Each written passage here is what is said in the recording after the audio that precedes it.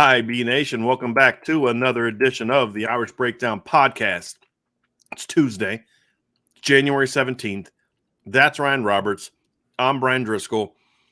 And we're going to talk some Notre Dame team stuff, Ryan. And we're going to kind of, last week we did a bit of a sort of a State of the Union conversation where we looked at, where Notre Dame is, kind of big picture on the team and offense and defense. And we're going to do something similar over the next couple of weeks, kind of going position by position and just sort of give like an offseason overview of where Notre Dame is, where they need to get to, looking at the present, looking at the future, and just really evaluating each position. Because what I'm really wanting to get to this offseason, Ryan, is, where is Notre Dame in regard to really competing for a championship and diving at each position and saying, okay, here's where it is. Is this good enough to be a championship team? What needs to happen to get there? Is it coaching? Is it talent? Is it top end talent? Is it depth?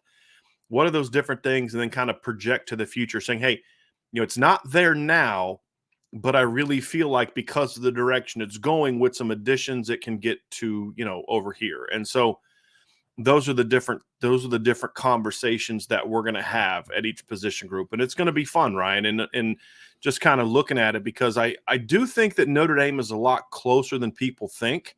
I do think that Notre Dame is closer to being that team that can take that next step than a lot of people give them credit for. And I understand why people don't see it that way. Totally get it. You lost to Stanford and Marshall. I get it. We're watching Georgia beat TCU 65-7, and we're thinking about how Notre Dame lost to Marshall and Stanford. Okay. It is what it is. But it was just a couple years ago that, that Georgia lost at home to a 3-9, 4-8 Stanford, South Carolina team, right? It happens. So where is Notre Dame? But we can also admit that they're not there yet, right? And could they win a championship in 2023? Sure, they could. Some things got to kind of break their way, and some guys got to rise up. But, there are some question marks about here's where they are here, which is championship level. But this group maybe could be championship level next year, but it might not be this year. And then it's always been the case at Notre Dame, right? It was that way in 2015. They had a championship offense, but not a championship defense. 18, they had a championship defense, but not a championship offense. When are they going to be able to get it all on the same page? That's kind of the question mark. And that's where we're going to be evaluating this program over the next, couple weeks. And then as we get into spring ball, we'll kind of start zeroing in more on, okay, 2023 specifically, where things are at the time, Ryan. And I'm really looking forward to having this conversation. Yeah, it's going to be fascinating. And we always have to start with quarterback, right? Because that's what everyone wants to talk about. But also that is one of the positions that Notre Dame needs to be better at, right? You need to recruit at a higher level. You need to develop at a higher level. You need to play a higher brand of football. So it's going to be interesting because we've seen Notre Dame have a good product, right? Bordering on a very good product. But in order to get to that elite level, need to talk about how we're going to get there, right? And who are the players that are going to get to that next level and be able to take us there? And if they're not there, what does Notre Dame need to do in order to get those players there, right? Like that's the whole part of the conversation. So I'm excited to start with quarterback because I think that the quarterback conversation is changing very rapidly for Notre Dame. I think we're heading in a good direction pretty quickly. I think the quarterback conversation is important first because, number one, it's just a topic everybody wants to talk about, number one. Exactly. Number two, I would make the case that there have been 2 years where Notre Dame was a quarterback away from competing for a championship. I would make that case. And my case would be 2018, 2017. I really believe that. The 2019 team, maybe. I still think that team had a couple other holes. But that 2019 team, with the defensive line they had, quality secondary, solid linebackers, but the D-line was really good. The O-line was, okay. Skill players, Cole Kmet, Chase Claypool. Running back, not so much. Quarterback, if you had a better quarterback than Ian Book, how much better really would you have been? Maybe they're a playoff team. I think it's kind of where I look at it, but I don't think they're a championship team just because they have a better quarterback. If we're being honest and objective, I don't think the 2020 team is a championship team. If like I've said this, if you take Notre Dame's 2018 team and you give them any of the other 3 quarterbacks in the playoffs that year, Tua Tagovailoa, Trevor Lawrence, Kyler Murray, that team wins the championship. That Notre Dame team. I feel the 2017 team would have had a chance for that. 2017 team would have had a chance for that as well, Ryan, but for different reasons. The 2018 team was legitimately a really good football team outside of quarterback. in my opinion. 2017, it was more of they were a flawed team, but so was everybody else in the playoff that year, and so I say, hey, you give them in 2017, what quarterback would you want to trade in the playoff? You know what I mean? Like you look at that was a Kelly Bryant at quarterback for Clemson. You had Baker Mayfield. Would that be the guy? Like if you give him Baker Mayfield in 2017, yeah, Notre Dame's pretty flipping good, but it was more about everybody was flawed that year, not just Notre Dame, which is kind of how I project 2023 to be completely honest with you, which makes this a very intriguing conversation. So that's what we're going to kind of discuss today, as Ryan said, is the quarterback position. That's where we got to start, because that is a position in a lot of instances, Ryan, that's been holding Notre Dame back. And it's a position looking for an upgrade, right? And it's all about upgrading. Like, check it out. I upgraded my chair, right? My wife bought me a new chair, so it's not going to be as squeaky when I'm moving around, a lot more comfortable. But, that's the thing, is getting it to that next level, getting it to where you're competing for championships. And I think Notre Dame cannot compete for a championship until it gets its quarterback position at the high level. Because here's the deal, Ryan. I don't think Notre Dame is ever going to have the talent where it can win a championship with Stetson Bennett. That's the reality of it. They can't win a championship with a Jacob Coker, in my opinion. They're just not that kind of team. And just like Clemson was never that kind of team. Clemson can't win a championship without Deshaun Watson or Trevor Lawrence, a guy like that, right? And that's where Notre Dame needs to get to, in my opinion, is the quarterback play has to be elevated to a much higher level than it has been in recent years. And I think that Notre Dame is on the verge of that happening as we dive into the whole thing. So begin, Ryan, by saying, look, it's obvious Notre Dame's got to get better play quarterback. Can they? That's what we're going to discuss. But we're going to begin each one of these breakdowns with a look at it from a coaching standpoint, because we always spend so much time on the players. The players aren't good enough, or whatever the case may be. And we're going to talk about coaching, and the way we're going to do a lot of introducing these topics this time, so that way we don't have to keep redoing it the next time, and so people understand what we're discussing. And it's not going to be so much looking at the past, although we'll have mentions of it, but it's more so, okay, what do we need to see in 2023? Right. And is this coach capable of achieving what needs to be done in 2023? And that's where the conversation is going to be. So that means we begin with Tommy Rees. I don't know if there's a more polarizing figure on the Notre Dame football team or program than Tommy Rees. And you have the people that it really doesn't matter what Notre Dame does next year. If they go out next year and score 44 points a game and win a championship, it's going to be, it's because Marcus Freeman. It's not because of Tommy Rees. He'll get no credit for it.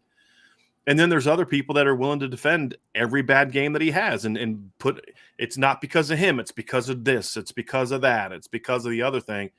And you get these wild extremes, and it makes it really hard to have a constructive conversation about Tommy Rees, who I think is better than his detractors have made him out to be, but still has a lot to prove.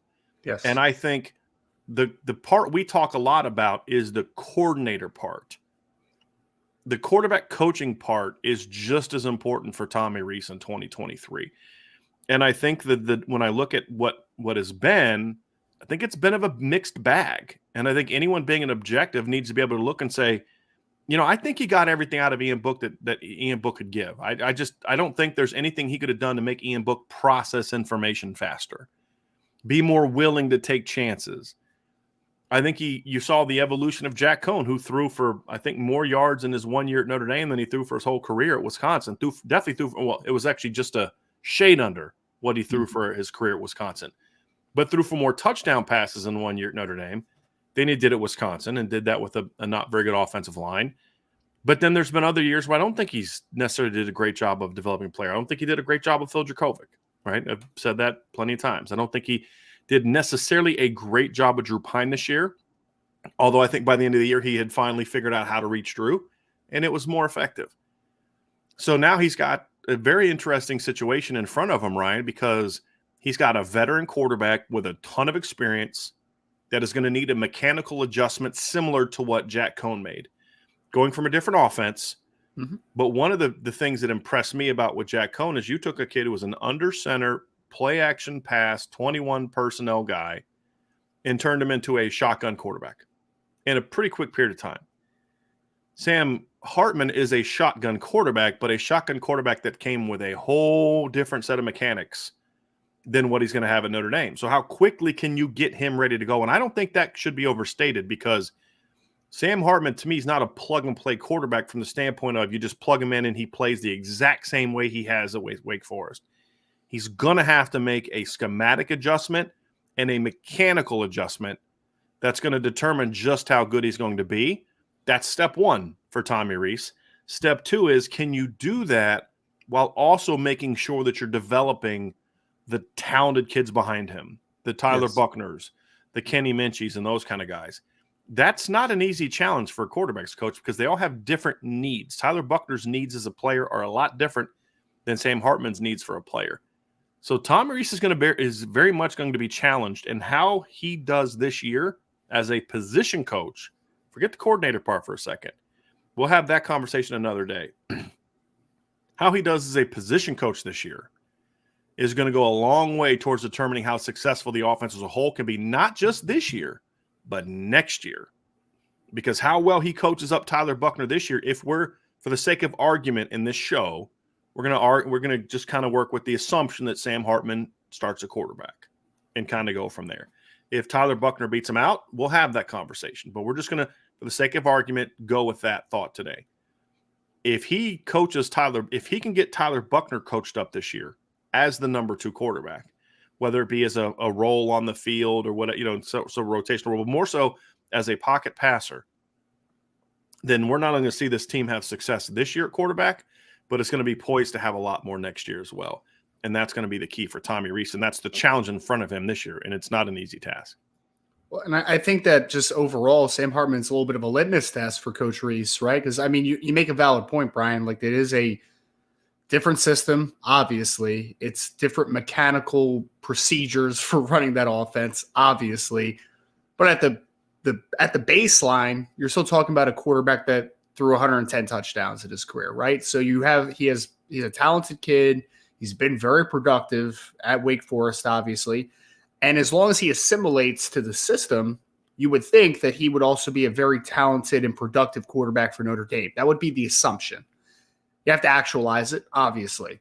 But, I mean, starting at the very top, Tommy Rees has to show that he can take a kid in a year, which he did with Jack Cohn. So you have some – I mean, I have some confidence that it's going to happen. I haven't had any negativity in that regard at all, right? So you need to be able to take a kid that has been very productive in a certain system, assimilate him, and then get the same type of production out of him, but maybe cut down on a few turnover-worthy plays, right? Like, you need to get that out of him.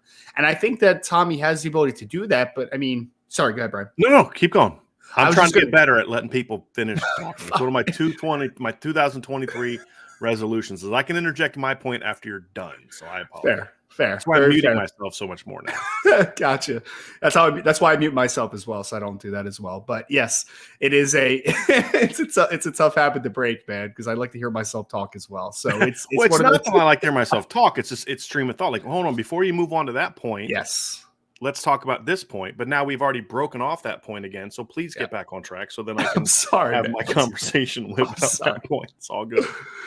But if you assimilate correctly to the new offense, you have the baseline, the athleticism, the ability that he has to process, the arm strength that he has, the talent that he has as a thrower, right? Like, you have all that stuff as long as Sam Hartman's able to, get into the groove and to be fundamentally sound into the system, which, again, Tommy Rees has done in the past. He did with Jack Cohn, like you said, and he got a lot out of Jack Cohn. So I think that he's going to get a lot out of Sam Hartman, and that is the most important thing for 2023, right? Like, you need to get the most out of Sam Hartman, and you need to get the production, maybe not quite as similar, but you need to get the consistency at that position that you have been lacking, certainly throughout the course of, the last few years, at least from a year-to-year standpoint. So that's very important. But I think you made a great point that behind him, you have 3 different quarterbacks now that are all different from one another, right? Like, they don't all kind of fit into the same box. Can they do some of the same things? Absolutely. Can they fit into some of the same system terminology and philosophy? No doubt about it. But you have Sam Hartman, who's a 6'1", 210-pound quarterback that's an RPO style that likes to throw the deep ball, that has got a little bit of a gunslinger in him, to a Tyler Buckner, who's a little bit more of a talented thrower from an arm strength perspective, but he's a much better athlete. He's going to use his legs a lot more. To a Kenny Minchie that is a little bit of the first style, but a little bit of a stronger arm maybe than what Sam Hartman is. And to a Steve Angeli, who is just a pretty solid player at a lot of different things, right? So prototypical quarterback kind of guy. Right. You're maintaining a room with a lot of different styles, a lot of different personalities as well.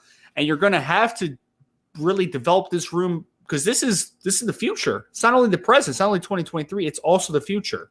If you do a great job with Tyler Buckner, hopefully he is the 2024 guy that we think that he can be, right? And then hopefully after that, it's the Kenny Minchie into CJ Carr show when he gets into the building as well. So you're hopeful for the full length of development, because it isn't just 2023. You have your bridge, stopgap, whatever you want to call them. I know that there's negative connotations around that, but you have a one-year player that is going to play in the NFL, that has an opportunity to elevate you in his one season in 2023, but you're also now grooming what's the next step after that, 2024, 2025.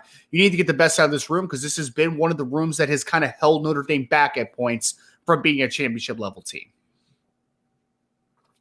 Ryan, when I look at this group, the one thing that I look at, I think that what I would say is, I don't think they all do certain parts of the system. I think they can all run this offense. But to your point, some of them are going to run the offense differently. There's really three types in the room right now. Kenny Minchie and Sam Hartman, to me, are cut from the same cloth. I think Kenny Minchie has more physical tools than Sam Hartman. But as far as the style of play, the things they do, what they bring to the game, very similar. Steve Angeli's a little bit different. Steve Angeli's more of a Jack Cohn, drop back passer, more mobile than Jack Cohn. Definitely more mobile than Jack Cohn. But that similar type of player. Not the big, elite tools, but more of a prototypical quarterback. And then, of course, there's Tyler Buckner, who's the all-around guy. But sometimes you say, well, that's the future. Well, you're a knee, ankle, elbow injury away from the future being the present. And that's the other reason why it's so important to do a good job coaching your depth now, because your depth may become your starter like that. And that's another thing that adds to this is, there's no excuse. Like this year, I'm willing to give Tommy Rees a bit of not a pass, because that's not really the word I'm looking for. I'm trying to remember think of really the way that I'm looking for it, but it's not so much a pass as much as it's just, okay, I'm going to give you a mulligan. I'm going to give you another shot to show me something next year, because you were working with a backup quarterback. There was a question about why you ended up here in the show, in the message mailbag, which we'll get to.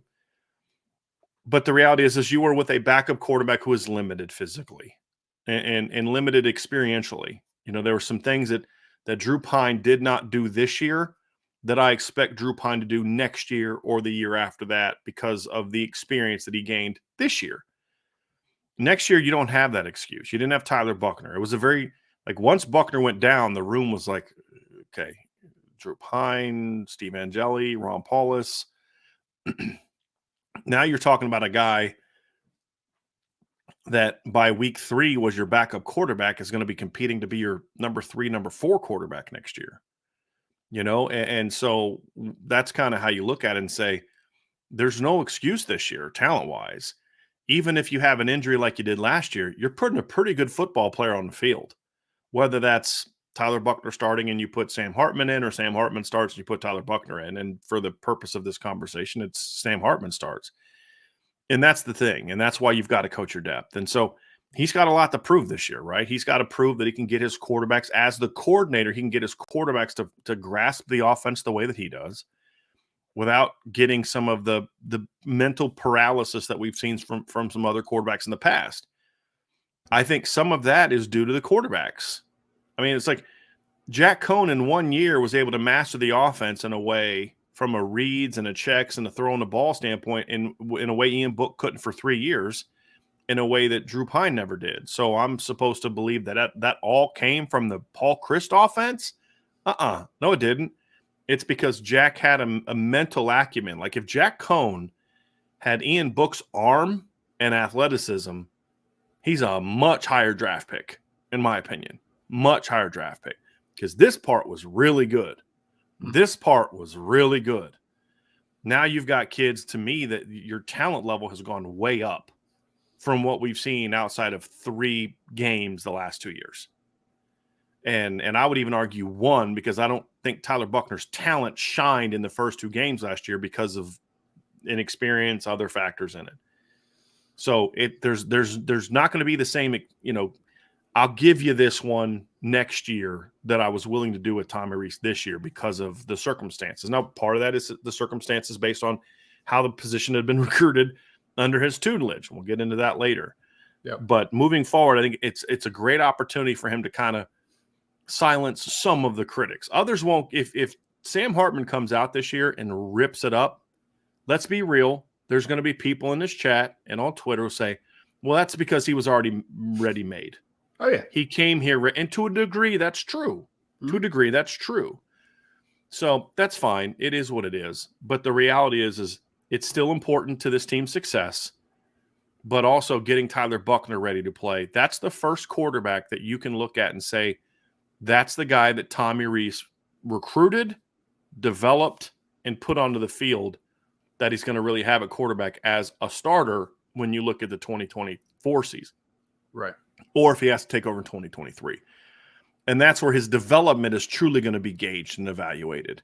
He's got a very important role to play with Sam Hartman in 2023. But from a quarterback development standpoint, he's not going to get the respect that you want or the reputation that you need until he can show he can do it with the guy that he recruited. And that may not come on the field until 2024, but the foundation for that success was laid during the 2 months that Tyler was out this year and going to be through next year. It's going to be very, very important for that. Number 1, convincing Tyler to stay. And number 2, making sure you're investing the time into him to make sure you're getting him ready to be a stud if his time is called now or if his time isn't called until Texas A&M in 2024. One other thing that I think that we'll be able to evaluate of Coach Rees, and this is a little more, I guess, behind the scenes type of stuff, right, is that you also have to manage a lot of different personalities that are going to be in very different situations, right? I mean, first and foremost, you have Sam Hartman coming over as a 6-year player. He was the unquestioned leader at Wake Forest, right? Like, he was the guy. He was the captain. He's coming to Notre Dame now, and in one season, we know that can be a tough transition for some guys, right? To finish up the grad transfer thing, do 1 year, and to become a part of the team, and then to be able to be a leader of that team in only 1 season, right? Like, that can be tough. And then also, if you're talking about Tyler Buckner, a guy who was the starting quarterback to start this year, has gone through a lot, obviously with the injury and coming back. If he is not the starter, especially, if it's during fall camp, you're just like, it's Sam, right? Like that's kind of the foregone conclusion. How do you manage that personality to get him to buy in, right? And you mentioned, not transferring, sticking it out, but how do you get him to buy in when he's a little deflated from not potentially winning the starting job? And then you also have Kenny Minchie coming in, who's a true freshman, who you also have to get a part of the program, right? You have to make him fit in and feel like he is getting developed the proper way. What is the track to you helping us potentially in the future? So you have 4 different quarterbacks, including Steve Angeli, who's now going from year 1 to that year 2 transition, which is usually a big jump for a lot of guys from that year 1 to year 2. So you have 4 guys that are all in very different situations that you're going to also have to manage a lot of different personalities and a lot of different situations. It's not easy, and I think that's one of the underrated things we don't talk about coaching enough is that you're managing a lot of different personalities in a room, which can be difficult. One of the challenges, too, is developing those guys that are maybe not viewed to be the future, and that would be like Steve Angeli, for example. So, Ryan, I think a big year for Tommy Rees in a lot of ways as a position coach, as a coordinator. There's no doubt he's going to be a guy that continues to catch fire. And with some, there's never going to be anything he can do. I mean, there's some people that still think he threw too many interceptions as a quarterback, so there's nothing he can do as a coordinator that's going to change their mind. It's kind of absurd, but it's just the reality of what it is. They always say, we want Notre Dame guys. Well, that guy played here and has coached here his entire career. That's about as much of a Notre Dame guy as you're going to freaking get. But it's just with some people, they're never going to give him credit. And with other people, they're just going to always excuse when things don't go well. That's just the nature of this animal. And he's a Chicago kid too, right? So he is right. Yeah, that's exactly. Let's dive into the makeup of the current roster, Ryan. And I think this is just kind of from just an easy glance. I mean, the improvement in talent over the last year is enormous, and it's really threefold. Well, number one, your young guys last year are now a year older. And in Tyler Buckner's case, he's got a year of experience. Steve Angeli's going to be a year older. You have an incoming freshman in Kenny Minchie that adds much needed improvement to your depth chart. I mean, you're going from Kenny Minchie potentially being your fourth quarterback this year, and last year was Ron Paulus. And at one point in time last year, for much of last year, Ron Paulus was your number 3 quarterback. And in the bowl game, he was number 3 even still. So outside of the first 2 weeks, Ron Paulus was your number 3 quarterback. Next year, he slides down to 5, which is, speaks to the incoming depth, because you lose Drew Pine, great kid, great leader, not a great talent. You bring in a guy like Kenny Minchie, who is a significantly more talented player.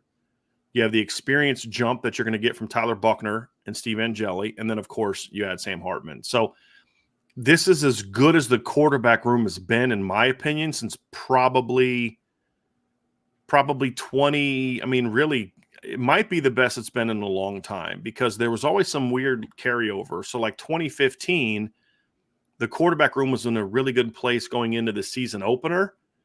But then once Malik Zaire went down, it was not in a very good place, because then you had redshirt freshman Deshaun Kaiser as your starter, and then you had true freshman Brandon Wimbush as your backup. In 2016, it was a mess because of everything's going on, but from a talent standpoint, it was really good. So from a talent standpoint, I'd have to say this is the best the quarterback room has been since 2016, in my opinion. When you just look at the ability, the physical God-given ability, taking away all the drama of that 2016 season, which was mainly created by the coach. I think this is the best position it's been since 2016, and there can be no doubt. There can be no doubt that the talent is there for this quarterback position to take a big jump. And that's something, Ryan, that I look at. I don't think people realize how limited this team was by quarterback play this year. I really don't think people grasp that. Now, some of it could be, well, the coach should have done this. That's all fine. But how they used the quarterback this year, this offense was incredibly limited in what it could or couldn't do. Next year, that changes. Yes. And they were in the Ohio State game. They were in the USC game. They should have beat Marshall. They should have beat Stanford. All the should haves, but didn't. And a big part of it is they weren't good enough at quarterback. It wasn't alone in some of those games. The defense wasn't good enough to beat USC either. So they weren't alone in that game. But if the quarterback play is what it should be, they're minimum 10-2 last year, minimum. Ohio State game may be still a loss. I mean, I can't put that all on the quarterback, because I thought Tyler Buckner played good football in that game. The offensive line stunk. The receivers didn't help him. And the defense couldn't stop the run late. But the quarterback play still wasn't good enough in that game. So 10-2 minimum if the quarterback play is just good. Not great, just good. Well, then I expect it to be minimum good in 2023, Ryan, based on the talent they have here. The question will be, can it get beyond good? That's going to determine if this is another 10-2, 11-1 season where they're pretty good, or is it a situation where, okay, this team finally takes that jump, gets to the playoff, and maybe wins a game this time, right, or maybe competes for a championship. A lot of it's going to be determined by this position, because great quarterback play can overcome a lot of issues, and bad quarterback play can mask a lot of good play. And I think the national title game is an example of that. TCU had guys getting open just as frequently as Georgia did. The difference, Georgia's quarterback made those throws. TCU's didn't. Now, Georgia was going to win that game. Mm-hmm. But it would have been a lot more entertaining for a while if Max Duggan didn't play so poorly. But then there's lots of games during the season where Max Duggan was a primary reason that they were winning games. So you can see how one team can look so different because of how the quarterback plays. And that was true in the Big 12 title game as well. And so he played his heart out, just didn't play well as a thrower.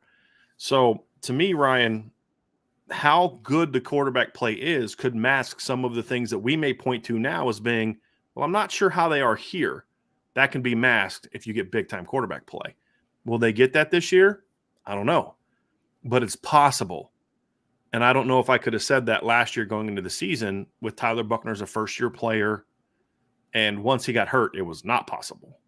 Right. You were just, hey, just get that W was the key. And it's different now. Well, I mean, there's a reason that quarterback is the most important position in sports, right? Because it is the ultimate elevator. You know, it really is. I mean, it can make average talent look good. It can make good talent look really good. It can make really good talent look elites. Like, that's kind of what a quarterback position could do, but also it could drag you down, you know, to your point, right? Like, I do think that there was, for a large portion of 2022, there was just a feeling of, I don't think the quarterback can really elevate right now, right? Like, they can't take it to the next level. You have to win games in some different ways. And you went through that. But I think now, Brian, I mean, you add two quarterbacks to the room that, one, makes you more talented just off the rip, right? Now, I mean, you mentioned already, your four-string quarterback potentially is either going to be Kenny Minchey or Steve Angeli. Last year it was Ron Powlus III, right? Like, I mean, I don't have to say anything to say that that's a significant jump in talents. You know, that you now have four players at the top of the depth chart that were considered by at least by every service, I believe. I think Angeli was considered pretty much a unanimous 4-star player, consensus 4-star across the board, right? Like, you have that close. type of talent. Yeah, he was close. He was definitely that on the composite list. I mean, I don't know if like maybe one outlet has him as a 3-star or not, right. But yeah, he was. I believe he was a 4-star on the composite, the 247 composite list. Yeah. So, I mean, you have four players that were significant recruits, right? For in a vacuum, right? You have 4-star plus quarterbacks. I mean, Sam Hartman was, I mean, again, you're not just bringing in a talented quarterback in the room. You're bringing in a talented quarterback in the room that has been there, done that. I mean, 110 touchdown passes in his career, 122 touchdowns, and he's won some football games at Wake Forest, right? I mean, like, he's done a really good job, and I think that consistency is the biggest thing that you're going to get from him. Like, he's been there. You're not going to rattle him. He's been in an ACC championship game. Like, he's been at that level, right? Like, he's seen it. He's played well. He's had good numbers. He's thrown the football a ton. The experience thing, I mean, because if you didn't get Sam Hartman and let's say you struck out on transfer level quarterbacks, which I don't think would have happened, I mean, you're coming back this year with 6 career touchdown passes in your room outside of Sam Hartman, right? So, or Ryan, if you would have got like the kid that UCLA got, right? Like, the kid from North Texas, like, okay, yeah, there's some production there, but like, it doesn't really move your room forward. Exactly. Really, what those guys are bringing, their insurance in case Tyler gets hurt again. That's really what those guys would have been. Yeah. Where, to your point, now you're bringing in a legitimate all ACC caliber quarterback that's put up really good numbers and played in some big games. The games, the magnitude of what have played in Notre Dame, no. But it's not the kind of jump that it would be from a guy that's playing in high school or never played, or a guy that was playing in Western Kentucky last year. Right. That's the difference. Yeah, exactly. Like, he's not playing. His big game is against Middle Tennessee State, right? Like, no, all due respect to Middle Tennessee State, it's against Clemson, right? Like, there's a difference there. There's a huge difference. Correct. So you get that consistency, a little bit more of a known product. Well, not a little bit more, a lot of more of a known product.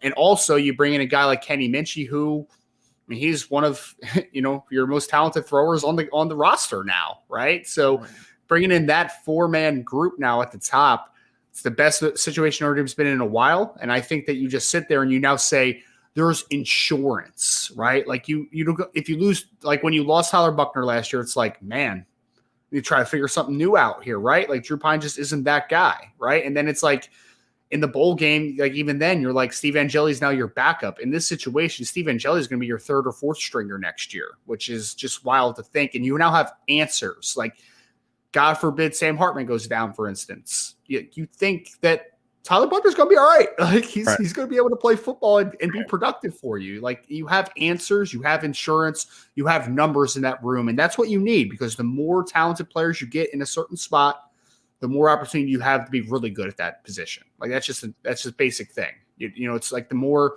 shots you have to take, the more opportunities that you have to make a basket. That's just where we are right now. So let's look at Sam Hartman specifically, Ryan. As we kind of look at this team, I think we'll dive into even more specifics as we get closer to March and we get closer to spring ball starting. Obviously, the Blue Gold game will be April 22nd. So whether they start beginning of March is going to be determined by whether or not they want to do what they did in the past, which is start spring ball, then take a spring break, and then get back to it, which I hate. Or if they decide to wait till after spring ball or after spring practice or spring break and do it then. Either way, we'll see here soon. But look, Sam Hartman's got a very interesting climb to make here, because it's not just about his talent. It's not just about his ability. It's not just about those things. It's also about he's got to establish himself as a presence in the locker room, which can be challenging for a guy who is at the age that he is, and the fact that he's new, and the fact that he's going to come in wanting to command the locker room the way he did at Wake Forest, but he doesn't have the relationships he had there. So you still need to do it, but then there's a way to do it where it can be off-putting, and then a way to do it where you ingratiate yourself to the players and, the work ethic. I mean, all those things, he's going to be under a microscope, not just from media and fans, but he's going to be under a microscope from the players. Because if you're going to come in here and be our starting quarterback and beat out a guy that, we've bled and sweat with, then we're going to need to know that you're invested in this thing. You're not just coming here to improve your draft stock, but you're coming here to work with us to win a championship. And that's a big thing, is how he goes about handling himself this offseason. And forget the improving himself as a player, but just getting himself to be a guy that the players rally around, which they did with Jack Cohn, is something that often gets overlooked in these type of situations. Does he get himself to where the players are like, hey, I know we're not stupid. We know he wants to improve his draft stock, but this kid is going to work every day because he wants to win a championship just like we do. And that's the thing that's very important for Sam Hartman to prove to his teammates. Otherwise, there's not going to be the buy-in with him that you need to have around your quarterback. And so we'll dive more into the specifics of how he fits into the offense, these things later. But I think that's the biggest thing this offseason for me, for Sam Hartman, is, look, the mechanical stuff will come. That I'm not worried about that. Maybe the first week of spring ball, he's off target a lot because he's fixing his mechanics, he's learning new receivers and all that kind of stuff. By the time we get to August, I'm not worried about that. Mm-hmm. The thing is, and it's not that I'm concerned about it, but it's just until it happens, it's a question mark. Has he fit into the room? How does he fit in with the team? Are going to be very, very important parts of how this goes. Does he earn the respect of his teammates to the point where they name him a captain or not? Like, that's going to be something I'm very curious about. They don't have to. They didn't with Jack Cohn, and I understood why. It's okay. But it'll say a lot. And I think that's going to be the thing for me, Ryan, when I look at Sam Hartman, that we're going to talk about a lot of other things between now and next season about throwing mechanics and accuracy and ball placement and deep ball and run the offense. But if this part isn't answered, then that's going to go a long way towards determining just how good he can be or how limited he's going to be to really take this team to a championship. Because here's the reality of it. When you're playing Ohio State on your own stadium and they come into play and it's the fourth quarter and you're down 3 and you need a drive, the teams that win in those situations are the ones that look to the guy behind the center and say, I need to do my job, because if I do, that guy's going to win us this game. I need to run my route like my life depends on it, because he's going to get me the ball. I need to block like my life depends on it, because I know he's going to get the ball to the guy over there. I need to step up and make this play. I need to step up and make this block. I need to step up and make this catch because I believe in him. And that, to me, is going to be the biggest thing. Or, like, I remember talking to it was a Notre Dame coach, actually, about the Georgia game in 2019. And he said, I was standing there on the sideline, and we had just gotten the ball in midfield with 2 minutes left, and I looked around, and I just didn't see it. I didn't see it in their eyes that they truly believed they were about to go out there and do this thing. And I think a lot of that comes down to the quarterback. And has he earned that trust that, hey, you guys done messed up now.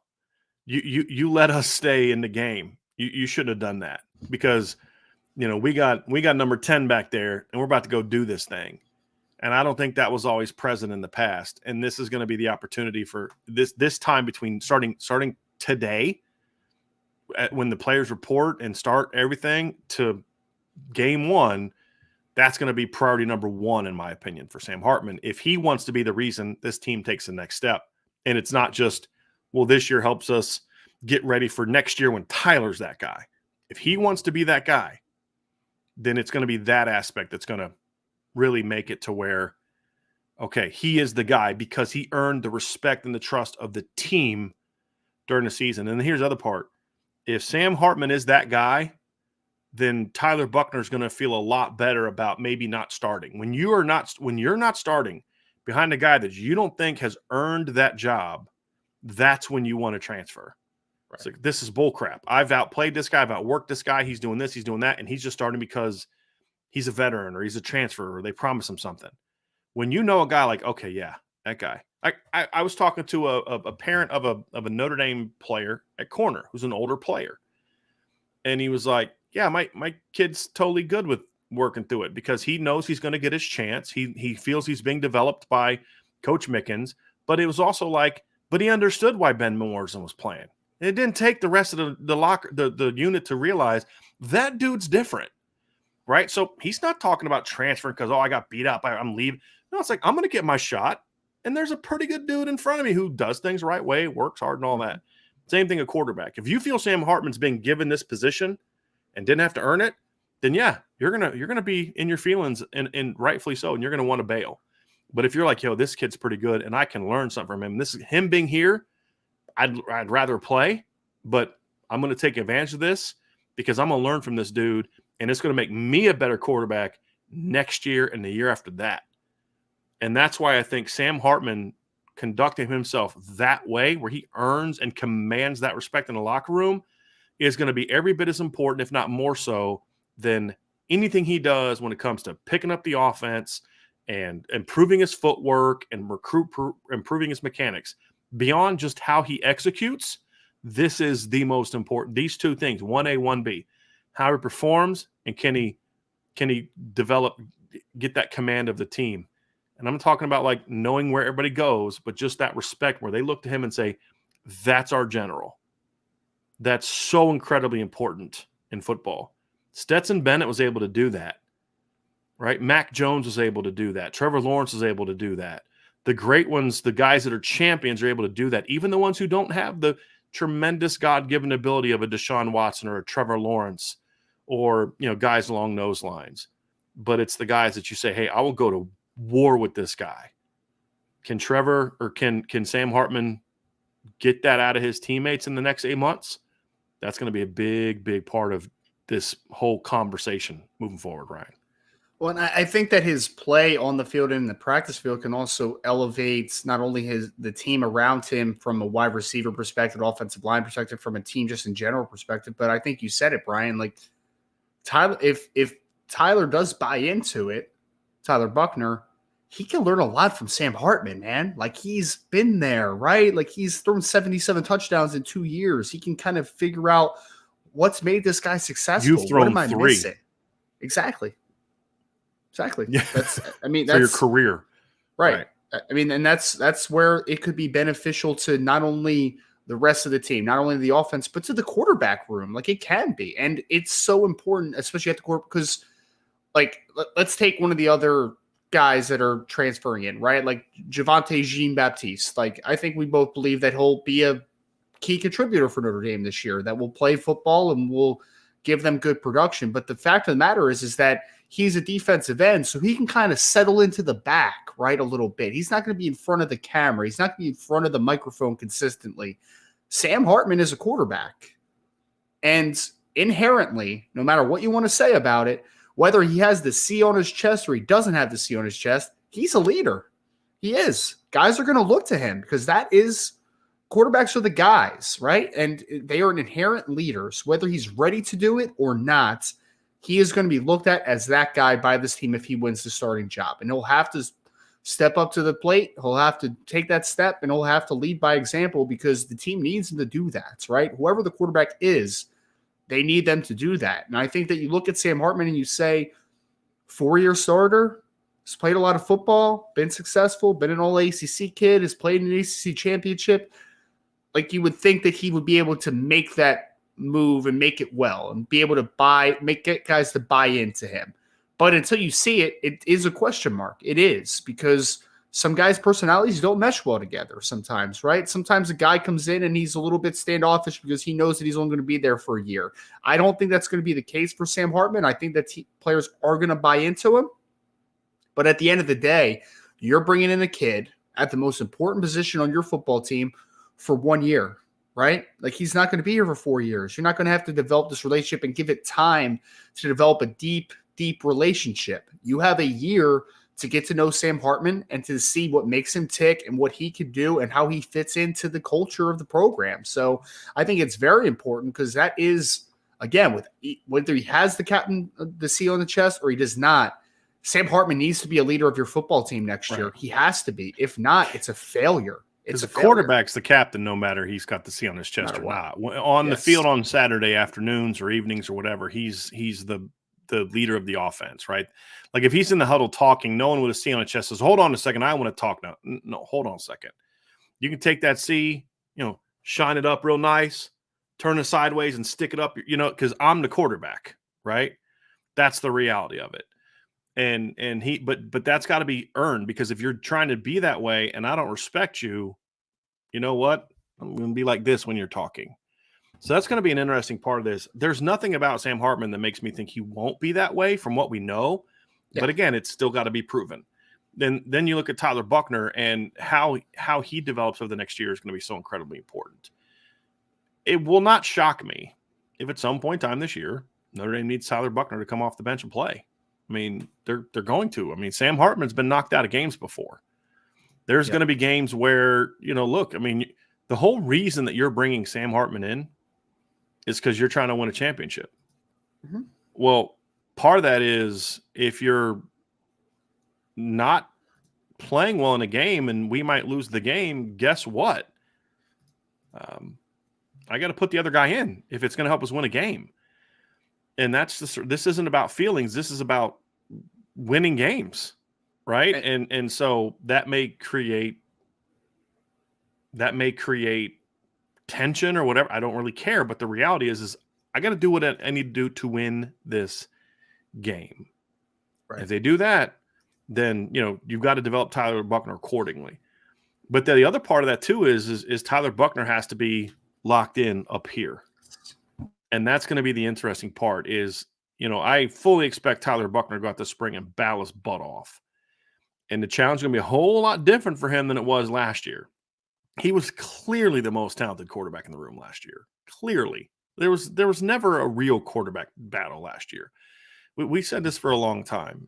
Tyler Buckner's going to be the starter unless he gets hurt. There was never really a doubt. Yep. And this year it's going to be more of a legitimate battle, but it's Sam Hartman's job to lose, really. I mean, if we're being honest with you, anyone that says it's not a real quarterback battle is just, they don't know what they're talking about. I can assure you that Tyler Buckner is going to be given a chance to beat Sam Hartman out. And if he's clearly the better quarterback throughout the spring and fall camp, he will be the starter. That's not the anticipation, though. The anticipation is not that he will play that way. But if he's clearly your best quarterback, they're going to play him. I just don't see him being clearly their best quarterback with Sam Hartman on the roster. So he's going to battle, and it's going to make him, if he battles with the right mindset, it's going to make him such a better coach. Mm-hmm. Such a better coach, or player, excuse me. And he's going to go out there, and when his time is called, he's going to be so ready to go out there and turn his potential into big-time production. Whether it's in Game 3 of this year, Game 10 of this year, or Game 1 of 2024.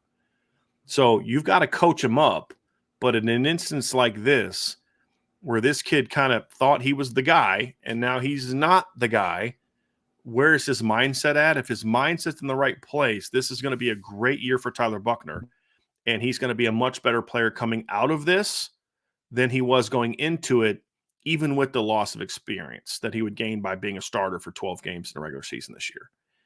And so that's going to be an interesting part of it too. But if his number's called, if something happens to Sam Hartman, who missed the opener of this past year with heart issues, what if something like that rears its ugly head again?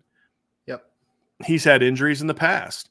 right? More so when he was younger and like a $180. I mean, he was 180 pounds when he got to Wake Forest. I still remember watching him Soaking against wet. Notre Dame in 2018, thinking this kid does not belong on this. Like, he's going to get hurt, right? And they ended up he kept getting up off the ground. I mean, Notre Dame beat him up in that game. Mm-hmm. I mean, they beat him up, and he kept getting off the turf. And I gained a lot of respect for him that day. But he eventually had to leave the game, and they brought in Jamie Newton because he was getting his brains beat in and not playing well, and they were getting blown out.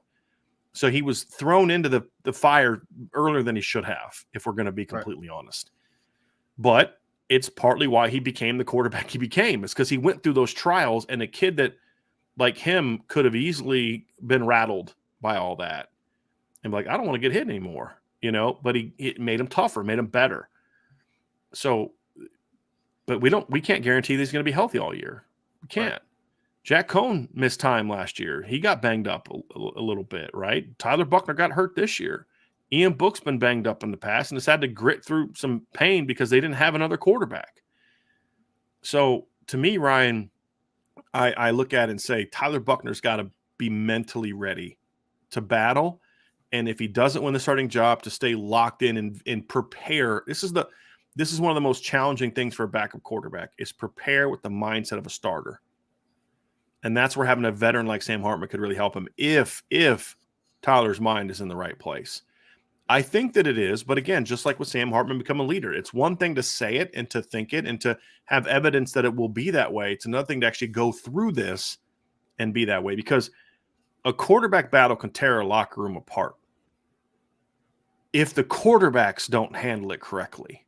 Right. No matter how bad the coaches F it up, which in 2016 they did, the players involved play a role in that as well. Hey, I don't care what's going on now. It's like, here's a great example. Joe Milton did not transfer to Tennessee to back up Hendon Hooker. He got beat out by Hendon Hooker. But then you hear about the story at the end of the year, this past year, where there was a fight in the locker room, and it was surrounding Hendon Hooker. But from what we were told and the sources we had, some things that we've read, it was Joe Milton going at a guy who was coming at Hendon Hooker. Right? Like, if Joe Milton's a lesser man, knock him out. Then I could be starting quarterback. You know what I mean? True. Like, but it's like, no. This is my role. That's my guy. He's the guy here. He's the quarterback. When my time comes, I'm going to be ready to step up and play. Joe Milton steps up, leads them to a 2-0 record at the end of the year, beats Clemson, beats Vanderbilt as a starter, right? His time was called. But it's because he had the right mindset as the backup that it prepared him. With Joe Milton may have the better prototypical skills over Tyler Buckner. Tyler Buckner is a much better quarterback, in my opinion, than Joe Milton. And so if Tyler has that right mindset of, okay, I gave him my best, Sam's the guy, I'm going to learn from him, I'm going to have his back, and I'm going to be ready when my number's called, then he's going to be just fine. And this quarterback room is going to be just fine. And that's the thing that kind of gets you excited about 2023. I feel like landing Sam Hartman exponentially increased the odds that the quarterback position is going to be very good in 23, because it's either going to be Sam Hartman, who's going to have to, look, let's be real. This past couple of years, Sam Hartman's not looking over his shoulder being like, yeah, I can't have a bad week because this dude's really good. With all due respect to Michael Kern, that wasn't a conversation that was being had. He's going to go out there and be like, I need to stop letting number 12 get reps, because when that dude goes out there, he's really good. That's going to make Sam Hartman better, right? And so no matter who they throw out there, Ryan, you feel like if these kids handle the offseason correctly, Notre Dame's going to be really good at quarterback, no matter who's in the game next season. And that's a great place to be, in my opinion.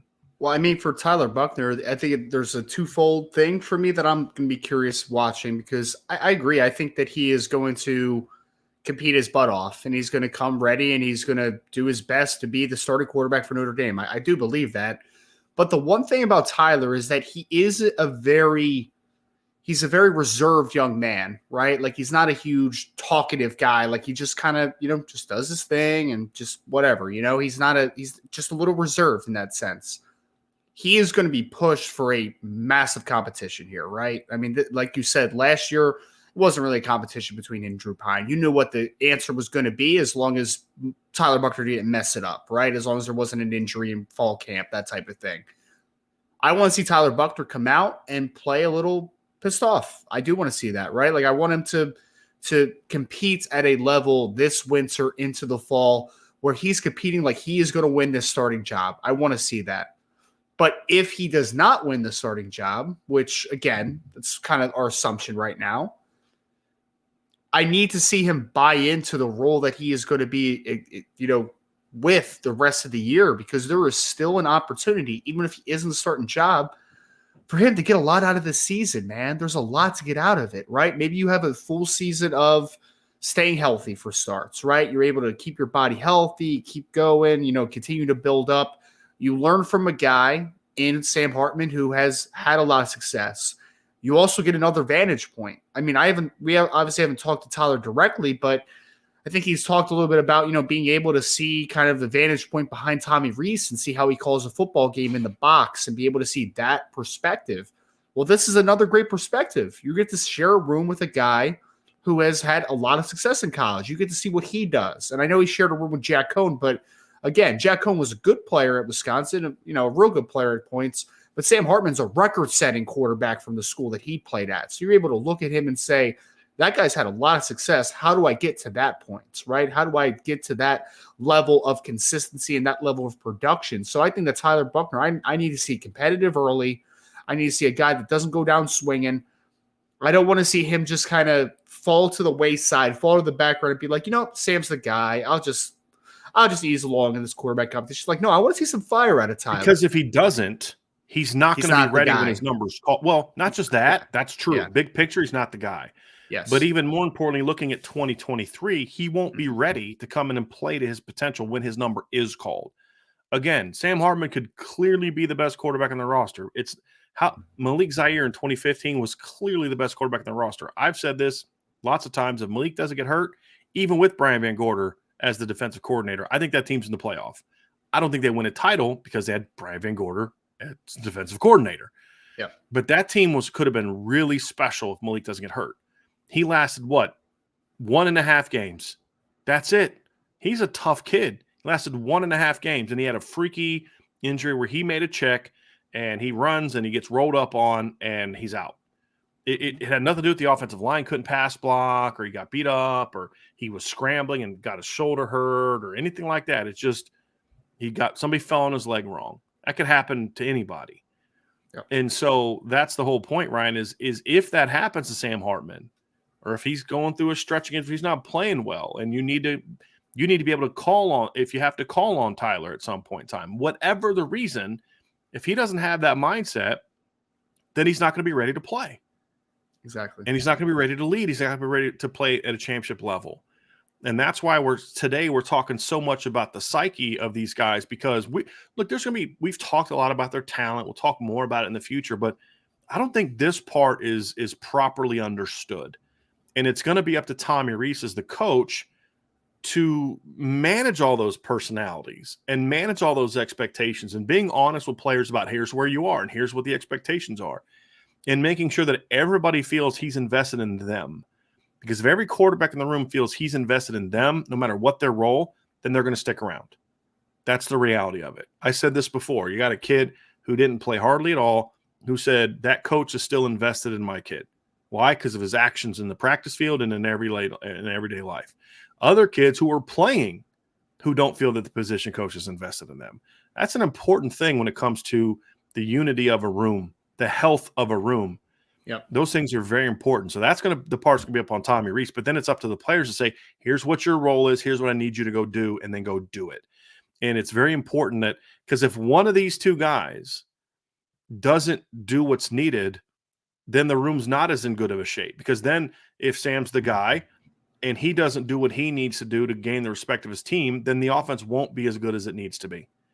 And if Tyler doesn't do what he needs to do to push Sam Hartman to make him better, which, again, if Tyler plays his butt off, plays well, and Sam still beats him out, that also helps create a level of trust in his teammates in Sam Hartman, because they're going to look, we know what Tyler can do. this guy beat him out. He can ball.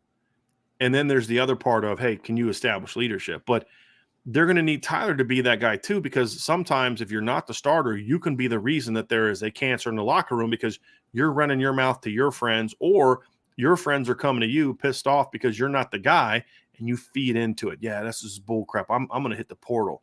And all of a sudden, there's a split in the locker room. Yep. There it goes. And so it's or, hey, man, enough with all the noise. I battled my butt off. Dude beat me out. I'm going to be ready when my number's called, but that's our guy. And those things are important to keep in a locker room healthy. And Ryan, I don't think fans appreciate enough how important stuff like that is to a football team over the course of a 12-game season. No. And there's so many examples of that. Look at Alabama this year. All right. We heard from players on the team. We've heard from Saban about how this team just didn't have that same, they didn't have the it that so many other Alabama teams have had. He's not talking about talent. I still don't think there's a more talented team in the country than Alabama, right? But there wasn't that same buy-in, and that's going to be key. Getting that buy-in to be if there's buy-in from top to bottom of the quarterback depth chart, yes, and the play is to a certain level, then it forces everybody else to buy in. And that's what's so important. And that's what kind of has me fired up, because I do expect both of them to do what we've said they need to do. I fully expect both of them to do that. And then what does that do as we look to the future, Ryan? Because the next section we're going to discuss is the future at quarterback. Yep. Right now, we feel it's in a really healthy place. Some questions need to get answered, but it's in a really healthy place. What about the future? Well, for at least a year, part of the potential future is going to be learning under these two guys. What example are they setting for Kenny Minchey? Because when you look at Kenny Minchey, he has all the ability in the world to be the guy at Notre Dame and go win a championship. He has all the talent in the world to beat out a CJ Carr at some point in time and lead this team to a championship. Just like CJ has the talent to come in and also beat out Kenny. They're two incredibly talented quarterbacks. What lessons will he learn sitting behind those two guys this year? Because when you are a freshman quarterback with a junior and a sixth-year senior ahead of you, you are going to be a sponge whether you like it or not. And because you're going to learn no matter what. It's like kids learn from their parents by watching what they do, not what they say. It's just a part of growing up. Same thing with this. Well, I saw this guy not do the work here, not do the work there, not have the right attitude here, and they still kept trotting him out every week. That's the lesson he's going to learn. Or, man, I watch these two guys, just what a professional this guy was. Like what, it's like Sean Davis has told this story before about how, Bryce Young was ticked. He got beat out by Mac Jones. But his mindset was, okay, I'm going to watch this dude and learn. And playing behind Mac Jones for a year helped make Bryce Young an even better player because he learned how to go about your business on an everyday basis as the starting quarterback at Alabama. Right. And that's the lessons that you're going to see that manifests to it. But but beyond that, the other part of this too is Kenny Minchey's a really talented quarterback, and he's going to be a freshman. And CJ Carr is a really talented quarterback in the 24 class. We've already talked about the talents on the roster now. It's been a while since I felt that and here's the thing that's present about this team that wasn't necessarily true on some of the talented quarterback rooms in the past. The Ever Golson, Deshaun Kaiser, Malik Zaire, Brandon Wimbush, kind of era. Those were four incredibly talented players. But they didn't all necessarily fit the offense Notre Dame was trying to run. Right. The thing about this room is they all fit what they're trying to do. So that adds to the talent that's coming into this room. So, I mean, the future is as bright as it's ever been at quarterback when you look at it from top to bottom. And that's an exciting thing because we've talked a lot about Hartman and Buckner, but Kenny Minchey and CJ Carr are part of that too. And I'll tell you what, Ryan, for spring ball, I'm really excited to just see Kenny Minchey in person and just watch him spin that ball around because this is a kid that can flat out play. And to me, he's a top 100 quarterback. I mean, it's just simple as that. He's a top 100 quarterback, and I'm looking forward to seeing what he looks like in Notre Dame pads and slinging that ball around when we get to spring ball. I mean, he'll probably be like 6'4" by the time you see him, man. I feel like every day he just gets taller and taller. It's so weird. I remember you were telling me that he was maybe like 6'1.5" at one point when you saw him, maybe 6'1", and then now he's No, like 6'2". Kenny Easy. Minchie? Yeah, No, Minchie. I didn't say that. He measured in at Notre Dame at a camp at 6'1.5" as a Oh, sophomore. gotcha. So he Gotcha. grew. So when he came in for his visit last year, he measured in at a little over 6'2".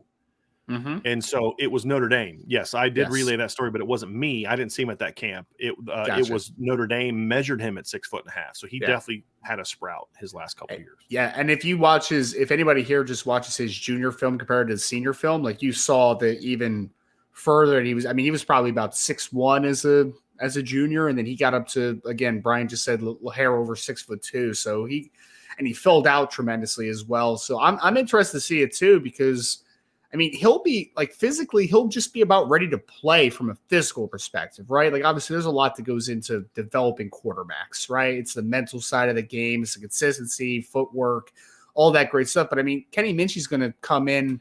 I know he's already moved in, but like he's going to be 6'2", 210 plus pounds at this point. And he's going to be one of your biggest quarterback. Well, he's going to be your tallest quarterback just about on the roster, maybe outside of Steve Angeli. But otherwise, he's taller than Buckner. He's taller than Sam Hartman. Angeli's their tallest quarterback. Yeah. So Angeli's a hair over what Kenny Minchie's going to be. But physically, he's pretty close to being ready to play, man. Like he is. He's pretty filled out. He's got a powerful lower half. He's 6'2".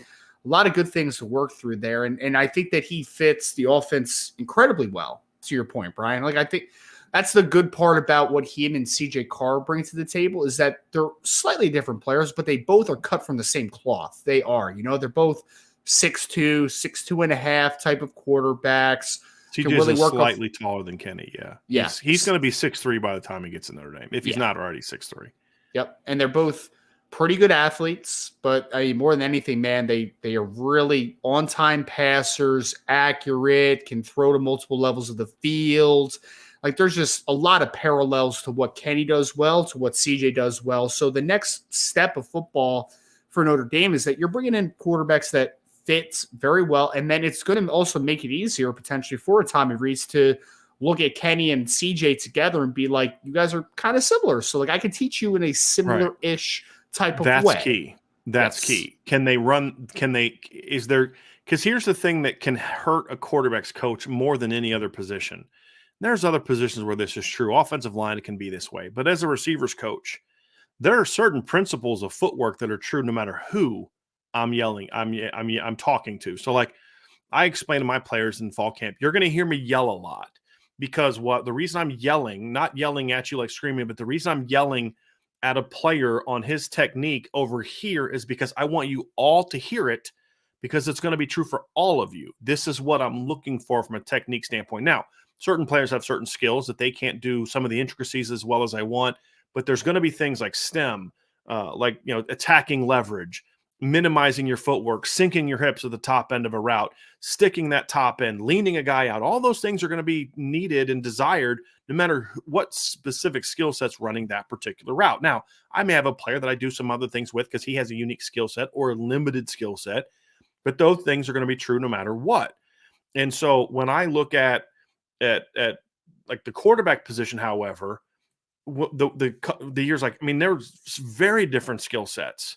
And so like I couldn't teach footwork for one kid that I was teaching to another kid, because one kid had a 9-inch longer drop distance. So another kid, I had to teach him to be quicker and more strides. Whereas another kid, I was like 3 steps and you're where you need to be. You know what I mean? And so, and another kid's like in the shotgun, like this kid can't throw to his left if he's catching it turned. So I had to work on him catching the shotgun snap, shoulder square, and then step to the right or step to the left where he needed to go. Now, these are more Division III problems because we're dealing with like limited arm talent, things like that, right? But the point is the same, where quarterback has very different skill sets.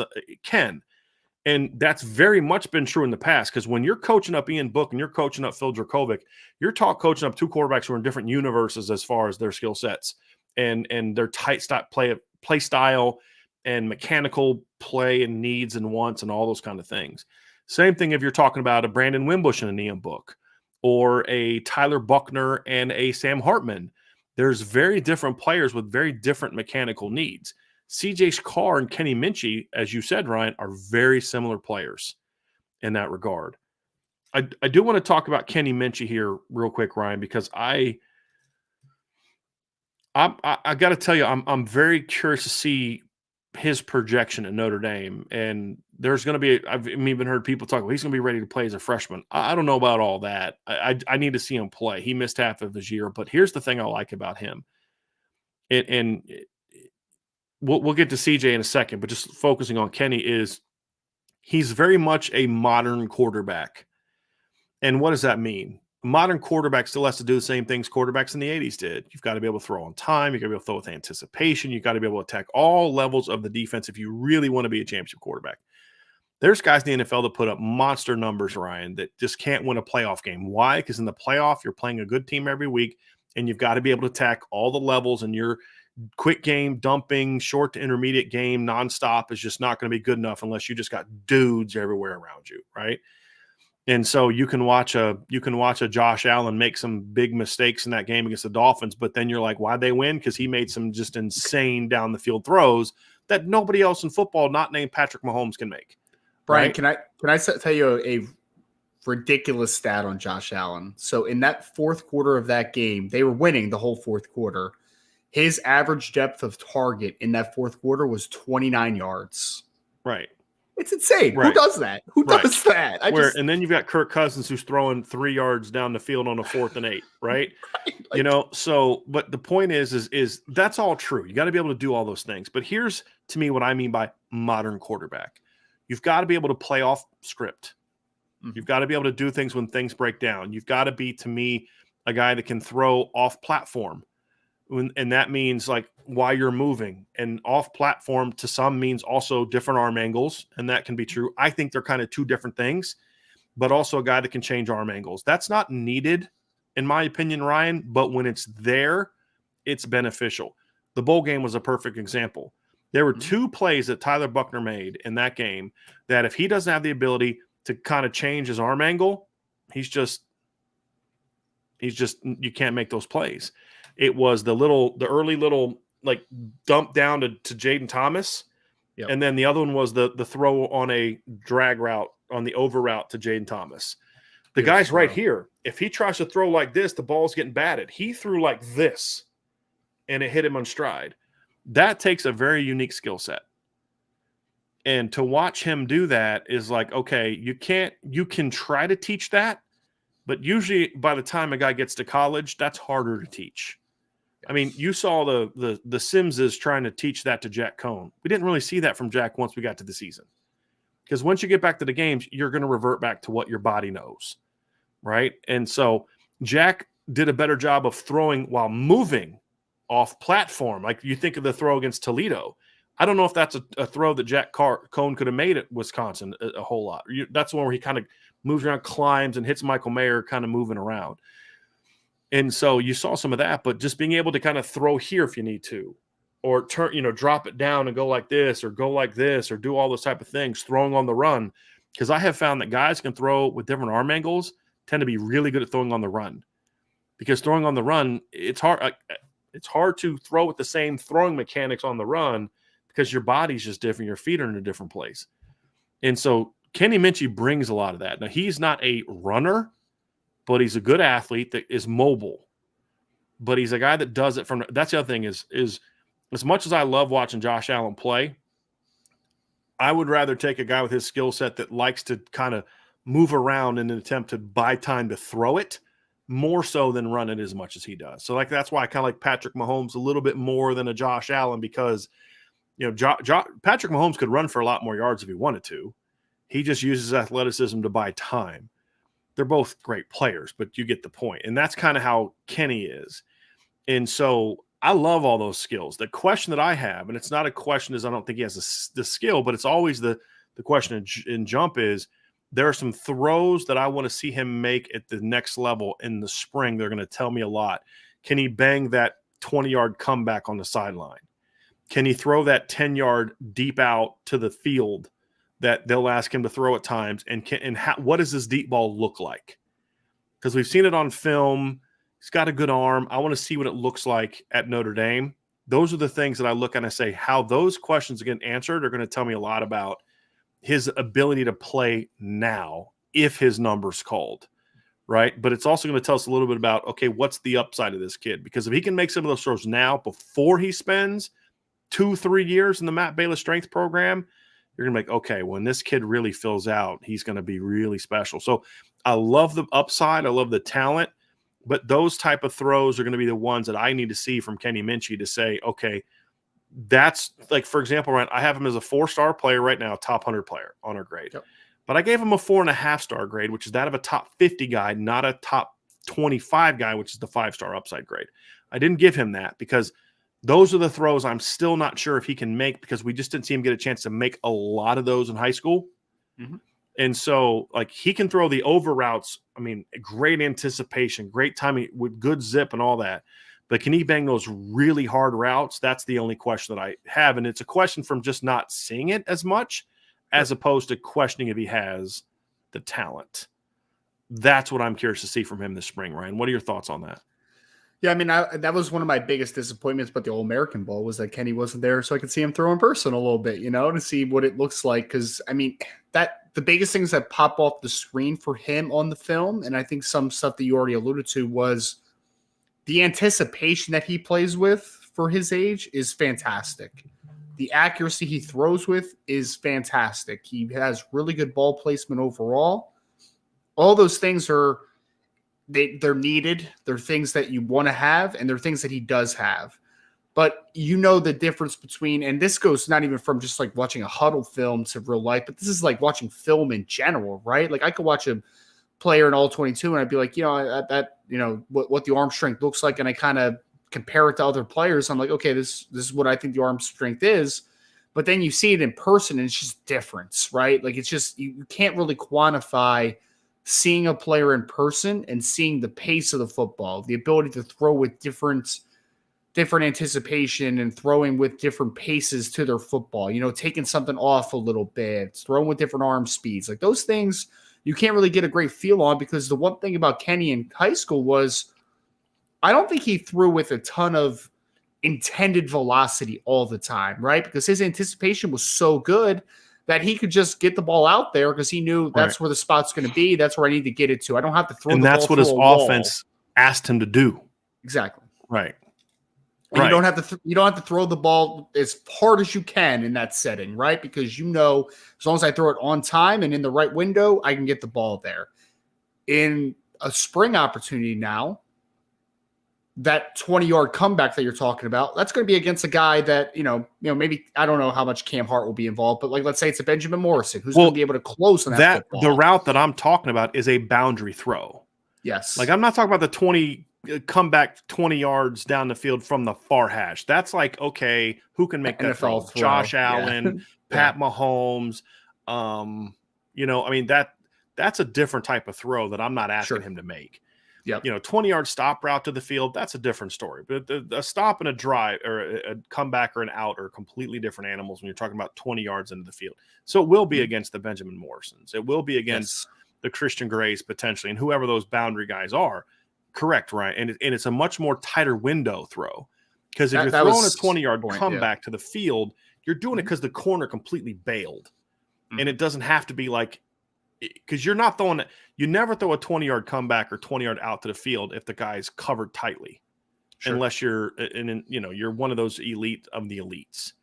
You're throwing those when the guy's open and the corner bailed. It's cover 3, and you're throwing it over the top of the flat defender, and it's all good. You can make that throw. Right.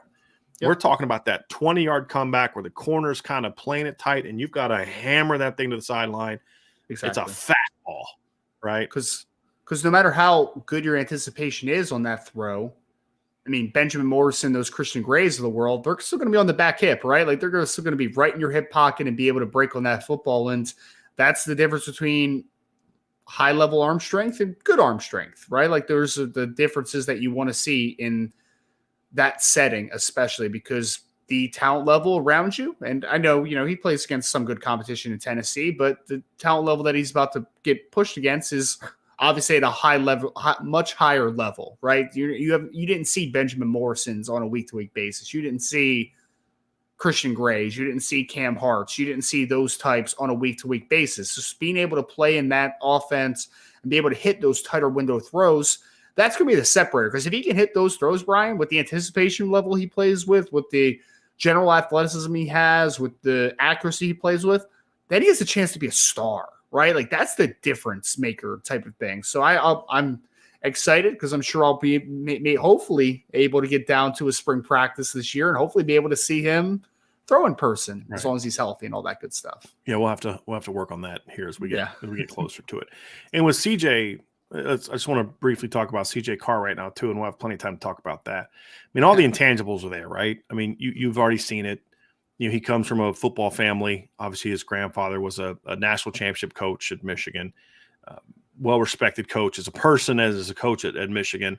And you see the leadership as a recruiter and all those type of things. You could just see kind of kids flocking to him at Irish Invasion this summer, and he's got all of that.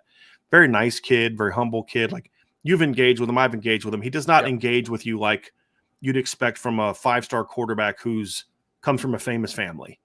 Doesn't carry that arrogance persona that you would have assumed that a kid like him would have. Really nice kid, really goofy smile. Like goofy is in like he's got a great smile, but more like just like a, just an all shucks kind of way, as I guess is the best way to say it, right? And to see him blushing when they were doing the frisking at the junior day on Saturday, he's a good kid, and he's enjoying this process. But then you see him on the field, and it's a little bit of a different kind of kid. You see a kid that plays with some attitude. Swagger. A kid that plays with a lot of fire, some swagger, and you kind of like that on and off difference of personality, because sometimes guys that play like that on the field can kind of act like that off of it. You know what I mean? Like, and that's the thing I liked from him is his numbers in some areas went down a little bit, a little more turnovers, completion percentage at times a little lower, because what you saw this year is he was attempting a lot more challenging passes. Yes. And he was kind of learning, okay, I probably shouldn't try to make that throw. Or, you know what, I can make that throw, but I need to do a little bit different this time. But that also leads to him making some insane throws. I mean, there was a game early in the year that they came back and won where he fits a ball over top of 2 linebackers and in front of a corner and in front of a safety, and the guy's got to dive for it, but like the ball was the only place it could be. Well, you're going to make some mistakes on that throw at times, but you take it because you know he can hit it. But the thing I also saw about CJ this year, too, is he was much more willing to run this season than he was in the past. Now, he's still a guy that wants to use his legs to buy time to throw, but he was able to tuck it and run for some big plays this year. And when you look at him, he's got he still has a very young body, meaning he doesn't look like a 18-year-old kid. I mean, he looks like a younger kid whose body is still evolving. Well, that means there's another, in my opinion, another kind of I don't say growth spurt because I don't know if he'll get taller, but there's another, like, between now and the time he arrives where his body's going to kind of boom a little bit, and you're going to see another jump in arm strength, which is saying something because he's already got a pretty strong arm. Mm-hmm. I would say right now that there's still a lot of projection to go, but as you look to the future, I still think CJ probably has the most arm talent of all the quarterbacks on the roster or projected to be on the roster down the road. There's still some learning that needs to be done, some growth that needs to happen, but just from looking at the ceiling standpoint as just a thrower, he has the highest ceiling. Buckner, I think, is different because Tyler isn't the passer that CJ is as just a who's the better sit back in the quarterback guy and throw. But Tyler's such a dynamic player in so many other ways that I think the ceilings are similar. They're just different. I'm talking about just as a thrower. Yep. I still think he has the best arm talent that they have. Looking at the future of this position group, Brian, do you agree or disagree with that?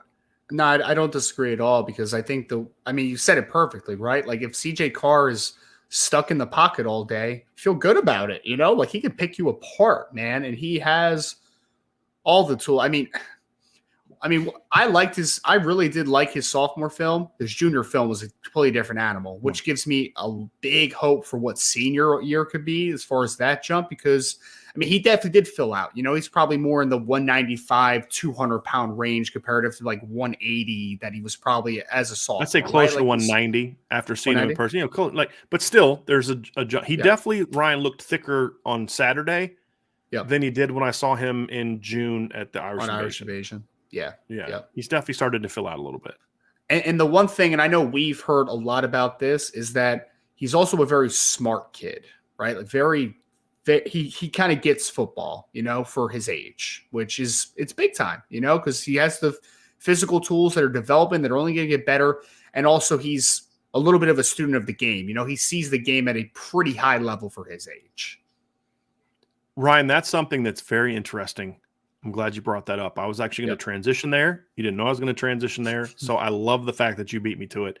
Yep. Great minds think alike. Here was the last part I was going to discuss when it comes to Minchie and Carr. One of the issues that we've seen with Notre Dame quarterbacks in recent years is they were really smart kids on the board, but they couldn't process with that same level of football IQ.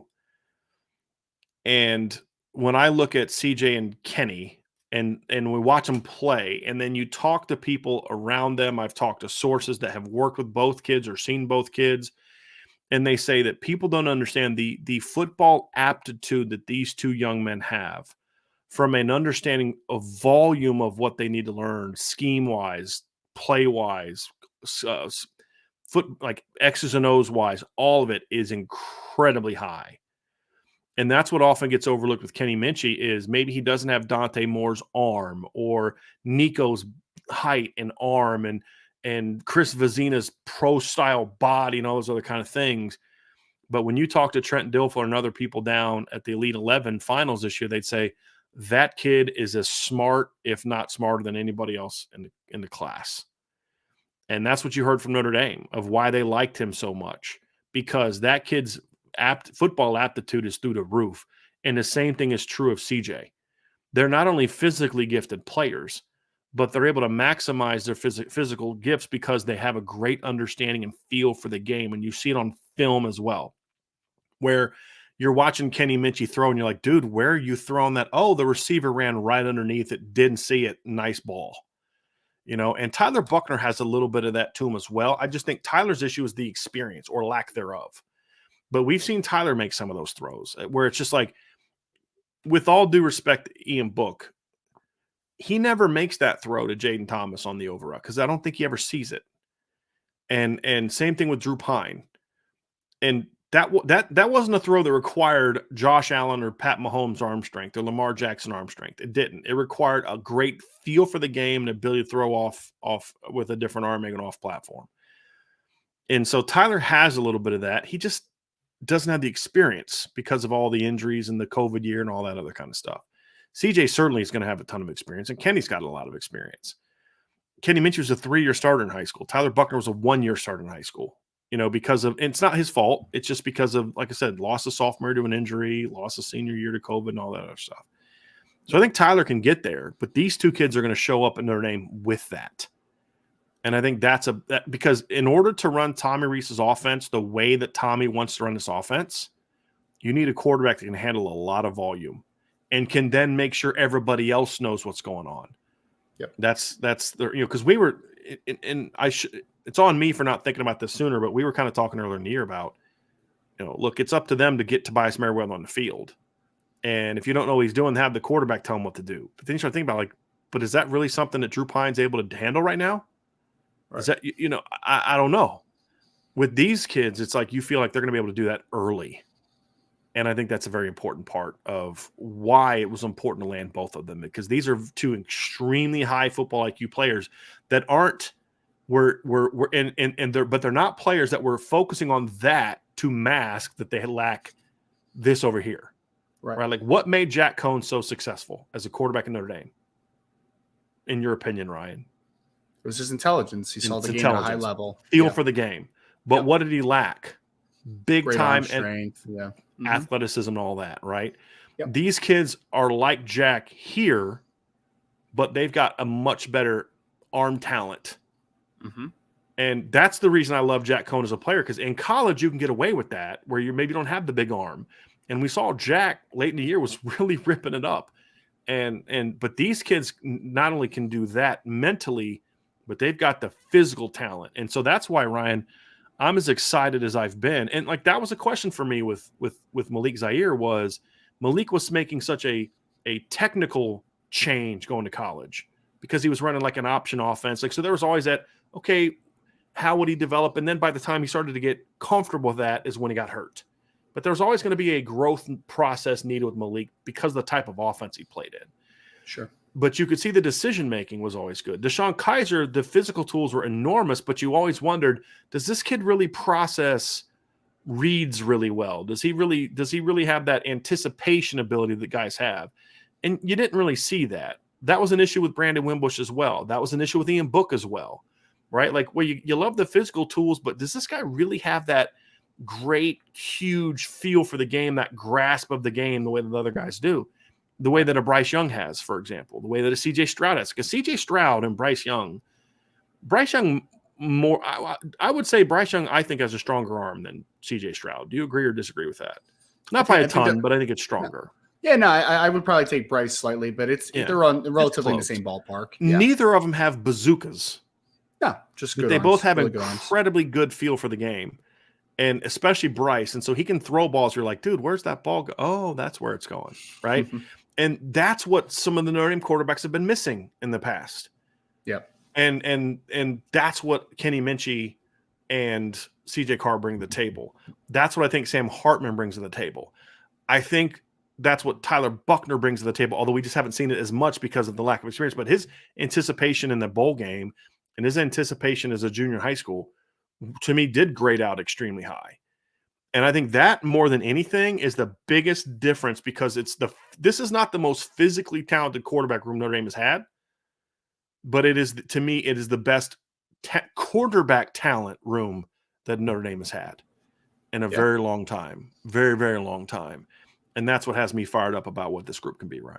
And I think that's what the evaluators at Notre Dame, I think that's what they really clamor towards, right? Like I think Tommy Rees really wants that instinctual, intelligence at quarterback, right? Like I think that's something that he really wants, right. You know? I mean, yeah. I mean, because if you have the intelligence and then you have the skill set on top of it, the physical talent, then you're talking about having the possibility to have some really good quarterbacks in that room, right? Potentially, because there's no limitation to what you can do with CJ Carr, Kenny Minchie, or Tyler Buckner for that matter from a attacking the field perspective. Like all those kids can attack multiple levels.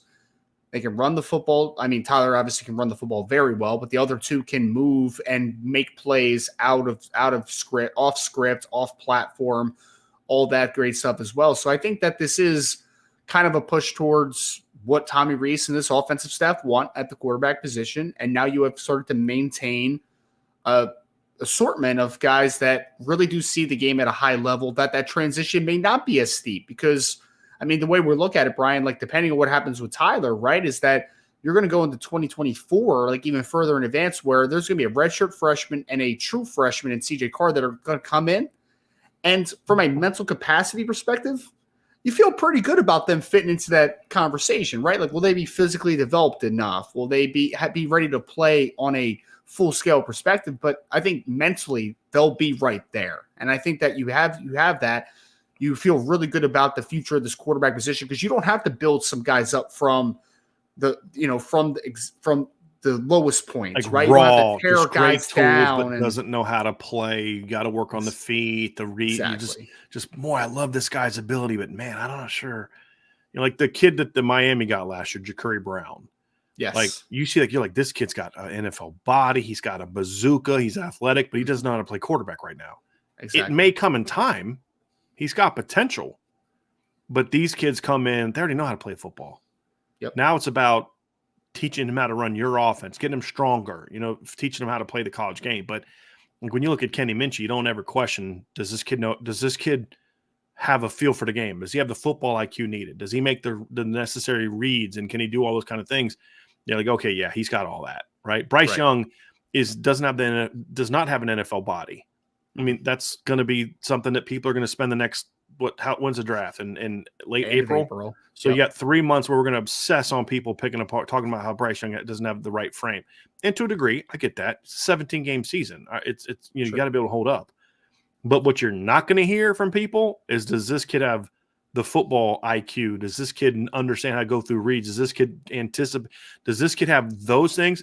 I mean, off the charts good. Right. It's going to be about, are the physical tools what you want from a number one quarterback?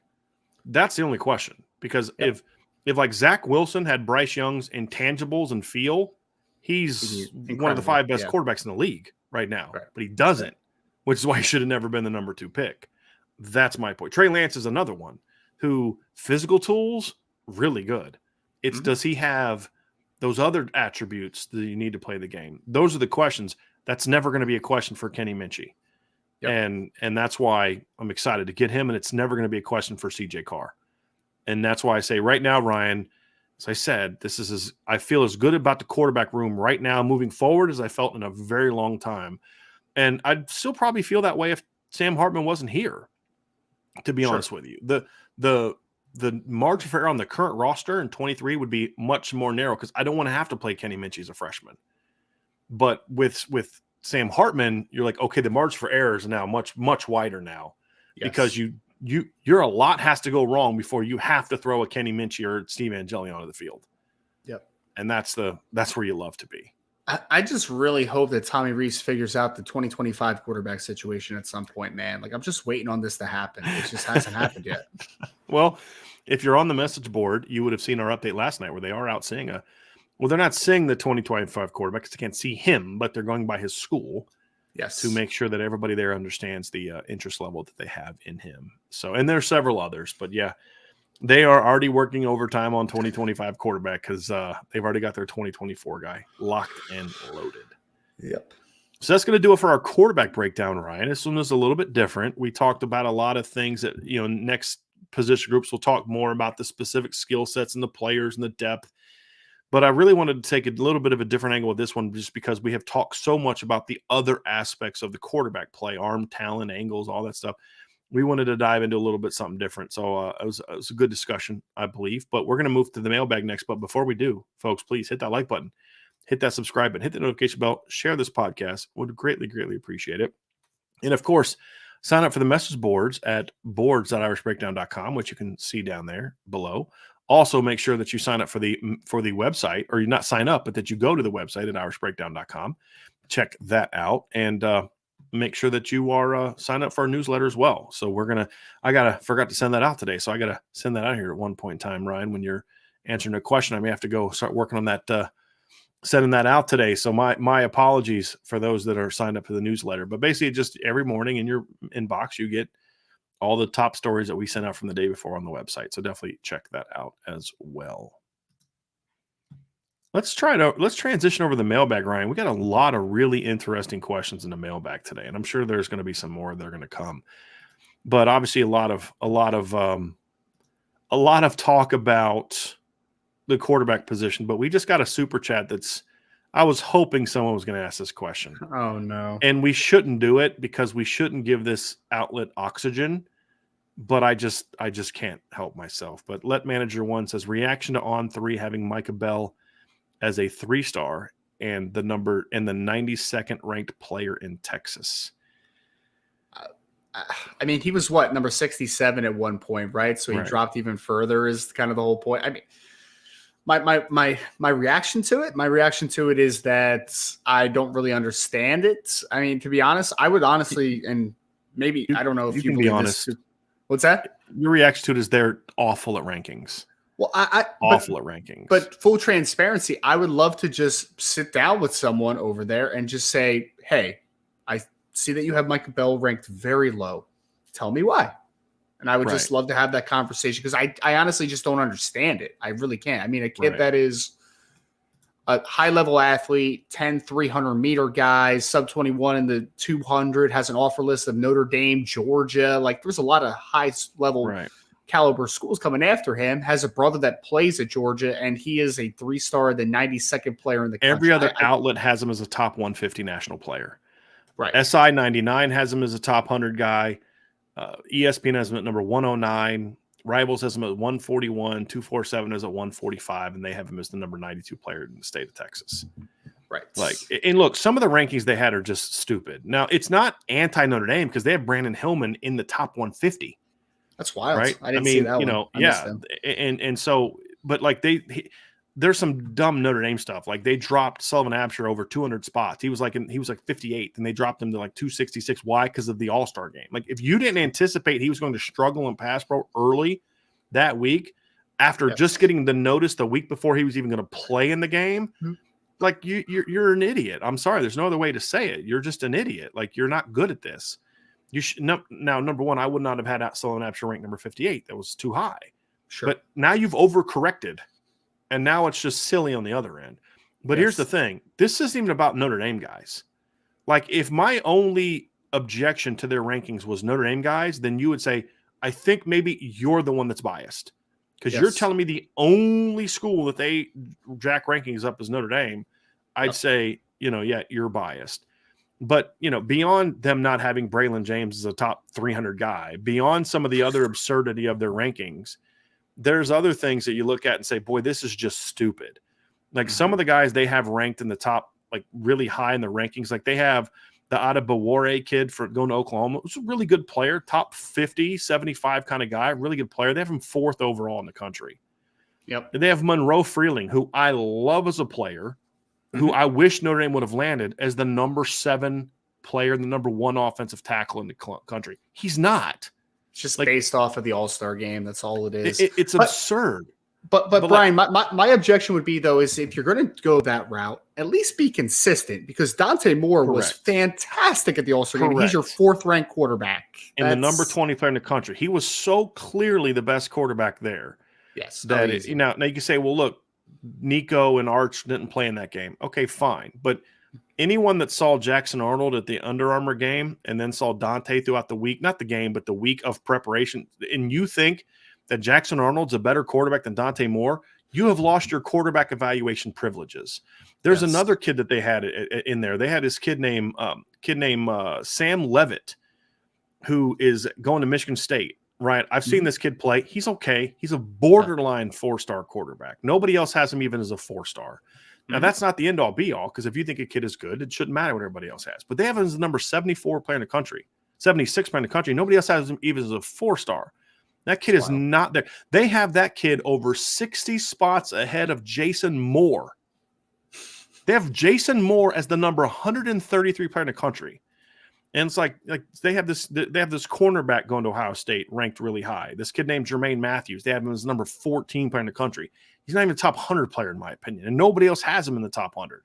Like they're the only ones that have him anywhere close to that. Did you see the drop that Kermani McLean had? He's number 46 now. I'm like, I know. The kid's a stud, man. Look, this is where these rankings are so jacked up. Like Rivals has him as number 46. And ESPN does him in the top 300. Like these rankings are so jacked up, but he's definitely not number 14. And there's a lot of guys like Brandon Ennis was a guy that was really down 94th. The list, right? 94th. Stud in person, man. Stud. So, like, you're going to rank this kid real high. Okay, fine. But you're going to tell me that there are 93 players better than Brandon Ennis? You're going to tell me that there are 132 players than To me, if you'd have had Jason Moore 33rd, I'd have said, I might even have him a couple spots higher, but that's fair. That's fair. You're in the range, but you had him 133rd. That is one of the dumbest. They had Luke Montgomery 22 spots ahead of Jason Moore. Like that's clown stuff right there. That's clown stuff right there. As a person that saw Luke Montgomery in person, wasn't impressed. Yeah. I mean, some of the stuff. Drake Bowen was the 21st ranked linebacker. I did see that one, man. I saw that. It's just Here's another one to show that I'm not biased. They have, because y'all know how I feel about LSU and their head football coach. They have Shelton Sampson. Have you seen him, Ryan? Yes, long receiver. They have him number 84 in the country. They have Jalen Brown at number. He's in the 126. Sheldon Sampson's a 5-star, in my opinion. They have him 84th. Jalen Brown is without question a top 100 recruit. And they have him at number 126. Like some of these rankings are just flat out stupid. Yes. I mean, just flat out stupid. And if you're going to say, well, like I've heard people say this, well, they rank off projection. Okay, then why is Samuel Mpemba ranked 136th? Right. Like if you want to say Samuel Mpemba's ranked 136 because you're more of a floor team, fine, because he's very raw. But if you're going to then, with some guys, like you said, Ryan, there's no consistency. With some guys, it's about, oh, here's where they are from a projection standpoint. We love this guy's upside, but this guy's more of a, oh, here's what he is now. I mean, some of these rankings, Ryan, are just, I'm looking at him and I'm just like, look, I think Chris Vezina I don't think he's a top 150 player. They have Chris Vezina number 154. Way too low. Way too low. Too low. So it's not just Notre Dame some guys of them now, and it's just these are wild, man. It's not just Notre Dame players that these are jacked up on. Like Jaden Rashada is overrated as a 5-star. They have him at number 176. I saw that. Yeah. It's like they have Eli Holstein 70 spots ahead of Dylan Lonergan, who Alabama took after already getting the other kid. Like, I'm sorry, he's such a significantly better player than that kid. So, people can say, oh, you're biased because you're pro Notre Dame. Okay. I mean, I don't think that I am. I work very hard not to be biased. And so that's why I'm pointing some of these out, Ryan. Like some of these rankings, I'm looking at this like, forget the Notre Dame guys. Mm-hmm. Oh, forget how stupid it is to have Drake Bowen 211 and Jaden Osbury 219. It's like, how are you going to have some of these other guys ranked there? How are you going to have Jason Moore, number 133 player in the country?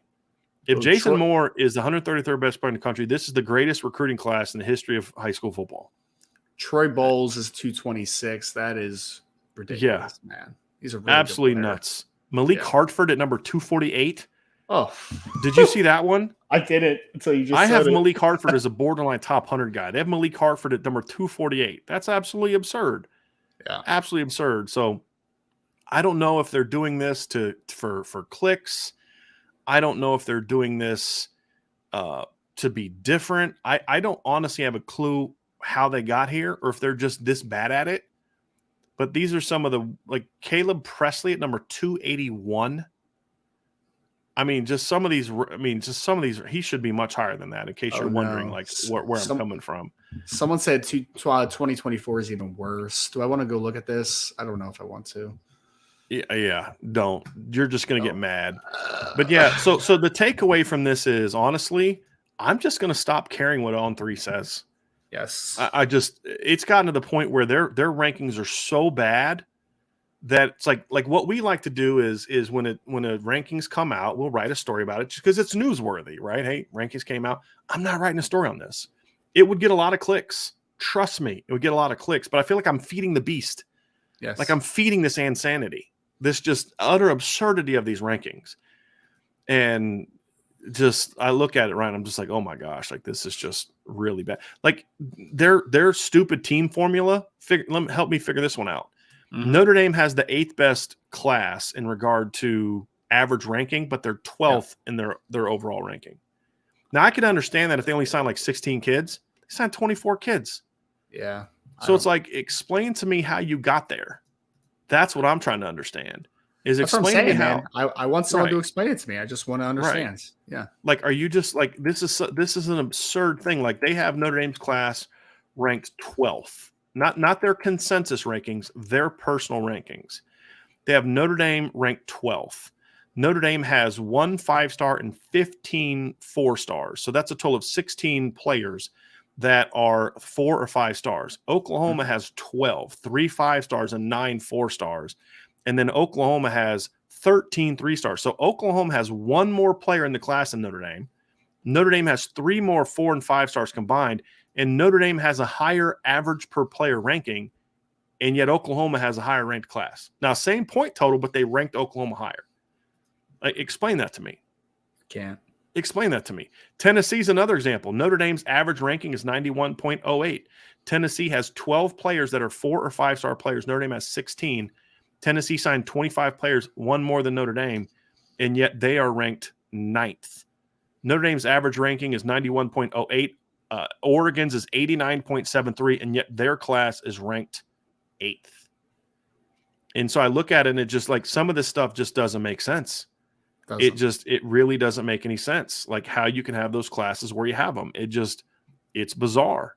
It really is bizarre. And so I just look at it and I'm like, it's to the point now where after talking about it today, I'm just kind of done talking about it because Yeah. it's just Clickbait. so dumb. I mean, I'm Yeah. looking at this now 5, 6, 7, 8, 9, 10, 11, 12, 13, 14, 15, 16, 17, 8.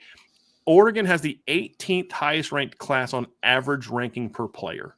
Mm-hmm. And yet their grade has them 8th. And I just, I don't have a clue. I don't have a clue what that means. I don't know. I really don't. So, yeah, Ryan. So, yeah, I don't understand. It's just so dumb. And it's to the point where I'm just kind of tired of talking about On3. They're an embarrassment, really, when it comes to rankings. And unfortunately,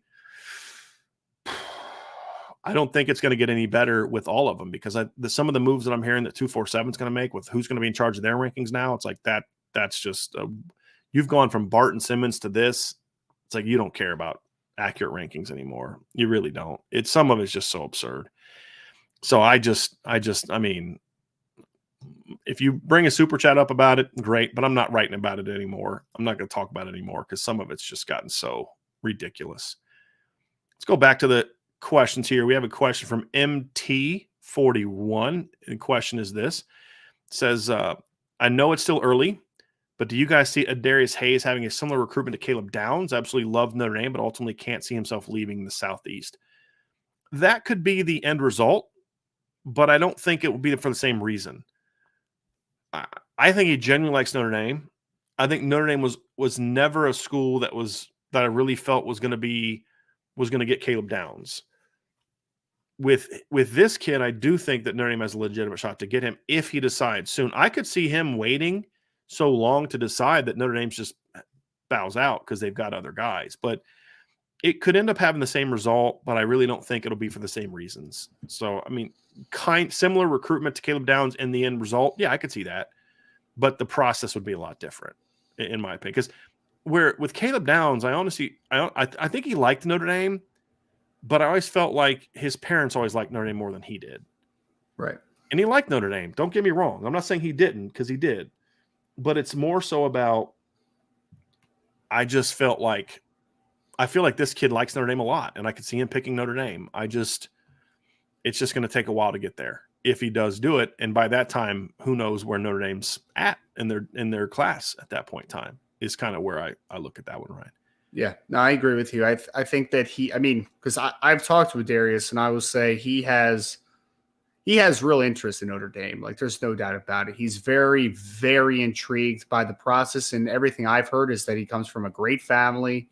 They clearly understand making a proper decision. And to your point, and I've talked to people, including Darius, where I don't think there's a concrete timeline in effect here, right? Like, I think that he's just trying to ease the process, and this one could be one that's going to be on the table for a while. So it's going to be a hard one to pull out of the SEC country, right, out of Florida. But I think Notre Dame is putting themselves in they're in a good position. They are with him. Mm-hmm. I mean, I don't think it's unrealistic at all. It's just, to your point, Brian, I mean, Notre Dame's starting to get a lot of traction with a lot of players, right? A lot of recruits in 2024. So is there a point where you just can't wait any longer, right? Like, that's the question mark for me.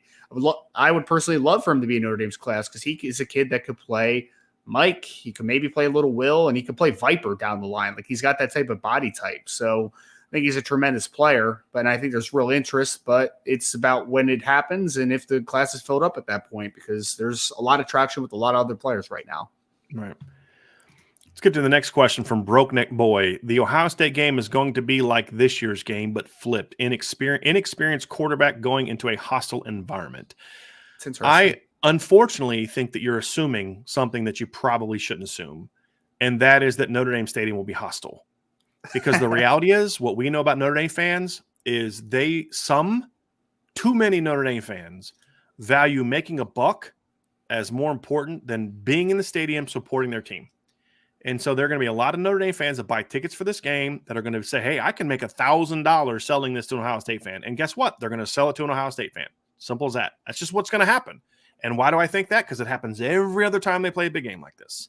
So unless Notre Dame fans or Notre Dame finds a better way to sell tickets to make sure that the stadium is actually pro Notre Dame, because here's the thing, I don't think Notre Dame cares because they're making money off of it. I don't think they ultimately care about that. They've never shown me that they really have a desire to make sure that Notre Dame crowd is pro Notre Dame.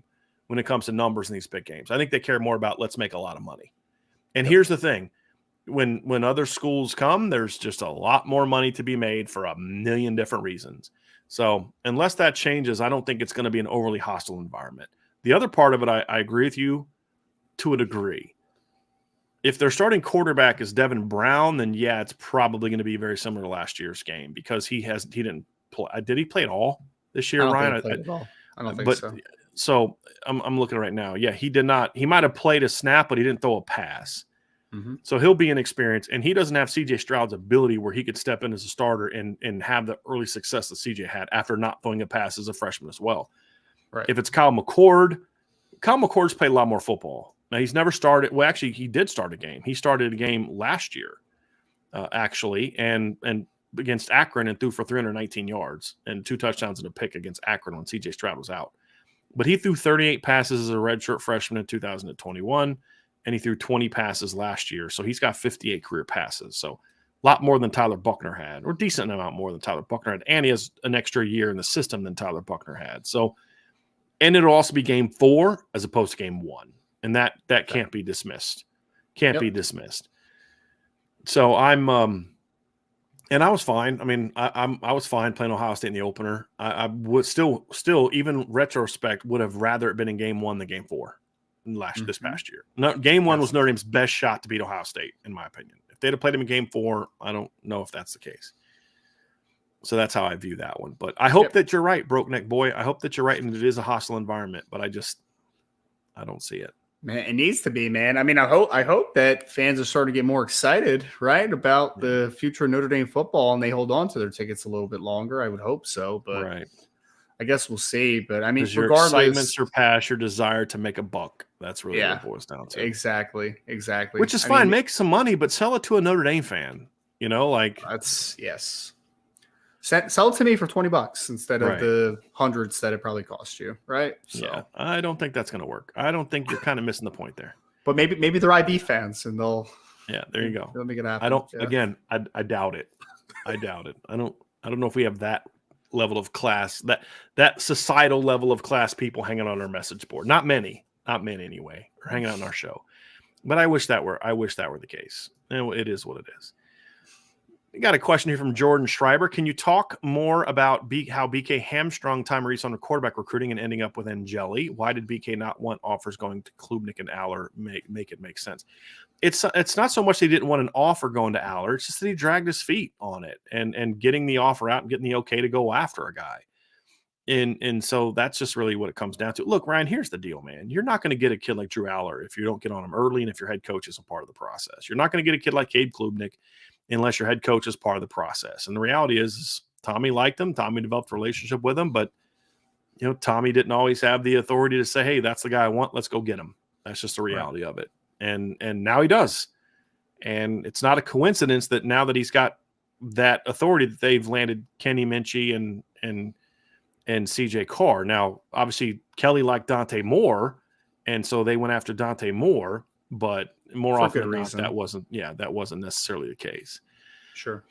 So, and honestly, part of me wonders, I have no evidence of this. So this is literally just me kind of popping in my head. But I feel, and I've talked to different people that said Brian Kelly knew last year was going to be his last year before the season started. He knew. Was he recruiting Dante the way he was because he wanted to be able to recruit him where he was going to go? I mean, thoughts crossed my mind. Would he be that spiteful? Would he be that spiteful? Not spiteful. It's not spiteful. It's looking. Brian Kelly's the most narcissistic, self-absorbed person I've met ever met. Honestly, met in person. Mm-hmm. Like we've known other narcissists who are self-absorbed nationally, right? Talking about people I've met. I've met those people. Sure. And so it's more about hey, I know I'm leaving. I don't know where I'm going to go yet, but I'd love to have a kid like that as my quarterback. So let me recruit him now, knowing that I can go get him then. So it's not spiteful to hurt Notre Dame. It's more of just to help himself is more so because he's really talented, right? I mean, any idiot can see that. Well, most. Not all. But next to Jackson Arnold, not nearly as talented. I mean, unbelievable. So I think that's really what it comes down to is more laziness. Some of the stories I've been told, and What bothered me is that you had all these people in the media that would like get mad at people like me or the kid from the Tribune that wrote an article like that. Now they're the ones saying the same thing and like just completely like retconning the idea that they didn't defend him as a recruiter his whole career. Now wanting to say, oh, he didn't recruit and all. So I'm like, okay, you're not being honest there. But yeah, it was just laziness and just apathy and just arrogance and anything else you can think of. But it's a thing of the past. And honestly, I'm over it. You know, it's a year removed and Notre Dame's quarterback room is looking very good.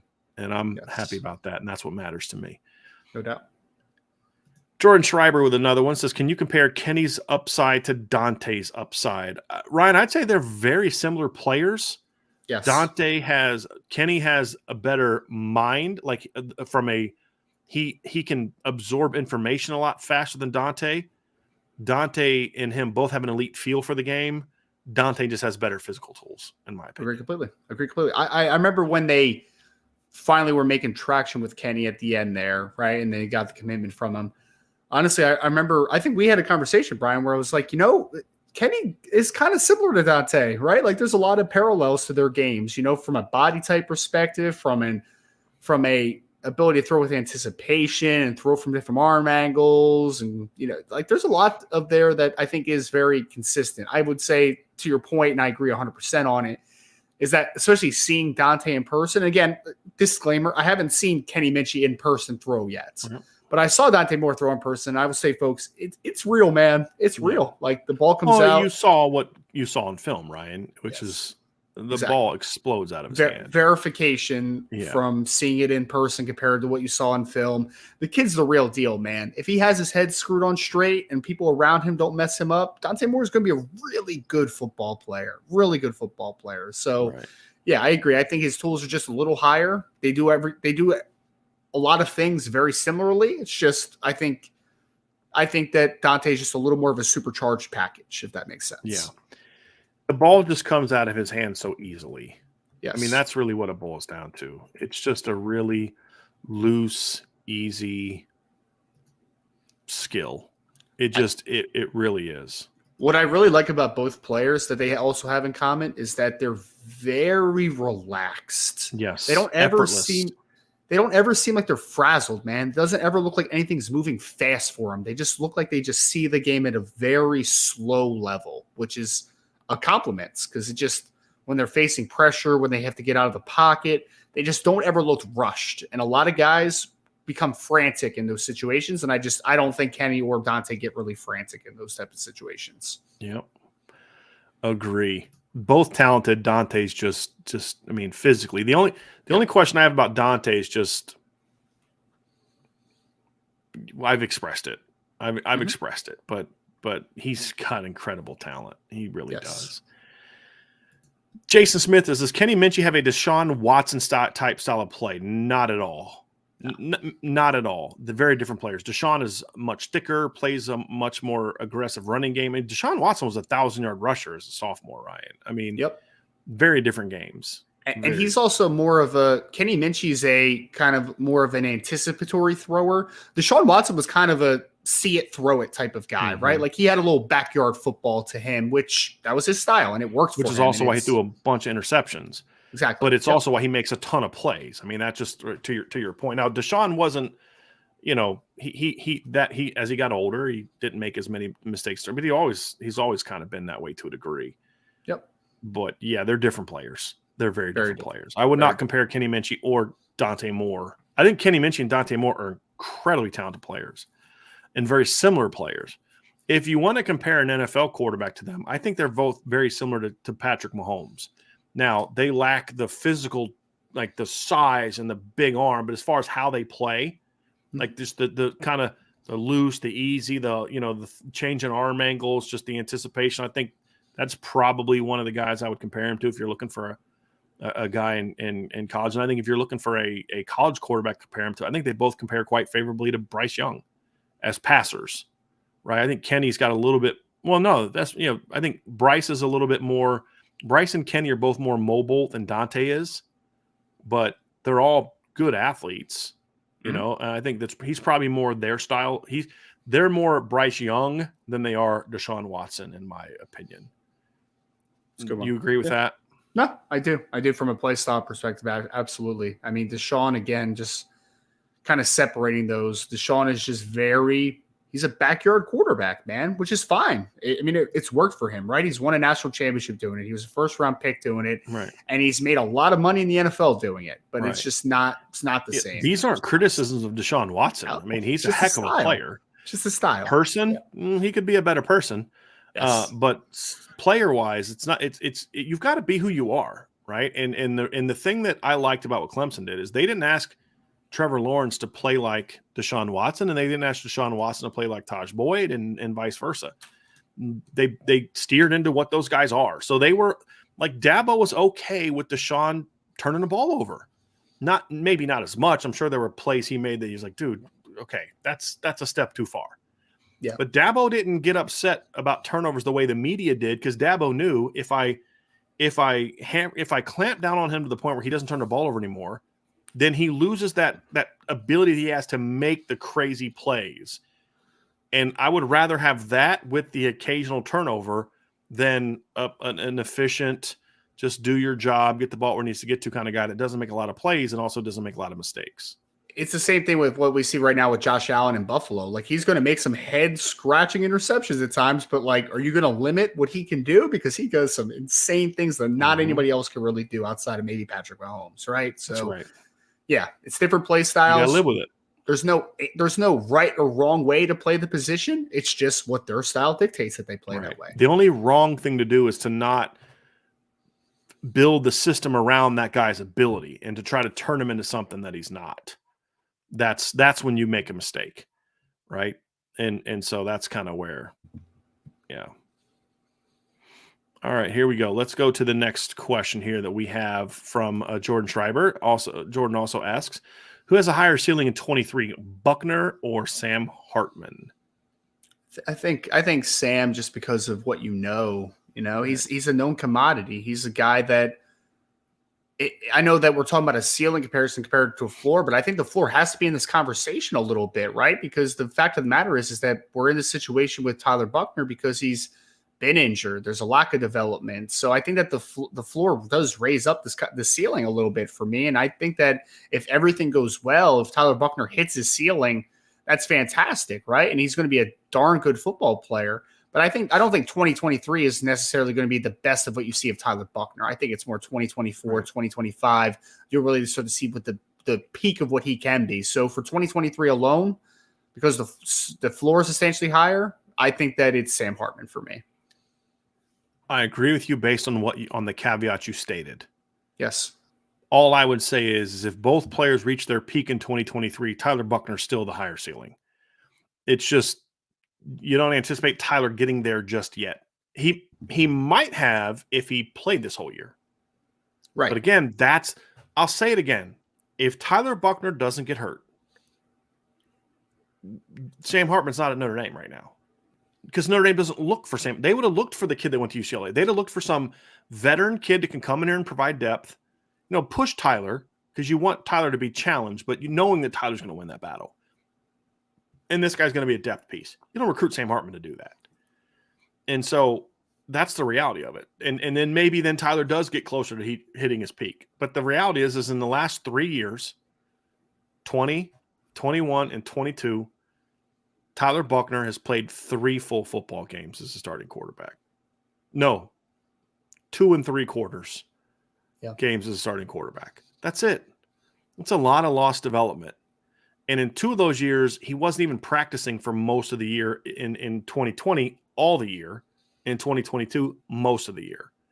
And so that's why I don't think Tyler's going to reach his peak this year. But if he does, he still has the highest ceiling. There's no question about that. It's just, as Ryan said, we're not projecting that Tyler gets there now. Yes. And if he handles, and this also why he said, if he handles this year correctly, he could definitely get there in 2024, in my opinion. Agree. Tommy Guns with an interesting question right here. He says, how would you rank the OC quarterback coach, Tommy Rees, compared to his counterparts in the final top 10? Okay. So let's go to the top 10. Obviously, you had Georgia number 1. Mm-hmm. Did they drop TCU out of the number 2 spot after that? I thought they said that they ended it too. Am I wrong? I have to look at it. So the AP top 25, they left them at 2. Good. Mm-hmm. Michigan 3rd, Ohio State 4, Alabama 5, Tennessee 6, Penn State 7, Washington 8, Tulane 9, Utah 10. So Georgia clearly better. TCU this past year was clearly better. Mm-hmm. Ohio State is better. Yes. Alabama, Tennessee is better. Mm-hmm.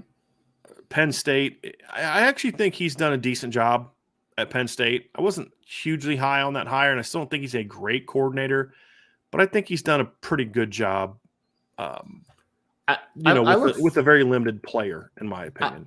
I think for Penn State, the 2023 We're talking about Mike season Yurcich, by the way, for those who don't know.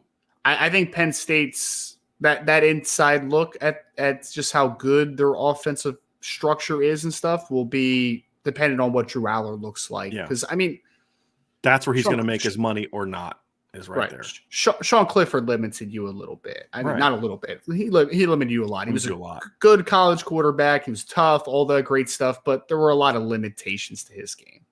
Yes. So now we're going to see, okay, what can you do when you do have a really talented kid? That's going to be the question that we have. So we'll find out here very, very, very soon. So rest of the top 25, Ryan, Washington 8, Notre Dame's better, Tulane 9. I'd take Tommy Rees over their offensive coaching staff when it comes to quarterback development. And I'd take Utah at 10.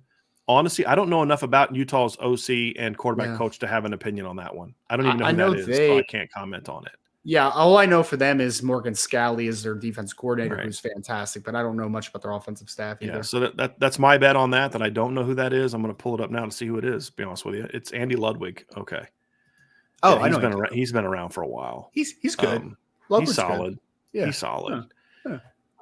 Look, Tom Rees has a lot to prove this year. I mean, I'm not even really having a conversation about, he's a top 10 guy. He's got a lot to prove to get there. I mean, there's the results are what they are. We can give all the excuses and justifications and explanations and asterisks and all the reasons why they haven't been where they need to be at, right? We can give all those reasons in the world. It was COVID, and it was your receivers got hurt in 2020, and in 2021 it's your offensive line stunk, and in 2022 your quarterback got hurt, and all.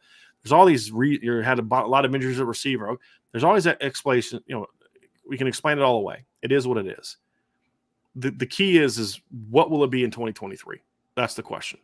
Yep. Can he kind of kick down the door year 4 of being a coordinator? So the whole inexperienced thing doesn't play anymore for me. Your roster is now your first class that you recruited as the offensive coordinator are now entering their senior seasons, sort of, but your first official class for sure are now going to be juniors. And what I mean by that is when Tommy was promoted in January of 2000, was it December of 2019, like that 2020 class was kind of done. Now he was part of recruiting it to a degree, but he wasn't the full guy. The first full class that he was a part of was really freaking good. It was Tyler Buckner. It was Logan Diggs, Audric Estime, Deion Colsey, Lorenzo Styles. Now, some of those guys committed before he was the offensive coordinator, but it was I'm not talking about who he recruited, but as far as like his first full cycle and what he's now has to work with, you had Jaden Thomas, you had Kane Barong, Mitchell Evans, Joe Alt, Blake Fisher.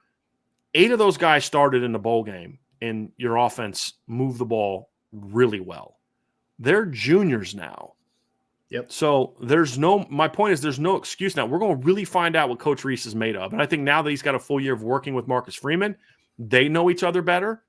He knows what Coach likes. He knows what, Coach Freeman, I think, is has learned Tommy and said, okay, here's what I want, but I'm also going to give you the freedom to kind of be you within my structure. I think they understand that much better together now. Whereas before it's like Marcus would say this and Tommy's like, well, I don't want to do, and it's like anytime you're working with somebody new, it didn't quite go together. But as they learn to each other better, I think Tommy has a better understanding of why Coach Freeman wanted certain things a certain way. Okay, cool. I get that now. So I'm going to coach to that. And I think Coach Freeman has a better understanding of how Tommy works and how Tommy thinks. And there's been some adjustments that Tommy has made in how he goes about his business that I think are going to really allow him to flourish next year. We'll see, though. Right? That's a lot of projection. We'll see, though. The point is, next year is going to truly tell me if what I think about him is accurate or not. Because I truly think that if Coach Rees can make just a couple more adjustments from what we saw in 2022, and then some of the things where his offense is run more like I think he wants it to run, some adjustments there, everything's set up now. You don't have to. You can't say, hey, well, it's the offensive line coach wasn't good enough. The receivers coach wasn't good. It's all there now. If he can make just a couple adjustments, I do think he's going to surprise a lot of people in 2023. I really do. But that's all fine and dandy for me to say. He's got to show it. He's got to prove it. Right. And that's what this year's going to be about. And so hopefully this isn't even a question anymore moving forward. The one thing I don't like about Tommy Rees, Brian, is his first name. Name? Guys named Tommy, man, just can't deal with him. Why? Did you have a bully when you were a kid named Tommy? Question?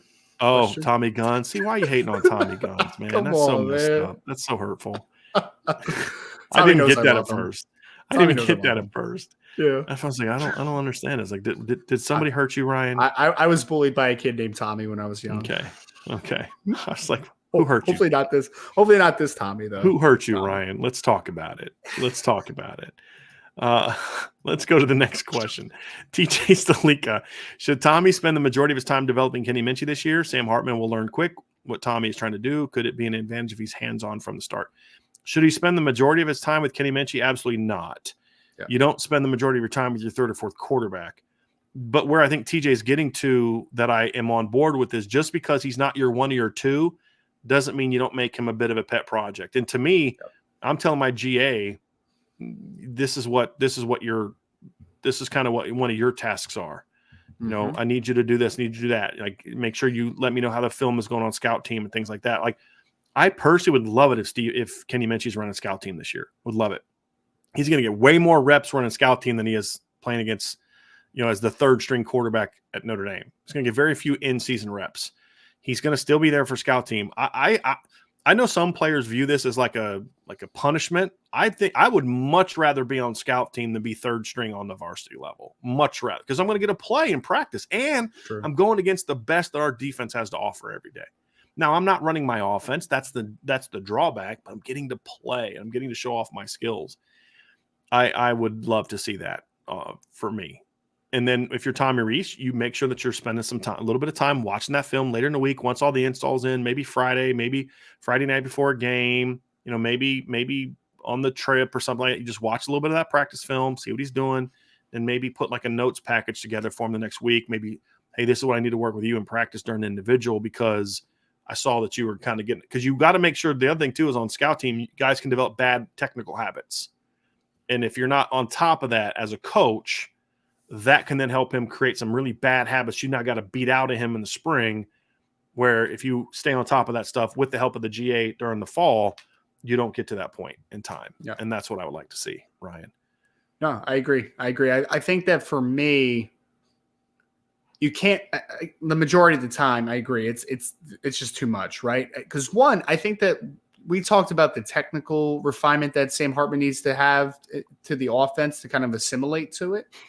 But also, I am a big believer that Sam Hartman, there's still a big level that he can get to, right? There's still been some turnovers and bad decisions. And there's things that Sam Hartman, just from a technical perspective, needs to get better at. But there's also, understanding what defenses are throwing at you, the processing quicker. Like, there's a lot that I think that Sam Hartman can still improve on, which I think is it's a big opportunity for Tommy Rees, right? Like, he has the opportunity to turn an all-AC quarterback into one of the best in all of college football, like a high-level kid. So I think that's and him and Tyler have to be the first priority, because that's going to be the players that aren't going to play for you a lot in 2023, right? So I think development can't be limited to just one player throughout, right? It can't be like, oh, Sam's good, I don't have to talk to him anymore. No, that's not how that works, right? I mean, in order to be a great teacher, a great coach, you have to have attention to everyone in the room and in their own individual ways. So he needs to formulate himself to,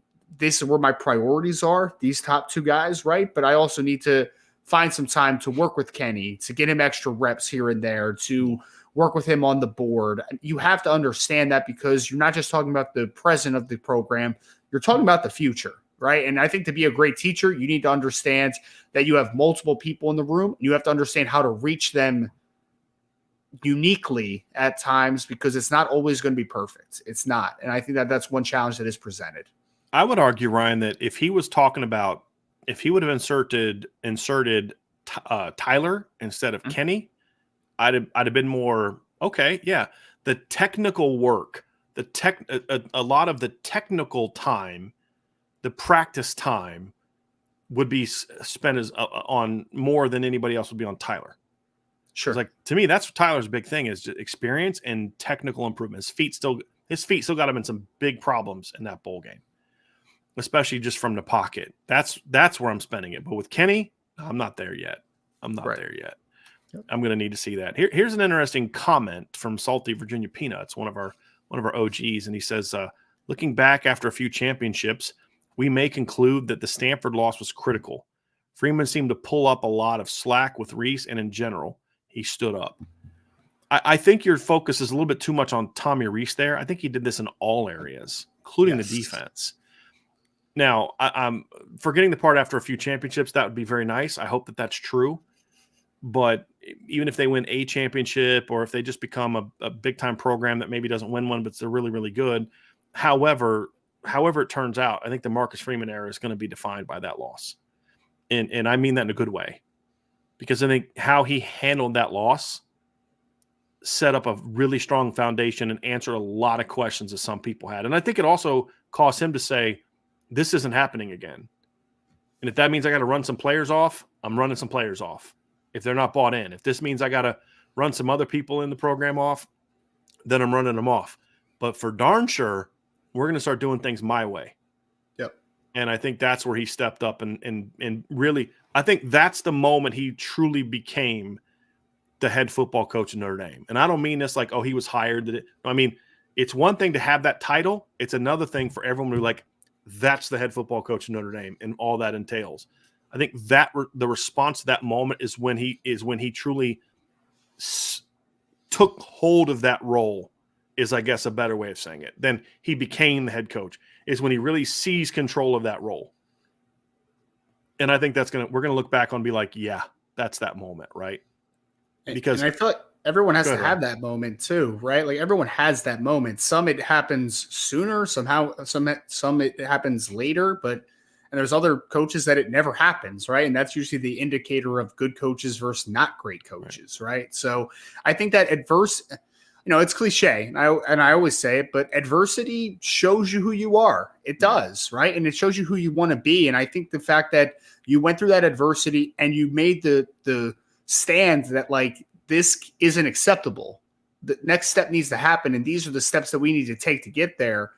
That shows profound maturity for Marcus Freeman, which I think we knew that he had. I think that we both assumed that he would do that at some point, but it needed to happen because otherwise that could be a make it or break it point for a coach, right? If you don't make those changes, then players are just like, he's a pushover, right? Mm-hmm. Like we don't have to listen to him. We can just do our own thing. And coaches are just kind of like, I can do whatever I feel like, right? Like there's free reign.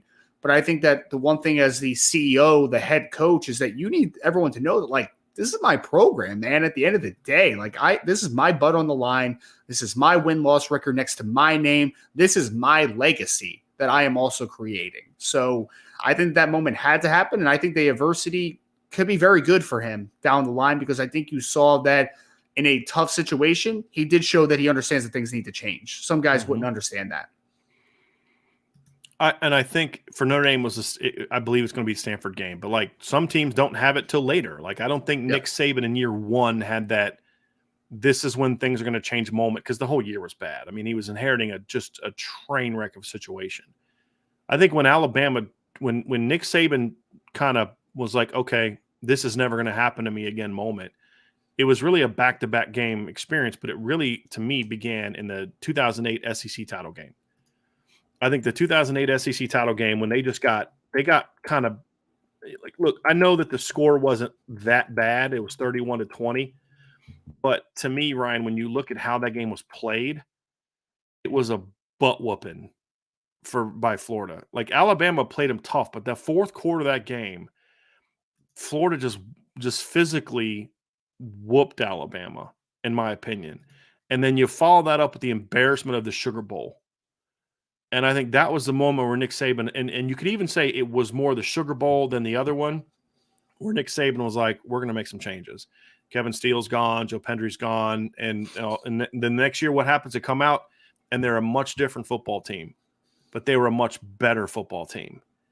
And that team that next year went out, and they just like the things that led to them losing. They were never out physical. They might get out schemed by some people. They may have gotten out athleted maybe a couple times, not often, but it can happen.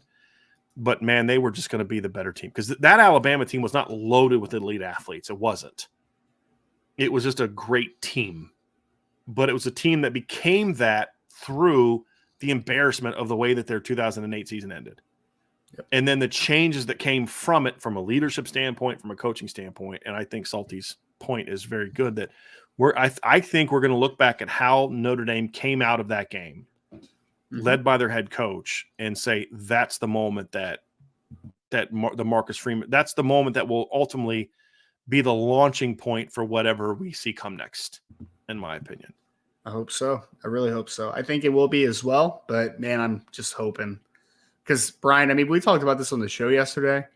If Marcus Freeman and this staff put together a season, right? Just a championship level season or a high contention season, this program's going to erupt, man. Right. It's going to, because the recruiting that they're doing while still figuring it out on the field from a win-loss perspective is tremendous. And just imagine when that happens, man. This program has a chance to erupt if that does happen. Absolutely. Yes, 100% agree. Benjamin Carchi asks, with the depth that Notre Dame has in the running back room, do you see Notre Dame using a lot more different personnel to use that depth? Hope so. Yeah, hope so. Yeah. I hope there's some opportunities. I mean, because you talk about, Audric Estime, Logan Diggs, they're the known commodities coming back, right? You have Chris Tyree, who's a known commodity as well. But then you have Jadarian Price, you have Jeremiah Love. And those two guys specifically, even Jabron Payne to a degree, they have different skill sets than what like an Audric Estime and a Logan Diggs had, right? Like those, everyone always says like throw Chris Tyree in the slot. And we push back on that a lot, obviously. But Jeremiah Love is a guy that literally you can put in the slot. As a slot full time. I want to make sure we're clear. I'm all for putting him in the slot at times. Right. As a running back that you use on the perimeter in certain looks. Mm-hmm. What I'm saying, he's not a slot receiver. No. Notre Dame knows that. But they also know that he does bring some value in the slot and in the backfield, and that's the thing is use him in all this. But to your point, Jeremiah Love can line up in the slot and play in the slot. I mean, like, he can line up outside and do some stuff outside. Right. Like it's So getting that player on the field, getting Jadarian Price on the field with the Audric Estimes, with the Logan Diggs, with the Chris Tyrees at times, like that's endless possibilities for that five. And that's not even counting Jadarian Price, who can do a little stuff in space too at times, So but he's a lot of possibilities. He's a little more Chris Tyree than Jeremiah Love as far as the way you're going to use him in the pass game. Just like Logan Diggs is more Chris Tyree than Jeremiah Love. Now they're very different. What I mean is Chris Tyree is a running back that can make plays in the pass game. Logan Diggs is a running back that can make plays in the pass game. Jeremiah Love is a little bit of a unique animal because he is a running back that has a unique body type and skill set, and that he could not be a receiver, but like line up. And there wouldn't shock me if there was a game where his first year or two, where there was maybe a game or two where he only caught passes and didn't actually carry the football. It would not shock me, or maybe caught more passes than he had carries, kind of thing. The other thing too is special teams is going to have to be an area where some of these backs are involved. For example, if Chris Tyree stays and he's the number 3 back, you need to use him more. And say, okay, well, what about Jeremiah Love and Jadarian Price? Well, if Jeremiah Love is that good where you just feel you got to play him, then number one, how about putting him back as your punt returner? If Jadarian Price is healthy and you're like, this guy's got to play, but he's not 100%, okay, then put him as your kick returner. Those are ways to get these kids involved as well that I think they'd be wise to use. And then if we're up in a game, late in the third quarter, you get those guys in there now with, what I mean? Like take some of that pounding off of your starting backs and all that kind of thing. Those are other things you can do, but you really can't go much deeper than 3 backs as part of your regular rotation. It's just, it can be hard that's where it's like, okay, none of them get enough into the flow of the game that they really see it. And so that's you can't overdo it, in my opinion. I really do. I really do think that. David Lowe says, do we expect any more transfers in or out? Yes, there are going to be some more transfers. So whether or not they all happen tomorrow, that remains to be seen.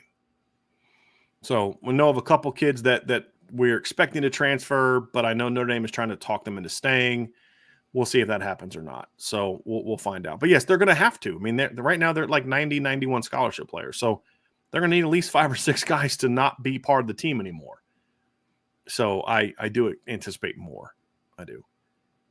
Chris Davison asks, how would you like to see the backup quarterback used in 2023? In years past, when QB2 came in from mop-up duty, they were only asked to come in and hand the ball off. I want to speak to this, Ryan, because I have talked a lot about this. Yep. Number one, if Tyler Buckner is the backup, some people may not like this, but I do think they need to figure out a role for him in the normal flow of the game, whether it's as a red zone guy, as a change of pace, but there needs to be structure to it. Sam knows when he's going in and Tyler knows when he's going in. I do think that Tyler Buckner is too talented not to have some kind of role as long as he battles and he's in a good headspace. But honestly, Ryan, and this is something that needs to be discussed as well, I understand saying we're going to let Sam play a full 3 unless we're just like honestly, there may not be a need for Sam. I hope there's not a need for him to play more than a half against Tennessee State. I really hope that there's not much of a need for that. So then let Tyler play a bunch in that game. But then use the last couple of series to get Steve Angeli some reps. But the point is, however you shake it up, number one, put your backup in sooner than Brian Kelly did and let him run the freaking offense. I can't stand when coaches put their backup in and they just 13 personnel hand the ball. Now, I'm not saying you drop back and you throw it on first, second, and third down. Right. But let him run the offense. Let him run the offense, at least for the first couple series. Now, if you're up 31-0 and you put Tyler Buckner in late in the third and he leads you on 2 touchdown drives and you get the ball back a third time, hand the ball off. Sure. Right? Like, you know what I mean? Like, it's okay now. You let him run the offense. But for the most part, they need to go out there and play and let those kids play.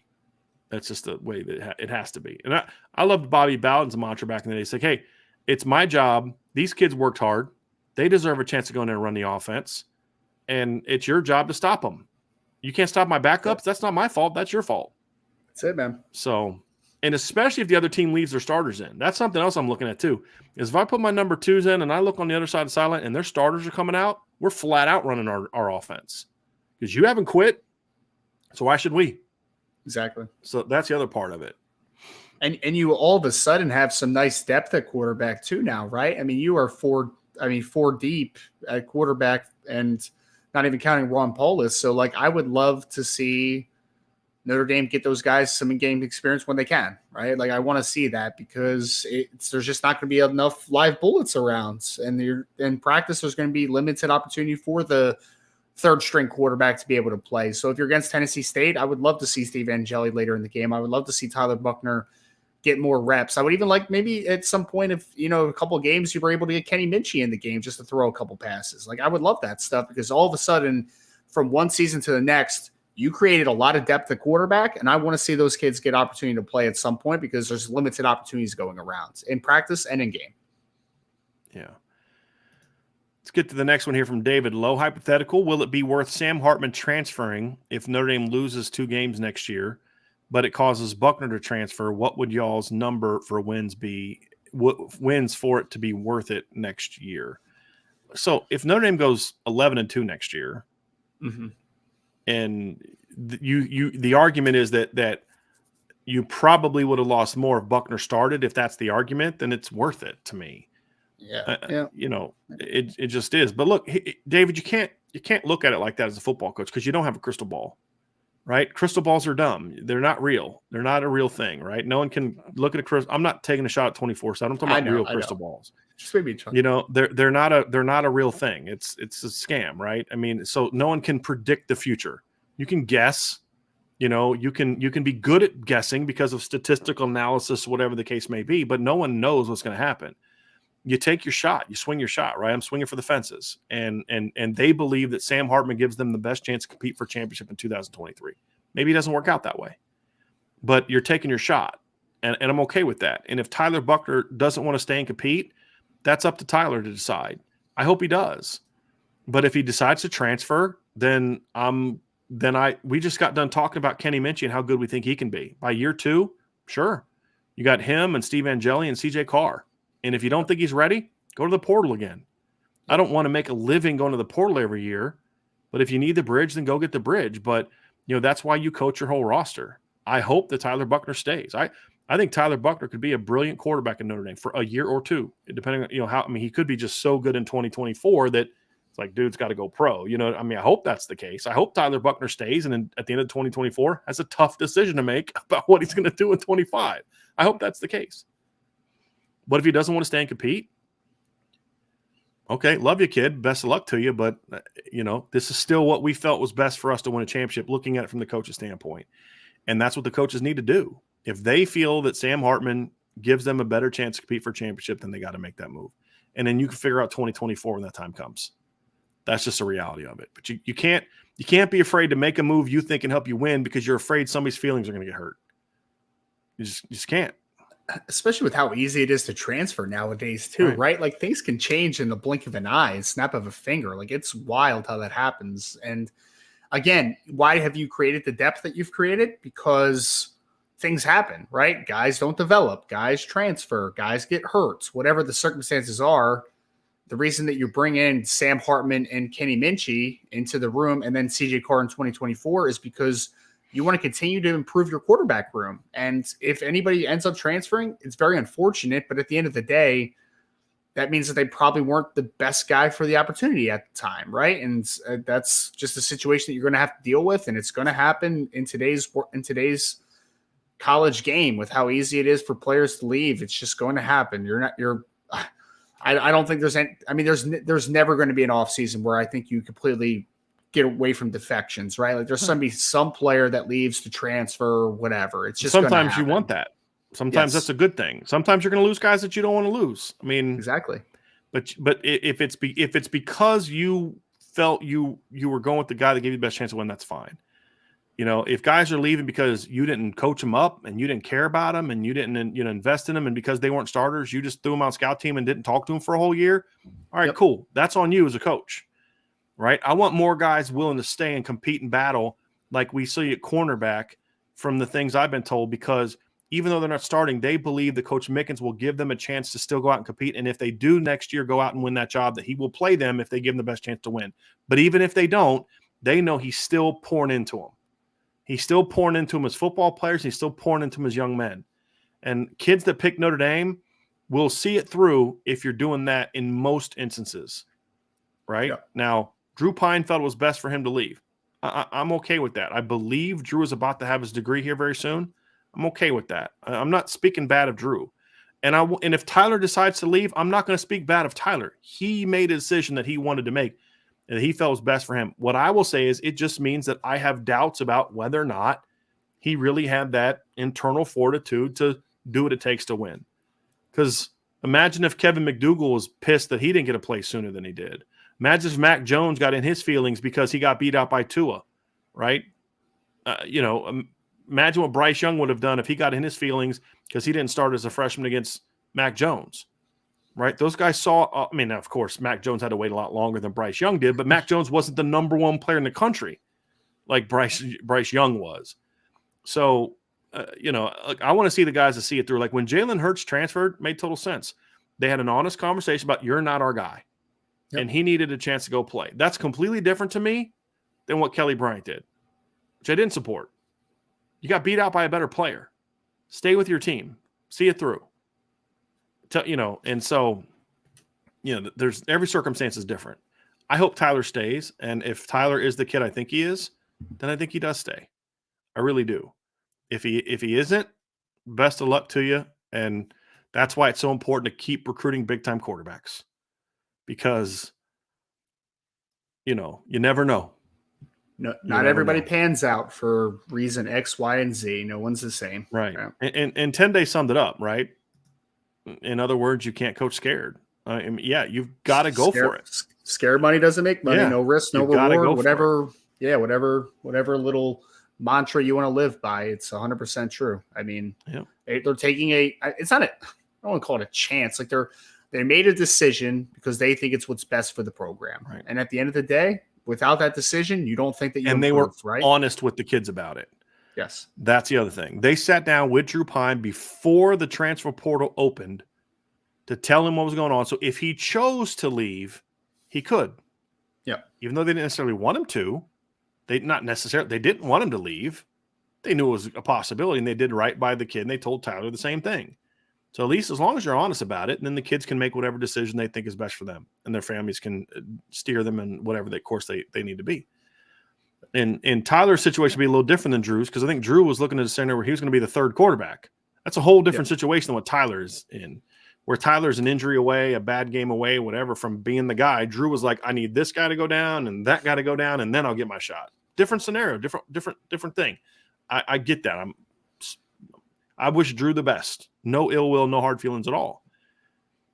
It doesn't mean he didn't want to compete. I think he knew Tyler's better than I am, and they're going to bring in a transfer that's going to, they're not going to bring that guy in to sit behind me. I'm good with it. All I've ever said about Drew Pine's situation, I don't like how he handled it. I have no problem with the decision he made, but just the decision to not really tell the Notre Dame staff that you were leaving, and then, and then it gets out in the media before they really even know what's going on. That's part I didn't like, but that's like a minor thing on the big scale of it, to be honest with you. Irish Blooded says, I agree with both Tyler Buckner and Sam Hartman can run the same offense. Would you build your starting line and depth differently depending on the quarterback, or more just the opponent that week? I think for me, Ryan, you would not build your line or your offense or your depth any differently. All that would change would be some tweaks to the offense. Yeah. Meaning with Sam Hartman, when you're running inside zone, you're running split zone or regular inside zone with a backside, and you're throwing RPOs off of it. Yep. If Tyler Buckner is your starting quarterback, you're running read zone off of it. Same thing with duo, same thing with the other things. You're running different concepts off of it that really impact the quarterback more than anybody else. But the players are the same. Players are the same. Offense is pretty much the same. Exactly. The pass concepts with Tyler Buckner quarterback didn't change a whole lot. There was actually a little bit more to it with Tyler because he could do some different things. That part doesn't change a whole lot. There's just and you don't have to change who your offensive line is for that either. I think some of your personnel groupings might change depending on who your quarterback is. I don't think Notre Dame would have been as 12-13 dominant this year if Tyler doesn't get hurt, but they still would have done it. So I don't think it changes a ton with those two. It really doesn't. Just some of your emphases will change. That's what changes.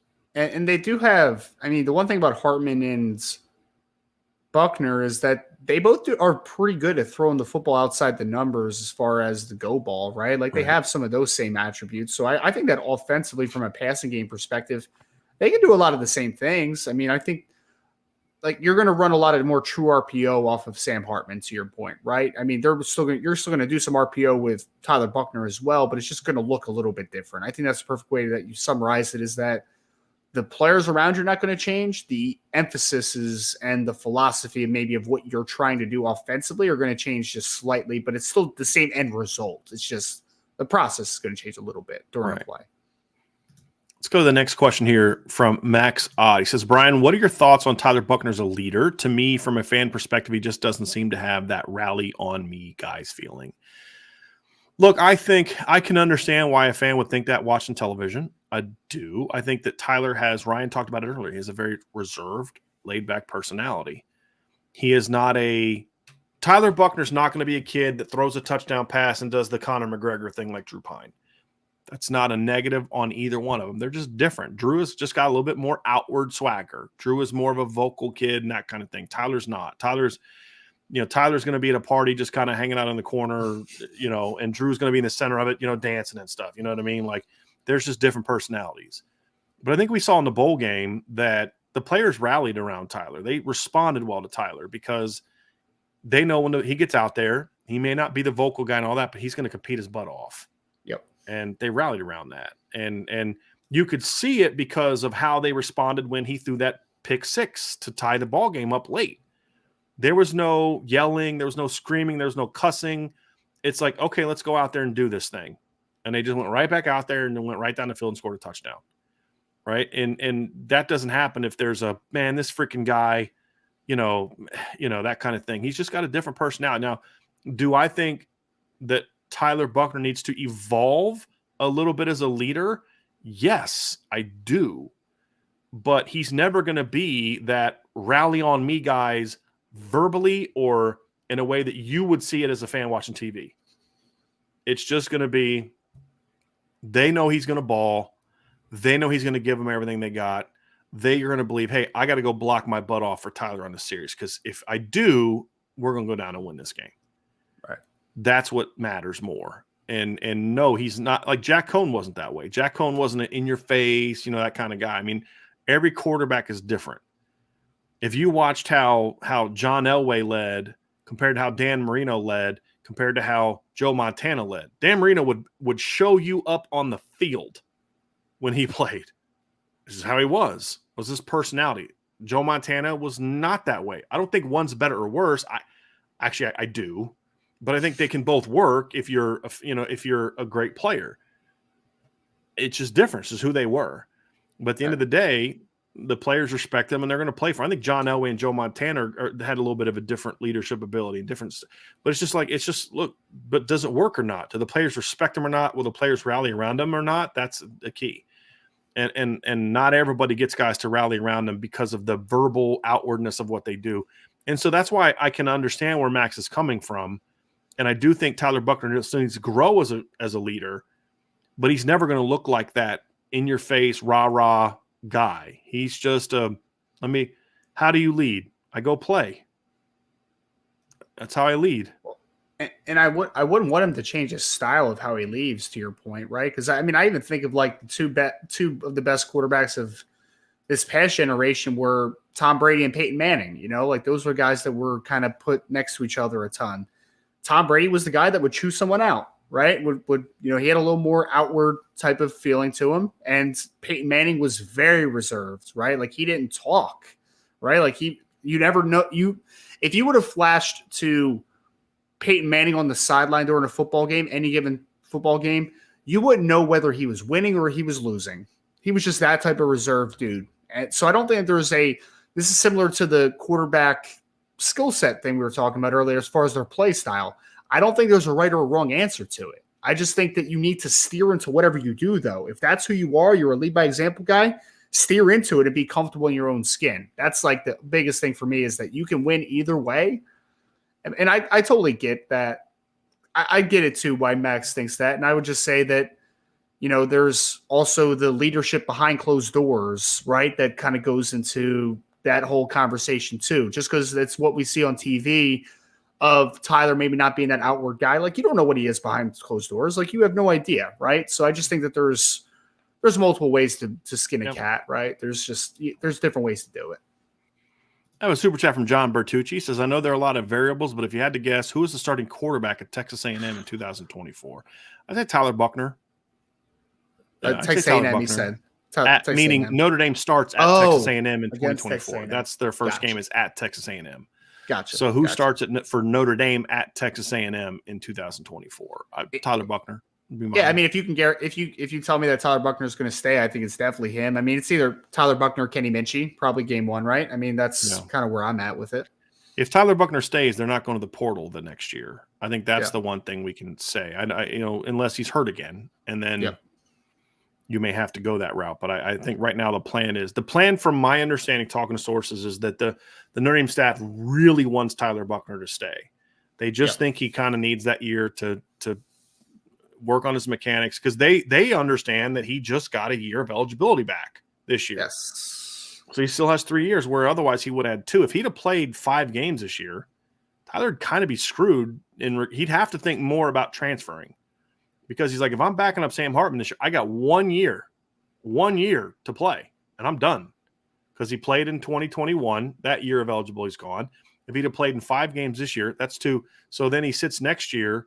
And, it's like, okay, well, I'm the backup quarterback. They can't not play me and redshirt me because I'm the backup quarterback.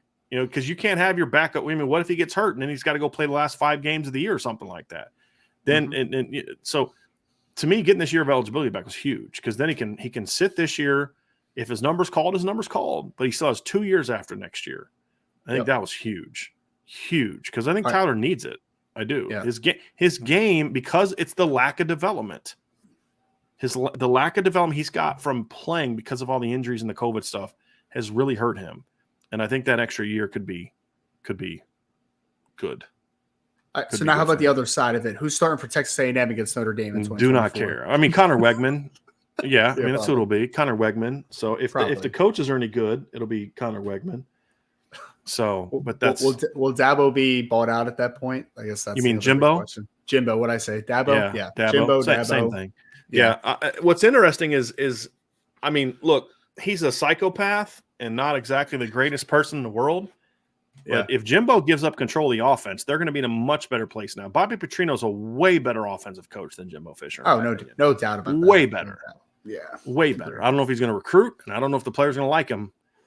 But if they listen to him, they're going to be a lot better because he knows how to coach offense. That situation could go south very quickly, though. It could. Yeah. We'll see. Yep. Oh, yeah. Let's get to this next one here real quick. So we got a question from Milton Fan, and he elaborated. Hold on a second. Let me get down to here where the question was. He says, Brian, you seem to have modified your view on Tommy Rees. Not saying it is a bad thing. What is the major driver? I asked him to follow up by what he meant by that so I could better answer the question. And he said as follow-up. He goes, in the sense that you seem to be more vocal on giving him a chance and maybe looking at him less critically, there seems to be a shift in my opinion. The shift happened for 2 reasons, number one, and I wouldn't even call it a shift per se. Number one is we're in the offseason, and you always look at things a little bit different in the offseason. It's more of he is the offensive coordinator. I can sit here and just jump on the show and hammer him and say he sucks every show, which gets old but would make a lot of people happy. Or I could be a professional and say, this isn't at you, Milton Fan, and I'm just in general, or be a professional, say, okay, here's the things I don't like. Here's what he hasn't done well. Here's what he has done well. And here's how he has evolved. And the second part about it too, Milton Fan, is understand that he's 30. What's he, 31 now? He's 31 years old. He hasn't been coaching that long. And the mistake that I think far too many people make is just assuming that Tommy Rees is what he is. What he was in 2017 as a quarterback's coach is exactly what he is now as a quarterback's coach. And I think that's misguided. And so, I mean, you go back and look at how we talked about Tommy Rees like in September and early October.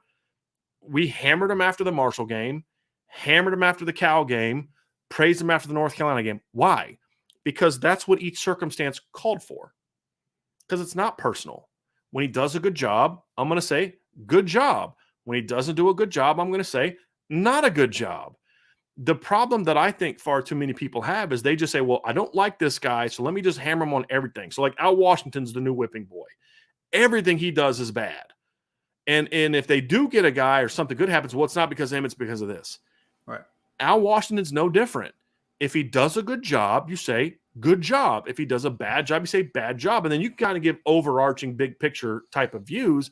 But if you're not willing to allow your opinion to be changed by the data or by new information, new changes, then I don't know what to tell you. If you're a fan, I get it. It's a more of an emotional thing. But for me, as an analyst, here's what I was critical of with Tommy Rees. Perfect example. I wrote a very critical article of Tommy Rees after the Stanford game about how he interacts with Drew Pine and other players. And I'm not talking about the do your effing job thing. That doesn't bother me. It's just more of other things I've heard about how he interacts with players. And so I was critical of it because that's what was going on. That's what I saw. And that's what I heard. And from many people.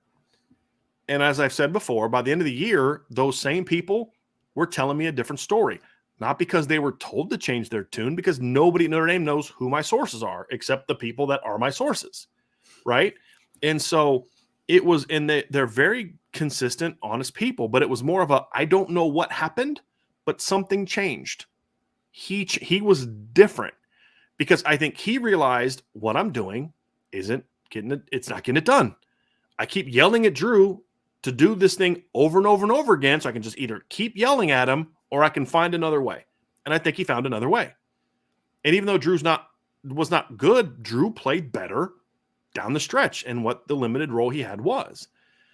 And then you look at certain games where I thought, look, a play here, a play there. Like the USC game is a perfect example. If you don't like Tommy Rees, you're just going to look at 3 plays and be like, dude freaking sucks. You're going to look at the South Carolina game and say, forget the 45 points, forget the 558 yards. That play call in the goal line on 1st and goal was stupid, and that's the only thing I'm taking away from that game. Okay, that's fine. You can do that, but that's emotional. That's not practical.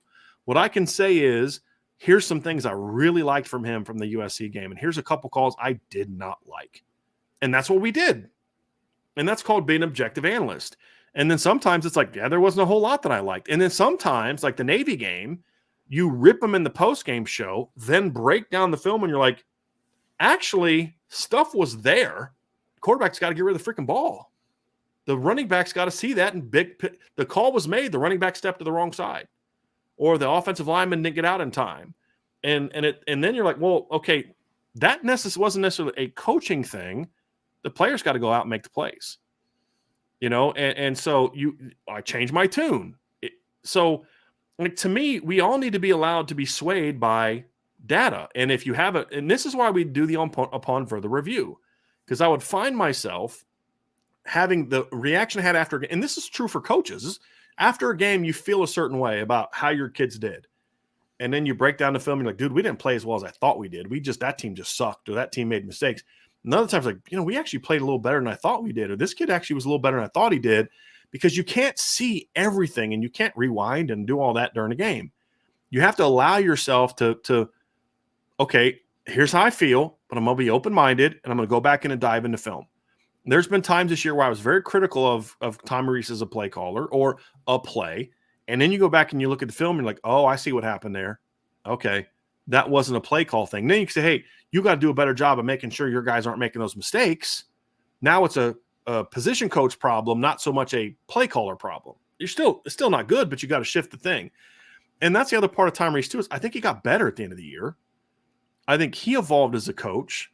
The people that I've talked to that saw some frustrations have come back and said, I don't know what happened. I don't know what he decided or who talked to him, but the dude that I saw in November and December was not the dude that frustrated the heck out of me in September and October. So I'm supposed to still crush him for that, even though the data has changed. The intel has changed. The results have changed. Why? So that people that don't like him will feel better about it? Look, here's the deal. Tommy Rees has to do a better job in 2023 than he's done in any previous years. Can we all agree on that?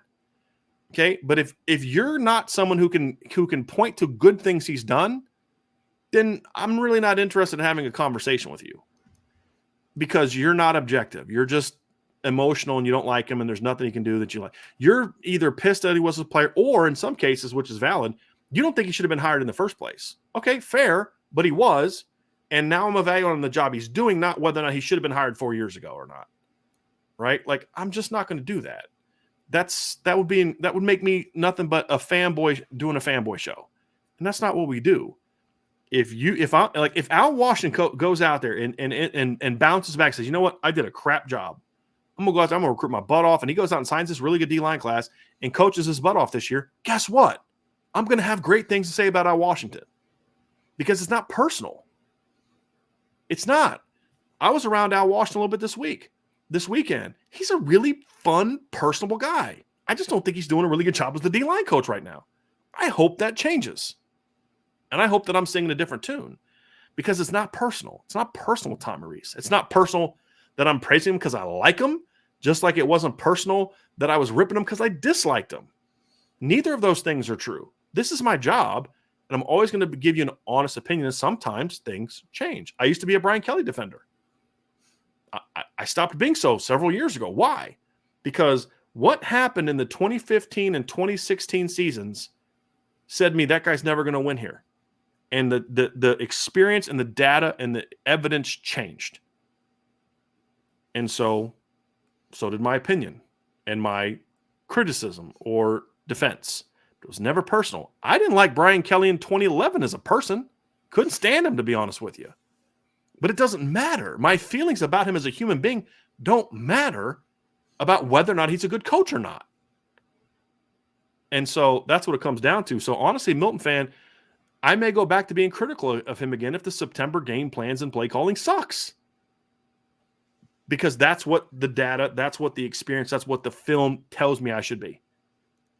And that's where I'm at, right? So I've seen a lot from Tommy Rees that makes me think this guy's got a lot of potential as a coordinator.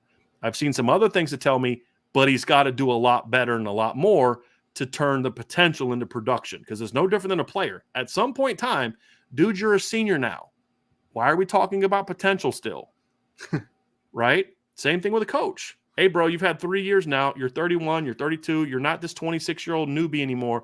It's time to go get it done. Right? And that's the year he enters into. I think we should all be able to agree on that. He's got to get it done this year. And I would say the same thing about people who make an excuse for every time he has a bad game or a bad call. People make excuses for it. They're in the same boat, right?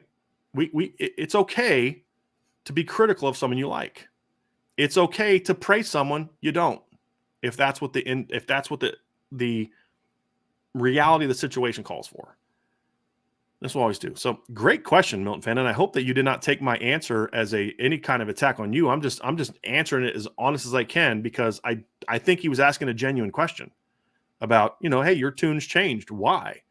Whereas some others are like, dude, why are you protecting Tommy? Why are you a homer for Tommy now? Like, I get that from some people. Just like other people, like, why are you always ripping Tommy? Like, dude, I praised him for 3 straight games and I ripped him for this one. Why? Because he did a bad job. It's called my job. It's called being honest, and that's what we're going to do. So, anything you'd like to add to that, Ryan? Nope, I think you said it well. Okay. Why, thank you, sir. All right, let's get back to some more questions here from Jonathan Gabrick. Thank you, Jonathan. If the 2024 D-line class ends up being Justin Scott, Jared and Jacob Smith, TJ Lindsey, and Owen Wafel, and the guy from Kenwood, that would be Marquise Lightfoot, does that make you feel better about Al Washington recruiting-wise still has to coach? So just recruiting-wise, Ryan, would that make you feel better?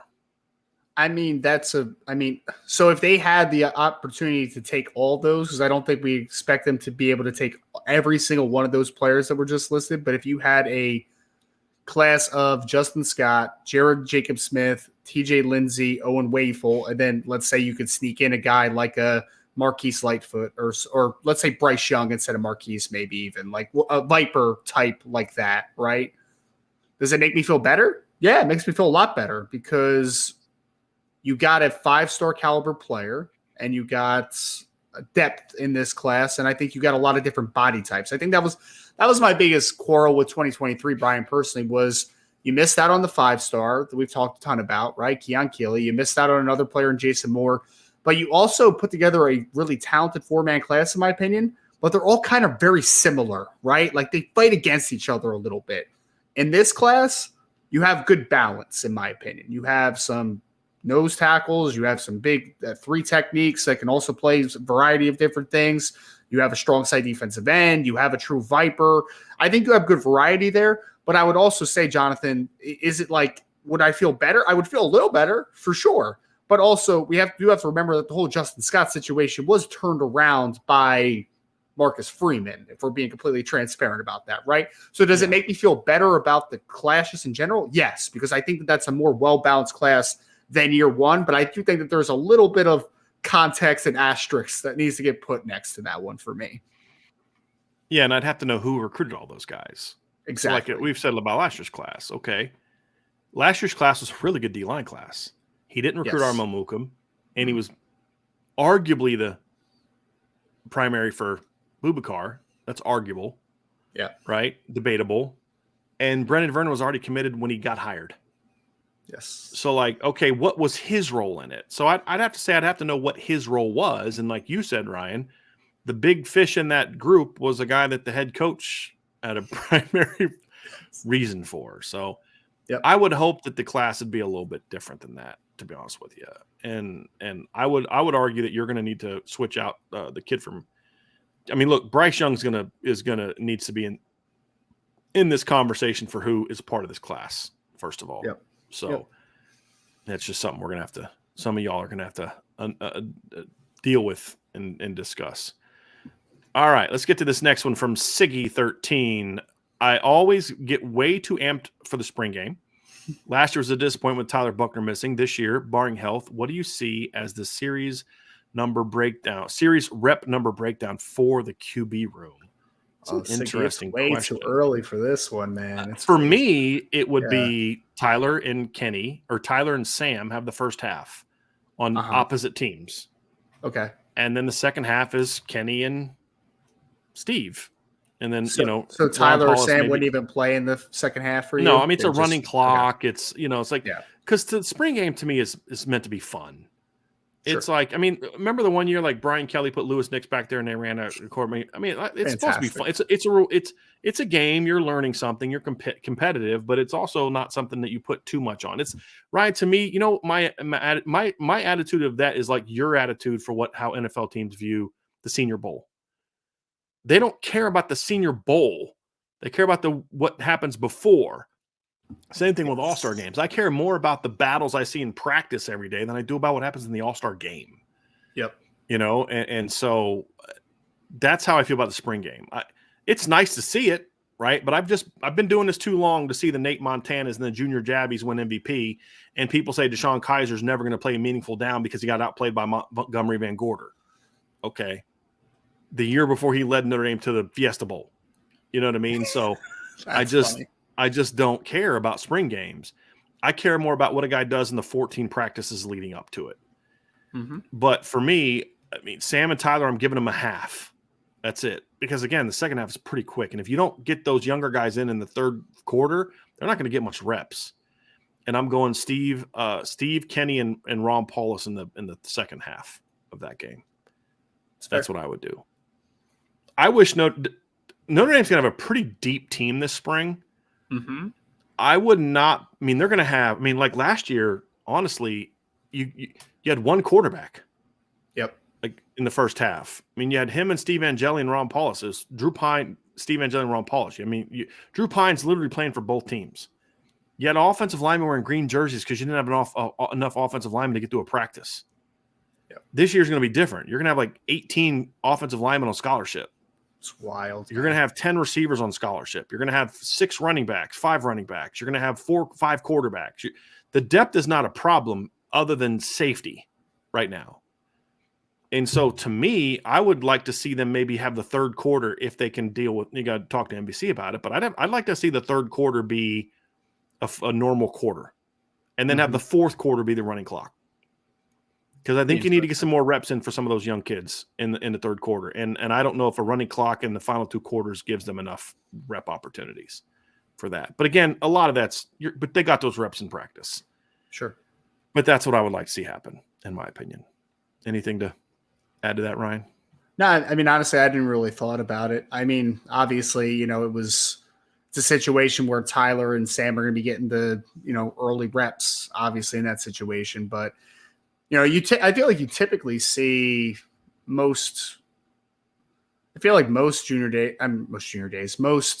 the spring games I've seen for other teams, their starter guys fighting for starting jobs do get some second half reps. That's why I was mostly curious on your take on that. So that's just kind of my quick thoughts on it. Yep. Here's a good comment from Mark Brown about the Tommy Rees conversation. He goes, I talked to a South Carolina fan after the Gator Bowl about the play calling. There were a few calls I thought were bad calls, which, again, Tommy Rees would tell you that yes, first and goal play call was not the right call. Or not the right call, but they should have called a timeout when they saw that the look wasn't there, is what they should have done. But Tommy Rees called a good game overall. Tommy Rees needs to be more consistent game to game, and I think that is a very fair thing to say. Yeah, 100%. Because the guy that just destroyed North Carolina with his game plan and play calling was also the same guy that at the end of the Stanford game, I'm like, what's going on in this game? I think that's the most maddening part about it, though, Brian. I mean, to your point is that, there's some games where you're like, wow, they're doing a lot of unique stuff, right? Oh, wow, a lot more 21 personnel this game. Here's a lot more variety in the run game this game comparative to what we've seen the last couple. I think that you see from certain games that Tommy Rees is very creative and he can call a really good game. It's just you don't know what you're going to get from a week to week. I mean, what happened after the North Carolina game, right? You're like, what happened to the 21 personnel in North Carolina there for a little bit? What happened to the running game variety? Why are we just dual-wing it to death for 4 straight weeks. Like it just seemed like the creativity from one week to the next was just very inconsistent, to Mark's point, right? Which makes me wonder, like, was there a reason? Right. Was there something going on that kind of led to that? Because how do you go from North Carolina to Stanford? Exactly. You know what I mean? Was it just that the plan wasn't there, or was there something that they saw in the week of practicing? Hey, we're really struggle with all these things. We couldn't run the ball in our scout. I don't know. That's what's so maddening about it, though, Ryan. Is like you want to say, hey, you got to be more consistent, and he does. At the end of the day, whatever's going on, if it's the preparation or whatever the case may be, you need to be more consistent with it. Yeah. But part of that is you need to get your roster where it needs to be. Yes. Right. And part of that is where you don't have to say, well, because one guy got hurt, we can't do all the things we wanted to do. Right. And that's where Notre Dame still needs to get to in a lot of places on this. Right. Agreed. And, we'll kind of see how it goes from there. Hunter Land says, mailbag, of all the quarterbacks talked about, who has the best NFL potential? And if it all hit their ceiling, about where would you see them drafted round-wise? So I want to say this first of all. Yeah. I am not talking about where a kid might get drafted who has never played a down of college football, or in CJ Carr's case, has never played a snap as a senior in high school. I'm just not going to do that, Hunter. Yeah. But I will answer the first part of your question. I mean, CJ Carr, to me, when you talk about projecting his game to the college, to the NFL level, has the game that projects the best and the talent that projects the best, in my opinion. So that's how I feel. I mean, so my answer is, who has the best NFL potential? That's CJ Carr. Because I don't know how well Tyler Buckner's game will project to the NFL at this point in time. You have to, I mean, if Tyler hits a ceiling, you still have to project it a little bit, because his game is you're going to have a creative offensive coordinator with Tyler Buckner. It doesn't mean that it can't happen, because I mean, there's some very archaic offensive coordinators who would have looked at Lamar Jackson and been like, that guy can't play for me. Like, he can't. Right. But there's someone in Baltimore that thought that he could play for him. Right. So I think that it's possible for Tyler if he hits his potential, but that's a long way down the road, right? Like, you need to see a couple more years of development and playing time. But I think that CJ, it's the easiest projection, if I could say it that way, right? I mean, the kid is going to be 6'3", he's going to be 2 whatever when that all said and done. He's got a good combination of arm strength, athleticism. He's pretty accurate. Like, he fits, right? Like, he fits into that profile. I think Kenny Minchie, to a degree, fits that profile as well, because they're pretty similar. I mean, he's going to be a shade over 6'2", so he's not a short guy for the NFL nowadays. Like, he'll be fine, and he'll have the necessary prerequisite athleticism and talent to be that type of guy. But I think CJ is the easy answer, because I just think he has the pedigree. He's got the intelligence. He's got the talent level as well. So I think that's the easy one for me. Here's one. Who would be next? I would have a tough conversation between Tyler Buckner and Kenny Minchie for 2 different reasons. One, because Kenny hits some of the same profile that we talked about with CJ Carr, why we would think that he would project. He's got that quick processing. He's smart. He's 6'2 plus. Like, he's got all that, right? But I do think that there's a world where Tyler Buckner hits a ceiling that he's an NFL kid, just because there are going to be some offensive coordinators that want that type. It's just about landing in the right situation at that point. But I think it's CJ, and then I could have a conversation with Buckner or Minchie, depending on it.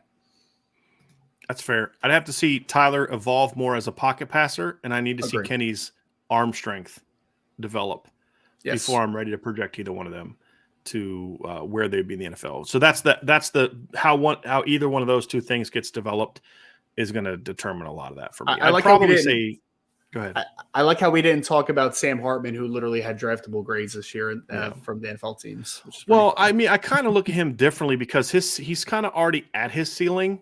Yes. Now it's just about fitting him into what Notre Dame does. Yep. Right. I mean, he's 6'1", he's 210. His arm is what it is. His game is what it is. So,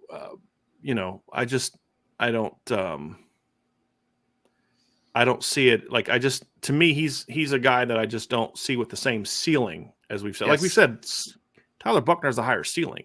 Yep. My hope is that Sam can work himself into the late day 2 if he's able to go out there and just rip it up at Notre Dame, early day 4. But I mean, I'm sorry, in a league where Skylar Thompson and Tyler Huntley started playoff games, the NFL should be desperate for a kid like Sam Hartman if he spends a year at Notre Dame and does what I think he's capable of doing. The disrespect to Skylar Thompson, man. Disrespect. I mean, I loved him in college. I mean, I've said this before. 2 years ago, if he doesn't get hurt, Kansas State goes on a run.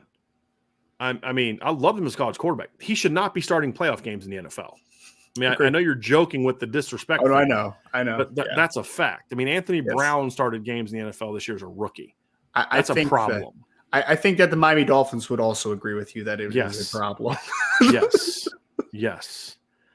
So, yes, that is anyway, that's where it is. Anyway, Kyle Wade with a super chat, he says, or with a question, are either of you guys accessory people?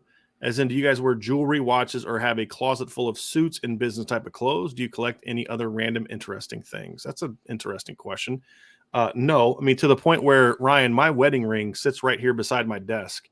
I have it right here where it's always visible. And if I put it on if I have to, but I don't wear it. I've never really been a watch guy. I wore earrings my freshman year of college because I thought the chicks would dig it. And I used to wear a chain back in the day, just like a gold chain that a friend of mine bought me.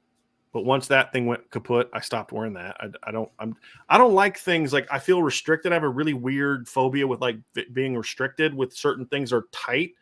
That's why I don't like watches. That's why, and like even when I wore wristbands in college, I would have them up here. I didn't like them being around my wrist. So I don't know what it is. It's weird. I hated getting my ankles taped. I mean, I had to, and I was dumb about it. So like I sprained my ankle my redshirt sophomore year in fall camp, and then made my first start that year. So against Chowan College is when I made my first career start at quarterback. And because my ankle felt fine, I didn't get my ankles taped that game. And of course, I got rolled up on and missed the end of a series and had to get it taped. And listen to my trainer rightfully rip me a new one on the sideline. But I didn't like that feeling of being restricted. So that's part of the reason I don't like. But yet then I wear hats like that, but it's more like on my extremities. I don't know what it is. I don't like it. It's just a weird. It's like I'm claustrophobic on my wrists and ankles and neck. I don't know what it is. That's funny. Do I collect any random? I have 20,000 baseball cards in my closet that I collected when I was a kid. I have a lot of football cards. I don't do that anymore. Yeah. Guns and I ammo. It's about the only thing I really collect right now, to be honest with you. Oh, that's funny. I mean, I'm the same. I'm kind of the same though. Similar. I mean, I wear my wedding ring. Obviously, I have a lot of hats, a whole lot of hats. I usually have some type of band on here. Like when you're coaching or something like that, the bands that they give out to the team and stuff like that. I would always have like one of those bands on type of thing, but I don't have one right now. I guess tattoos. Can you collect tattoos? I mean, I like tattoos. Oh, I mean, I think that's something. I mean, I think it counts to me. I mean, you collect it. It doesn't go away. It may change over time as your body type changes. But yeah, I mean, that could be something. My sister's like that. My sister has she has a tattoo like all up on her arm. It's all like means something. Like there's like something for her 3 daughters, something for her son. There's always like some kind of meaning behind it. But she loves tattoos. Her husband loves tattoos. I mean, it is what it is, right? It's not just, hey, I'm going to go get a tattoo because it's Tuesday, right? Right. There's some sort of meaning behind all of them. So I view that as like collecting things, in my opinion. My daughter right now is blinged out, man. She's blinged. she dude, for Christmas leading up, she was like, "Daddy, necklace? Daddy, can I have a necklace?" Like, sure. So I got her a necklace. My mom got her a necklace, or my mother-in-law got her a necklace. So she's got like 3 different mini necklaces, which is just hysterical. Yeah. That is really funny. Really funny. So she's got all the jewelry already, man. She's 2 years old. Interesting question. I've never liked wearing suits, by the way. I've always been a jeans and a hoodie kind of guy, or shorts and a t-shirt kind of guy when it's nice outside. I don't like wearing suits. You know what I did get into last year a little bit was I agree, because I'm also a hoodie guy. Hoodie short weather is the greatest time of the year ever. But I did last year when the NIL stuff started popping up or whatever for kids. I did start buying a bunch, or not buying a bunch, but I started buying some college players' gear just to, support them and do all that type of stuff. So I have a random assortment of college athletes' memorabilia, I guess, yeah. So there you go. Yeah. All right. Next question from two-parter from 99 Problems, but BK ain't one. Still love that name, by the way. Brian, when you say Kenny doesn't have Dante's arm, do you mean arm strength, ball placement, etc.? And if so, is it so different that it matters? Number two, to me, it seems like you have to have enough arm, but not Josh Allen's arm to be an elite QB. So what this means to me, Ryan, is a couple things real quick. Yep. Number one is the ease of throwing. Dante has one of the easiest throwing motions that I've ever seen. It's smooth, and the ball explodes out of his hand, which means he's going to be really accurate. The less effort you have to put into a throw, the more accurate you're going to be. Yes. Because the harder you throw, the harder you have to exert your body to throw with power. It's just natural. You're going to grip it tighter. You're going to be more constrained. It's like when you see people run that aren't track people, there's it's like, nope, that's not how you run. Then you watch track people and they're exerting themselves, but then you watch them and they're do the slow mo, their muscles are bouncing up and down, their faces, because they're not the head doesn't move. Yeah, they're not fighting themselves, right? Yeah. And so a lot of times the harder you grip the ball, the less accurate you're going to be because it's going to mess up your release point. And so the more sort of loose you can throw the ball, the better. Kenny has a loose arm, but so the ball just comes out of Dante's arm with more power, with more speed, more velocity. I think Dante can throw it a little further, it seems, even though he doesn't throw the ball a ton in high school.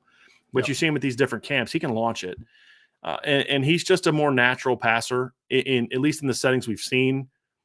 He's got to show me he can do some of that stuff in games. Some of the stuff Dante does in 7-on-7s and things are not things you can do in a game. Like there was a throw he did in a game or at the Army where he's like, it's in the 7-on-7 and he takes it and he just from the pocket, he throws the ball like this. You have 5 offensive linemen and 4 defensive linemen right there. You're not making that throw. It's going to hit one of your guys in the butt. Right. So there's some of that you got to, okay, I don't care about that throw, but it's arm strength. I mean, arm talent. It just feel for the game, putting the ball where you need to go. It's like a point guard. Can you control exactly where the ball is going to go? Yep. And what separates the great point guards from the not great point guards to me is 2 things. And this is very broad, but it's one, vision. And can you put the ball, do you have the control over the basketball that you can put that sucker wherever it goes? What makes a great bowler? It's not so much I throw this many RPMs. It's I can put that sucker out over the panel or the wood or the mark or whatever my aiming point is every single time. Right? And it's going to go where I need it to go to. My arm swing can be consistent, all that stuff. Quarterback's the same way. And Dante can control his release point no matter where his arm is. And that is a really impressive thing. And he can throw with velocity no matter where his arm angle is. And that's what I mean by the arm talent. It's that right there. Seeing Dante in person, he's just one of those kids, man, that just looks like he was just born to play football. Like it just seems like he was born to throw the ball. Like that's just what he has in him, right? And it's just 99 problems. It's hard to quantify without actually seeing them, right? It's just Kenny has a loose arm. I agree. Kenny, the ball comes off pretty naturally. He's a natural thrower, but there's just a difference. Like you see the snap, you see the conviction that Dante throws with. It's just a little different, man. Again, I think they're similar. It's just Dante's like a supercharged version, man. Like it's just for whatever reason, he was given a gift that he could throw the football just about as well as anyone or as naturally as anyone. Like that's just what he has in him. Kenny has to work at it a little bit harder. It's just like a natural feel to it. Yeah, I actually somewhat disagree with that, but also agree with it because I think Kenny has had to evolve to that point. Kenny didn't throw the ball as a sophomore like he throws the ball now. He had to kind of grow into that. He needed a little bit of a physical development to get to that point. Now he's there now, but Dante was that way as a freshman, as a skinny little freshman who didn't have a very strong arm. He still had all those things. It's just Kenny had to get there, and that's the difference. But I mean, they're very similar, and I'm totally fine and happy getting Kenny Minchie because it's not always just about the arm talent. You need the talent here, and you need the talent here as well. And I think that's what is going to separate Kenny Minchie and CJ Carr from some of the other guys, in my opinion. And I hope that Dante has that, because I don't dislike Dante at all. I just think he didn't have good guidance, is what I'll say. And not everybody was necessarily looking at what was best for him. Some people were looking at what was best for them. Not a great support system around him. Yeah, that would be it. One, right? I'm real quick from here. Super chat from Raymond Horton. It is okay to be biased as long as you're honest. Yep. Well, I think if you recognize your bias, then it's hard. Then you can't be biased and honest. Yep. Where I think that's true is when you don't recognize your bias. Ryan, how much more time you got before you got to run? I just trying to find a couple more questions here. Got a jet in a second. Okay, so let me see if there's any more here that I definitely need you to get to. Okay. Any kind of recruiting questions? Here's an interesting one. No, I'm not going to ask that one. Here it is from Joe Medina. He says, if Drew Pine shows to be a better, more competent quarterback under Dillingham, will it make Rees' inability to develop a quarterback look bad to recruits and their families? I think it's a very interesting question. Like, I get why you made that face. I actually think it's a fair question to ask. Give your answer. I mean, my immediate response was no, not really, because the situation is going to be a little different, right? I mean, you're going to play in the Pac-12 against, not the greatest level of competition. I mean, do you give Kenny Dillingham credit for it? I think that you give Kenny Dillingham a ton of credit for being able to bring him into his system and then take the next step with him and to get more consistency out of him and everything. But I mean, I think when you're looking at Drew's game, like, I just think that there are some deficiencies to it, right? And sure. I mean, in my opinion, I don't really blame Tommy for a lack of development with Drew. I mean, I just think that there are just some things that just can't teach. You Plus, just can't teach it. You can't, just like you can't give Tom Rees all the credit if Sam Hartman comes out and balls out this year. Got to give him some credit, but you're going to say, well, he had this developed at so-and-so.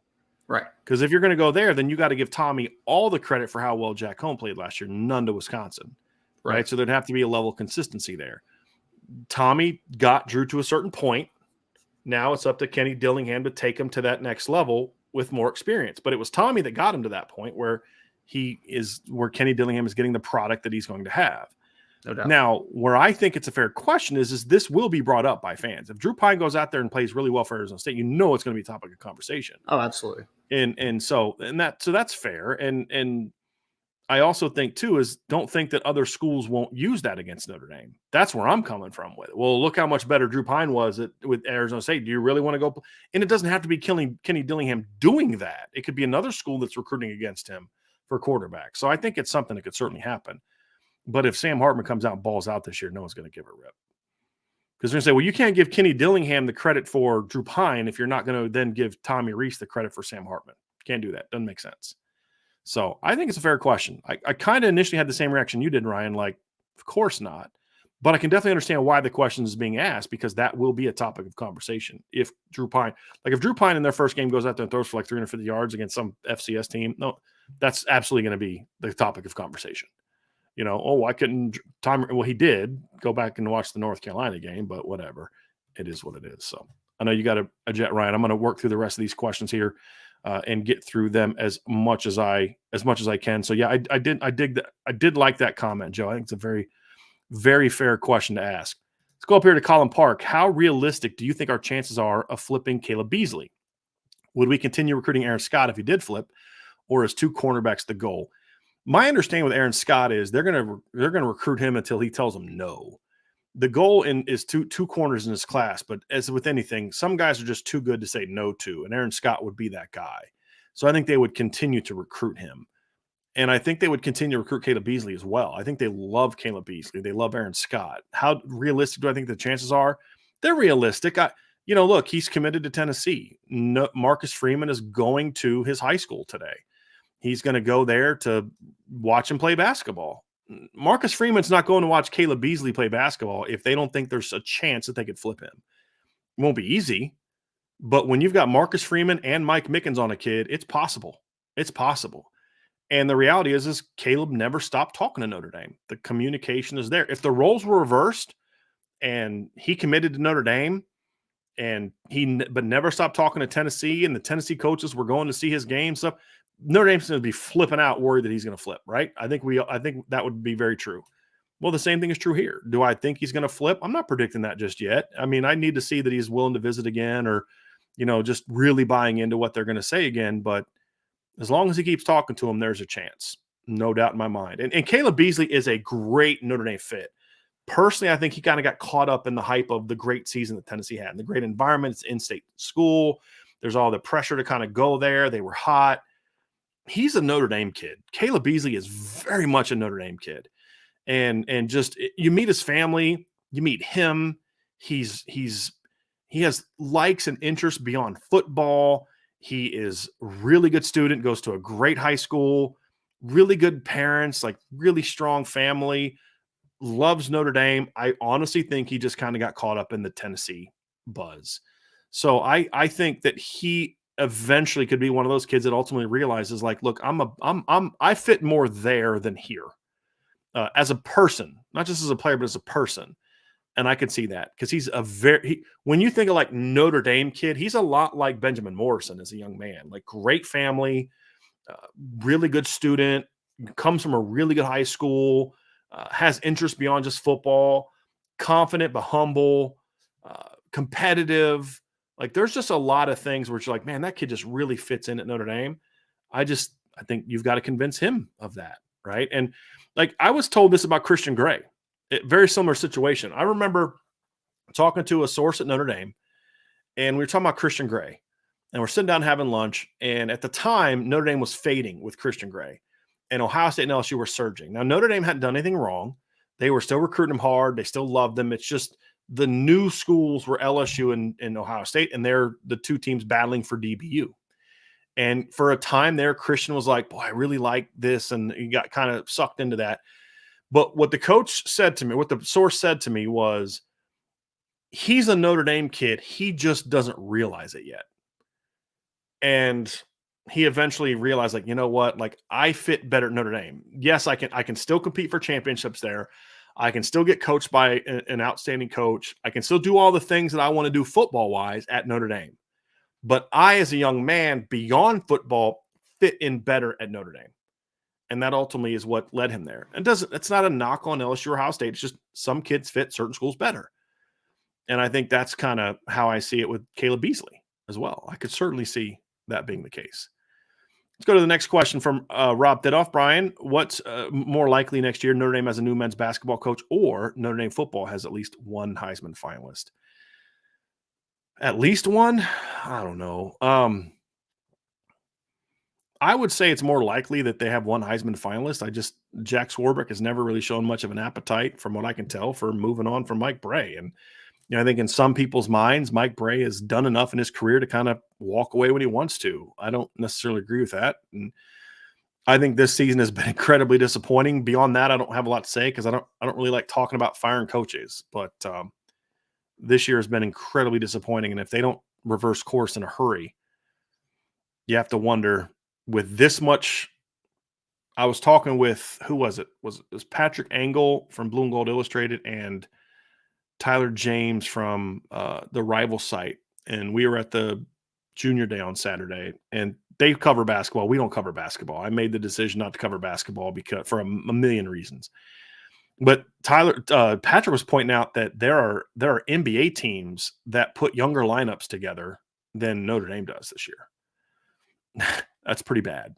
And to see them not playing, and then the only young guy you play at the guard position is a 5-star, an elite player. So they're vastly underachieving this year, and it's sad to see. It's disappointing to see. But the women are pretty good. Robert Bishop asks, what position will Bronte Johnson be playing in college? As of right now, the anticipation is safety, but honestly, he's a guy that could play receiver as well. I think he's more of a natural defensive player. I think Notre Dame likes him more at safety, but I know he kind of likes receiver as well. So I could see that. I could see him being in a situation where he could play both of those, depending on how the classes fill out. But I think right now the projection is that he is going to be a safety at this point in time. But he does have some positional versatility. There's no doubt about that. Let's go to the next question from Gavin Harden. Gavin says, do we have any clue at what home night games Notre Dame will have this year? Well, there's one game for sure, and because it's every year, when the California team comes to Notre Dame in October, that's a night game every year. I can't tell you when the last time that they had that where it wasn't. I honestly can't remember the last time USC or Stanford wasn't a night game. It's been a while. And so I think 2010 it was a day game. 2011 was a night game against USC. 2012 was a day game against Stanford. 2013 was a night game against USC. 2014 was a day game against Stanford. 2015 was a night game. 2016 was a night game against Stanford. So once they had the Stanford home game in 16 and then 18 was, so it would be then 15 or 2014 was the last time that game wasn't a night game. So I fully expect that to be a night game. And then they'll pick one other. It would not shock me if it's Ohio State, but I got to see how the rest of the schedule kind of plays out before I'm ready to completely go there, because they may want to. The reason is they may want to space those games out a little bit more, to be honest with you. So, I mean, you look at, they play Ohio State the last game of September. So that'll be September 23rd. And then USC is like 3 weeks later. So they may want to space it out a little bit more. But you get into November, you've got Clemson on the road, Stanford on the road. The only potential home game you could have in November would be Pitt. And I imagine Pitt will be somewhere in between, Clemson and Stanford to make sure you get a home game. They're going to have a lot of November road games this year. So my prediction would be Ohio State and Stanford, or Ohio State and USC would be the 2 night games, would be my prediction. So that's my prediction. That's not definitively telling you what it is, but my prediction. John Rich says, I'd like to be excited about the high-end 24 committed and potential kids, but after the 23 guys that left, I look at the early commits as going steady. Signed LOI as engaged, enrolled as married. Look, I understand that. I do. My frustration is that we forget that there was a lot more kids that stayed locked in to their commitment than left. Braylon James never wavered. Jaden Greathouse never wavered. Rico Flores never wavered. Cooper Flanagan never wavered. Charles Jagasol never wavered.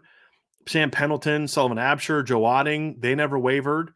Boubacar Traore never wavered. Devin Houston never wavered. And Brennan Vernon never wavered. Drake Bowen never wavered. Jaden Osbury never wavered. Christian Gray never wavered. Micah Bell never wavered. Adon Schuler never wavered. And Ben Minich never wavered. So, and then some kids, they got late. And then some kids, they flipped and then wavered from their other schools. But that's a whole lot more kids that never wavered than kids that left. We just tend to focus on the ones that left. And partly because that's just human nature, and partly because they were some of the highest ranked guys. I get all that. But let's just say hypothetically that Justin Scott commits to Notre Dame. Hypothetically. I'm just using this example because he's a 5-star and Keon Keeley's a 5-star. People say, well, I'm not going to believe that Justin Scott's picking Notre Dame until he signs. I'm like, that's fair. I get that.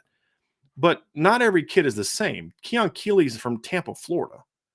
His situation is he's surrounded by SEC, and there's a big push where he lives to not go to Notre Dame, to go somewhere else. There was a push from people around him to consider things other than what Notre Dame has to offer. Fine. I'm not criticizing it. That's just a statement of fact. Geographically, he was not in a pro Notre Dame area. There's some people around him, the readers and stuff like that, but it's not a pro Notre Dame area.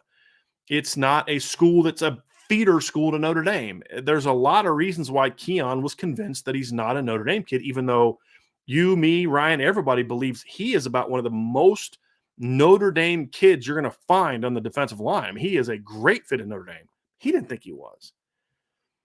Then over here, you have Justin Scott. He's not better than Keon or a better kid than Keon or a better family than Keon. It's just different. And his difference is he's from Chicago. It's an hour and a half away. He's surrounded by nothing but pro Notre Dame influences. His family has got a certain things that they value into making a decision that are going to be more pro Notre Dame than Keon's. That's not a knock on Keon and his family. They have to decide whatever is best for them in regard to what he's going to do. and what matters to him and what are the most important factors to him. And I have no problem with it because he was always honest. He didn't lie to Notre Dame for 6 months, 8 months, a year, whatever the case may be. When he started having doubts, he let him know, and he was very upfront and honest with him, and things that I don't think should have mattered as much to him mattered more to him, and that's totally fine. But Justin Scott's a completely different kid with a completely different family, completely different background, and completely different region, and those things matter. The kids that they lost, Detroit public school kid, and we all know the reasons he didn't go there, kid from Florida, kid from Texas, kid from Washington, and a kid from Arizona. None of the local kids wavered, right? That were public commitments, and Dante was never a public commitment. So you can't view CJ Carr like you do Dante Moore. Completely different scenarios. And you can't view Justin Scott like you do Keon Keeley. Not better, not worse, they're just different. And that means that they're going to have different results. So I'm more concerned about Justin Scott picking another school initially than I am about him flipping. I don't see him being the kind of kid that will pick Notre Dame and then flip, because the things that would cause him to flip are just not at the high priority of what he's looking for. They're just not. And if the things that are priorities to him lead him to another school, then that's fine. But I don't see him picking Notre Dame and then going somewhere else. I don't see that happening. So every kid's different. Every kid is different. Now, if Justin Scott was from Miami, I'd probably feel differently about that because I would know what was around him. But at the same time, Jaden Hallsbury's from Baton Rouge, and he never wavered because his support system and he also viewed as Notre Dame as being what was best for him. So every kid's different, and we shouldn't look at it that way.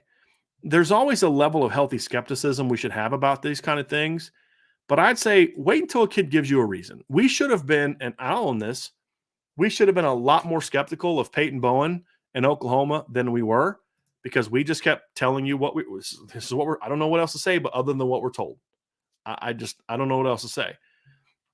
And we should have probably looked at it differently. And we should have probably been more, hey, this is what the sources are telling us. I don't buy it. The guys on my staff will tell you behind the scenes, I very much had that mentality. But I tried to put on a good face here. Not that I was dishonest, but to say, hey, look, this is what we're being told. And the reality is we should have had more skepticism. Absolutely should have. Because he gave us reasons to have skepticism. Drake Bowen never did. And so that's what it should be based on. Does a specific kid give you reason to be skeptical about his willingness to stick and not flip? Not, well, because so-and-so did it, then I'm going to assume that this kid did it. And that's just where I think we need to be, in my opinion. That's my stance on that. All right. Sarah McCoy says, have you seen ESPN's way too early top 25? Notre Dame ranked 14th overall behind TCU and Utah. Utah is one of those teams perennially overhyped. And then their quarterback's coming back this year. It is what it is. I get it. I mean, they're the back-to-back Pac-12 champs. I get it. I wouldn't have them ahead of Notre Dame, but I get it. It's fair. And then I look at the other side and I look at TCU. I mean, they were the runners-up, to the national championship game. They're going to lose some guys. But they have some guys coming back. So I personally would have Notre Dame ahead of both of them, but I'm all fine with it. I would have Notre Dame in sort of the 7 to 10 range is where I'm comfortable putting Notre Dame going into the preseason. So 14 is not way off from where I'd have them. Some of my bigger issues were where some other teams were placed, either too high or too low, in my opinion. But yeah, 14's too low for me. I know Sports Illustrated had him 11th. That's more fair. But look, here's the reality of it. They play Ohio State, Clemson, USC. It's going to get decided on the field. And I'm not saying that to be dismissive, Sarah, because if we took that stance and there's nothing to talk about between now and Ohio State, because it's like, well, it's going to be decided on the field. I'm simply saying that in some years where you start rankings-wise matters, because you don't play anybody good enough to kind of in that sort of that negative view that people have on you that you're not as good. If you're out there playing a weak schedule, you don't really have that game to prove that, hey, we're this good. For example, 2016, 2018, if Clemson doesn't have a good view of who they are coming in because of what they did in 2015, their schedule was not good enough in some of those years to jump them up, especially in 2016 when they had a late loss. The perception helped them. So if the perception is too low and you don't have games on your schedule that can kind of eliminate that perception, then you could be in trouble. 20 2023 for Notre Dame is going to be a lot like 2012. What helped Notre Dame kind of climb up the ranks? They won some games people didn't think they were going to win, right? They beat a really good Stanford team who ended up that year in the top 10. They went on the road against a top 10 Oklahoma team and beat them by 17. In a game they led the entire game except for one brief moment where they tied it at 13, and then Notre Dame went right down the field and scored on the very next drive. They were the better team that day. So you had those wins that kind of could vault you beyond where maybe people thought you were preseason as an unranked team.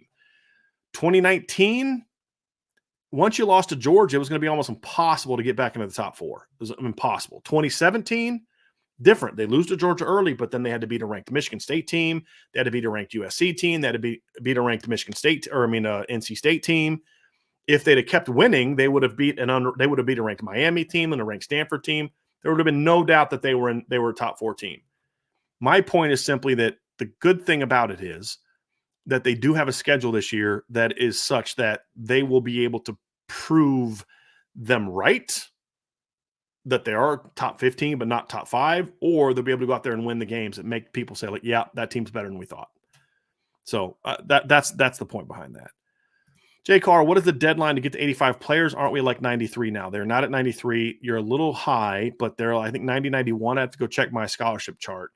They're not going to have a problem to get down 85. With some of the guys that I know are not going to be there, and some guys that are still deciding, they'll be down to 85, no problem. There's going to be some kids that go on medical scholarships, some kids that transfer, some kids that go on academic scholarships. There's going to be plenty of movement. And what I don't know, I don't think it's either you got to be to 85 the first day of classes or the first the week of the first game. So like whatever that Saturday is, you've got to be down before that first week is where you have to be. So that's, I believe, what the rule is at this point in time.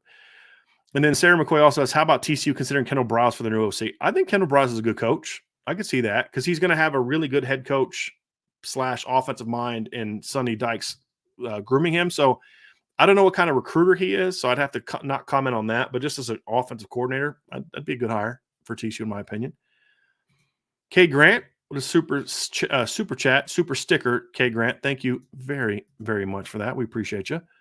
Michael Keeley, what's one or two tangible differences you notice from the film of prospects Marcus Freeman's recruiting in comparison to BK, rankings aside?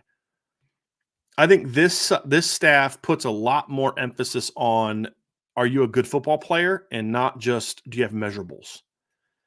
I think some on the previous staff, like Clark Lee, was really big into this. And I think Bill Rees is big into this. They really get into sort of like NFL draft, like, hey, what is your height, your weight, your length? And they'll kind of be okay with certain on the field deficiencies because the traits are there and we can coach them up to play. And sometimes that worked, and sometimes that worked with Isaiah Foskey. It did not work with Osita Ekwonu. This staff, to me, tends to put more, they value length, they value size, and they want to get bigger. That's one difference. I think this size puts a lot more value on size up front on the defensive line. But I think the other thing overall, this staff loves length. This staff loves range. But they're more willing to go for a Jaden Ausberry who maybe doesn't have the measurables because he's a heck of a football player. So I think this staff is willing to more look at a Ben Minich and say, he doesn't fit the size profile or whatever other profile you look for, but good Lord, this kid can do two things. He can run and he can play football. And so I think the one attribute that they kind of use to trump others is they love speed, but they want guys that can play football. And that may sound silly, but look, you see in the NFL draft, why is Will Levis projected as a top 5 pick? It's not because he's a great quarterback right now on the field. It's not because he's not. He's an okay quarterback right now. That's it. I mean, you're talking about a guy that was part of a team that averaged 20 points a game this year and threw 19 touchdowns and 10 picks. And last year in his good year had 24 touchdowns and 13 picks, right? This is a guy that's is considered a high pick for one reason only. Tools. Big, strong kid with a huge arm. That's it. NFL is still very much that way, and there's a lot of guys in college football. Not a lot. A good number of guys in college football, and BK was this way. I think Bill Rees is this way to a degree, which is understandable when you know his background as a longtime NFL scout, where they put a lot more emphasis on the physical traits. Notre Dame loves the physical traits. They loved Bubakar's physical traits, but they also saw a kid that can play football. They love Armel Mukum's length, but they saw a kid that can play football. So they'll take some chances on kids, but they want kids that have all their attributes to kind of trump the other parts of it. So I think they care more about that. I think that's one thing that I notice about this. Jay Henry says, what does Chancey, this is a good question, Jay. What does Chancey Stuckey's wide receiver room need to do better to support the quarterback one? Number one is play with more sense of urgency as route runners, attacking the football, when they're not the number one or number two target, just playing with a greater sense of urgency, just coming off the line with more purpose, attacking the football with a little bit more purpose. I think that's number one and number two. And just overall, the experience you hope will allow them to play with a little bit more, hey, I need to break this route off because I see the pressure of the blitz. Those are experience things that maybe they didn't have as much experience this last 2 years that now they will because they've played so much football the last 2 years. That'll help them as well. But I think the biggest thing for me is just playing with more urgency and playing more aggressively. I think that's a big thing they can do, to help take over. So here's one from Diana Jones. I like this one. If and when Golden leaves for the NFL, do you think Marcus Freeman ever takes over the defensive play calling duty? I think the only way Marcus Freeman would ever take over play calling duty, and I could be wrong on this. This is just kind of what I was told, but I think that the only way that happens is if it happened like before a bowl game. I think that would be the only reason. And even then, I could see a scenario where he lets one of the other coaches call the plays. I wouldn't necessarily be opposed to it, to be honest with you. If he took over, like let's see how Golden left and Coach Freeman wanted to hire another position coach and not a coordinator. And he wanted to run the defense because he trusted Tommy and Coach Easton and Jared Parker and Chancey and Dylan and all those guys to run the offense. I wouldn't be opposed to it. But to me, then that's fine. I just don't think that's necessarily where he wants to go. I think he wants to be the head coach and have somebody else running the defense on a day-to-day is really where I think he wants to be. And you know, that's kind of what I expect him to be. So that's going to do it for today's show, everybody. Great questions today. Just some really, really great stuff. So anyway, we're going to run out of here. We've got the guys will be there tonight at 6:00 for the IB Nation Sports Talk show. We'll be back tomorrow. We're going to dive into a defensive position. We're going to do offense, defense is how we're going to do this. Friday, of course, we'll have the mailbag, so make sure you're locked in for that. So before you leave, everybody, hit that like button, hit that subscribe button, hit the notification bell, share this podcast. If you're listening via podcast platform, please leave us a 5-star review. Sign up for the message boards at boards.irishbreakdown.com. Check out our main website where all of our content is free at irishbreakdown.com. And most importantly, have a great rest of your day. We'll see you again on the Irish Breakdown Podcast.